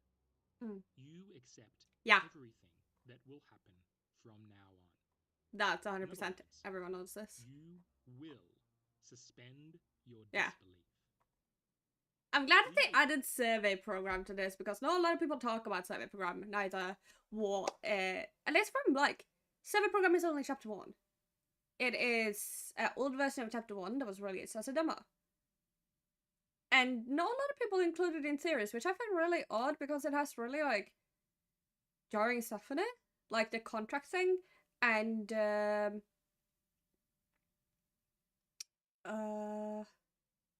like all of that sort of stuff, and it looks odd in comparison. Like, it's something I find odd that people don't use in their theories, because it should be used in theories. I believe at least it should be used in theories. believed in Undertale, and so we feel that we should believe in Deltarune. Survey program is lame. There's no auto-run manual stuttering to skip cushions except in the Switch version. Yeah, that's true. Yeah, we shouldn't use server program in any series. I'm sorry. I take back my word. Autorun is the only reason why we use the demo. The Anglerfish's Light. Hey, I'm a fan. A facsimile. What if there is something in this game that is preying on us? Something that might prey on us in all fiction. It feeds on belief, on connection, and it wants to be set free. Why am I making this video? I don't know. I've been working on this video for I feel like it's been at least a month now. And I've been so immersed thinking about Deltarune that I've just been watching my health steadily decline. My Visit eyesight Mokor's is getting KOFI worse. page at. I haven't been sleeping as well. I've been more anxious. I've developed this really, really stupid ritual where before I go to bed, before I can sleep, I need to look into the dark corners of my wardrobe to make sure that nothing is there. I feel like a child. I don't know what it is that I'm looking for. Why was there a garbage bag? I was getting really worked I up didn't over know this. Sonic Biscuit made a What's the cameo point in of this video. fucking video? People are gonna hate this shit. You know, the fandom is in disarray. We're rotting. We haven't received a chapter for what feels like 500 years. And I feel like there's been more discourse about this game than there has been in the entire history of Deltarune. That's true. You know, I know Undertale had its fair share of controversies, but right now there's I don't know, man. It feels like there's a tension. One of the top posts on the Reddit the other day was we found out that the Gaster image was actually a picture of the ocean, which is really just so interesting. I just this is a really good way to kind of spend our time, isn't it? And you know, it feels like for a lot of people, there's a lot at stake in Deltarune theory crafting. If your theory just doesn't really vibe with some people, you see it very recently with the Determinators, right? They received waves of transphobic harassment, some subtle, some very aggressive, for daring to theorize that the protagonists of these games are non-binary, right? And I think to a much lesser extent, you kind of see it with Jaru as well. Maybe not harassment, but certainly a toxicity around his work. A smugness, an eagerness to dunk and nitpick and take him down a peg. Why? Right? Why? I get criticism of his theories, but why that tone? Where does that come from? Is that warranted? I'm gonna put in my 2 cents here, as someone who has been in the Deltarune community for quite a fucking while. This has become a norm that I despise. Okay? When I was in the Undertale community, I first arrived in the Undertale community on TikTok, where I was just watching a bunch of people who cosplayed Kara, who was doing a incredible job, honestly. I adore those cosplays. And I saw the toxicity happen there. Kara was even more misgendered, there was even more toxicity. And so I didn't enter the community at that point. I entered it later when my friend showed me a bunch of AU dubs of comics, I believe. You know, the creepypasta and stuff like that. You probably understand what I'm talking about, but and the toxicity in Undertale has definitely gotten better than it used to. There is still toxicity, and that is disgusting, to put it simply. The amount of misgendering that's going into Kara, the amount of fucking conversation, the amount of time I have single-handedly had to have pronoun discussions while streaming Undertale is exhausting. And the Deltarune community, in my opinion, is worse. Because I have seen so much discourse just over the fact that Chris uses they, them, which has been confirmed in both chapters to be their pronouns. people still, like, discuss it and say, no, it's a he, him, it's a she, her. Whatever the fuck you want to fucking do to just put down non-binary people. And that alone has been the most discussion on every single platform, not just Reddit. People who say it's just on Reddit, they have not seen Twitter. But there is so much discord just about that. And I don't even want to get started on the amount of toxicity that's gone into Deltarune since it came out. And it kind of disappoints me, to be honest, as a creator and as a Deltarune Undertale fan, how much toxicity and how much harassment has gone into both into Monster Gaster was creators and his know he was human and how and the they try characters. use Shura power to destroy Burr and Poepple and a score is scary if someone use soul power to destroy Wim and why a score try kill Shura and he missed to kill her Asriel shield her for attack think Asriel hate a score and Shura hate same and I understand Asriel and Shura die same time. Like,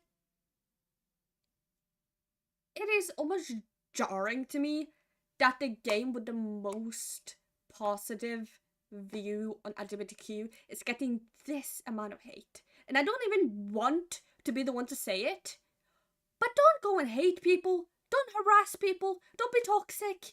It's dumb. It's childish. Be better. Literally, the Jari situation, I saw that unfold on Twitter. I saw that. And they are talking about it lightly. I don't know the pronouns I'm going to use today, but Snarlinger is talking about it lightly. I saw the comments. I saw people talking about it. As a content creators have to stand up for them. For Jari. Because of a fucking theory. Like, grow up. This is one of the reasons why I chose to move away from Deltarune as a content creator. Because I used to speedrun it. I used to love that game. It's one of the reasons why I chose to just step away, because I feel safer in the Undertale community with the no-hate community, with spite our complicated history, has been more welcoming and open-minded than the Undertale community, than the Deltarune community. And this is just my personal interactions. Like, it can be very different for very many people. And this is just my experience as a content creator and someone who's moved into plenty of spaces. But there are way too many people who are ignorant. And way too many people who are toxic and harass people for having an opinion. And that just makes me disappointed, to be honest. So, I want people to spread awareness and spread joy. Like, one of my reasons for being a content creator is to make people smile. Make you laugh. Make you do a little hee hee ha ha. And that's what I aim to do from my little gosh darn corner of the No-hate community and the Undertale community and the Deltarune community. I want to spread joy. I want to spread open-mindedness. I want to give you something to think about. And I want you to, if you see someone who makes something like art, food, whatever the fuck you want to make, just enjoy it. Don't go and harass people. Don't go and be toxic to them. There's no reason to. Literally no reason to. And I genuinely hope my influence can be impactful to the No-hate community and to the Undertale community and Deltarune community. And I'm trying. I'm not exactly 100% the best at doing this sort of shit, but it is something I aim towards. And I feel like I've been very open about that. In yellow story no if human and monster lose soul body destroy automatic and become ash flower need body who dead but not transform into ash frisk body was half dead and have same soul like Shura flower plant Shura soul into frisk and Azriel flower. I'm sorry know mate, her but you have power, corrupt, and continuously control. you have continuously misgendered them, so I'm just gonna time you out. I've given you like 5 warnings at this point. Just gonna time you out. Anyways. I'm streaming for like 4.5 hours, so I feel like I should take a fucking break. But I do hope that this stream has helped you gain insight and given you something fun to think about. Like, as much as I joke about it, and as much as I'm like, oh yeah, I'm digging this hole for myself, I just want people to be happy. Think about something. Like, there's no harm in being a little crazy. In saying, oh yeah, Flowey is impactful in this game, or Astral is coming My back, or crackpot whatever the theory fuck. is Shura is not they / them but they / it because the demon that comes when people Oh my call its god, name. yes, OFM, I have that too. I'm so, that is headcanon, that is my headcanon, because I would adore Kara to be they it. That I would adore that. Personally, I would fucking adore that, because, okay. But, I do hope people have a little bit of a thought, think about it, and just not harass people and go and bully people for no reason. There's no reason to do that. So, I hope to leave you with this word. Take care of yourself. Take care of each other. Don't go bully people and harass people. Don't be toxic. There's no reason to do that. We should be better than this. There's some things that shouldn't be allowed in this space, but I feel like people should have a general understanding of what that is. And they shouldn't waste their time discussing that Kara is a she/her when they aren't. When it's been established in the game itself. That's just a waste of time. So, yeah, I guess I'll say this for my last thoughts. Listen to non-binary people when they talk about the characters. Because we are the ones, or anyone who uses they, them pronouns, or any they, any form of they pronouns, because I believe there are many of them. Listen to them. Because pronouns mean something. And I feel like it's important to have that talk. At least for me personally. But, you know, that's just my general thoughts. Alright. What do we raid? Para is doing golden again. Ninwiz is doing... We should go and raid Ninwiz. They've been popping off lately.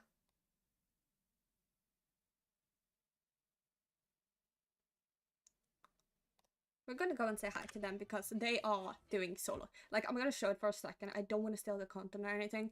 We're just gonna show it for a second. Come on. Welcome to Norwegian ads. Welcome to Norwegian ads. I'm being censored for speaking facts by YouTube. Bruh.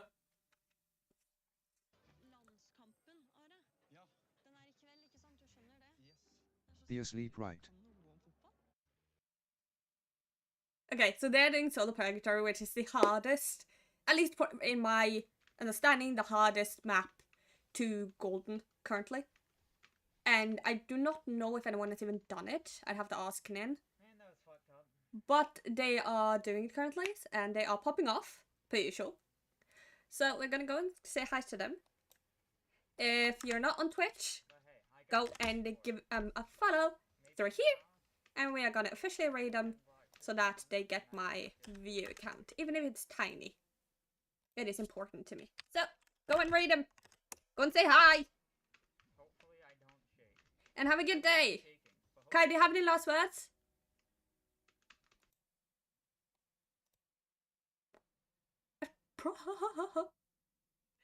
Hi, I'm back. Do you have any last words for chat? Any last wisdom for chat? Giving me a deafening. Sorry. So, any stream, do you have any last wisdom words? Last wisdoms. Balls. Theories are dumb at times. Yeah.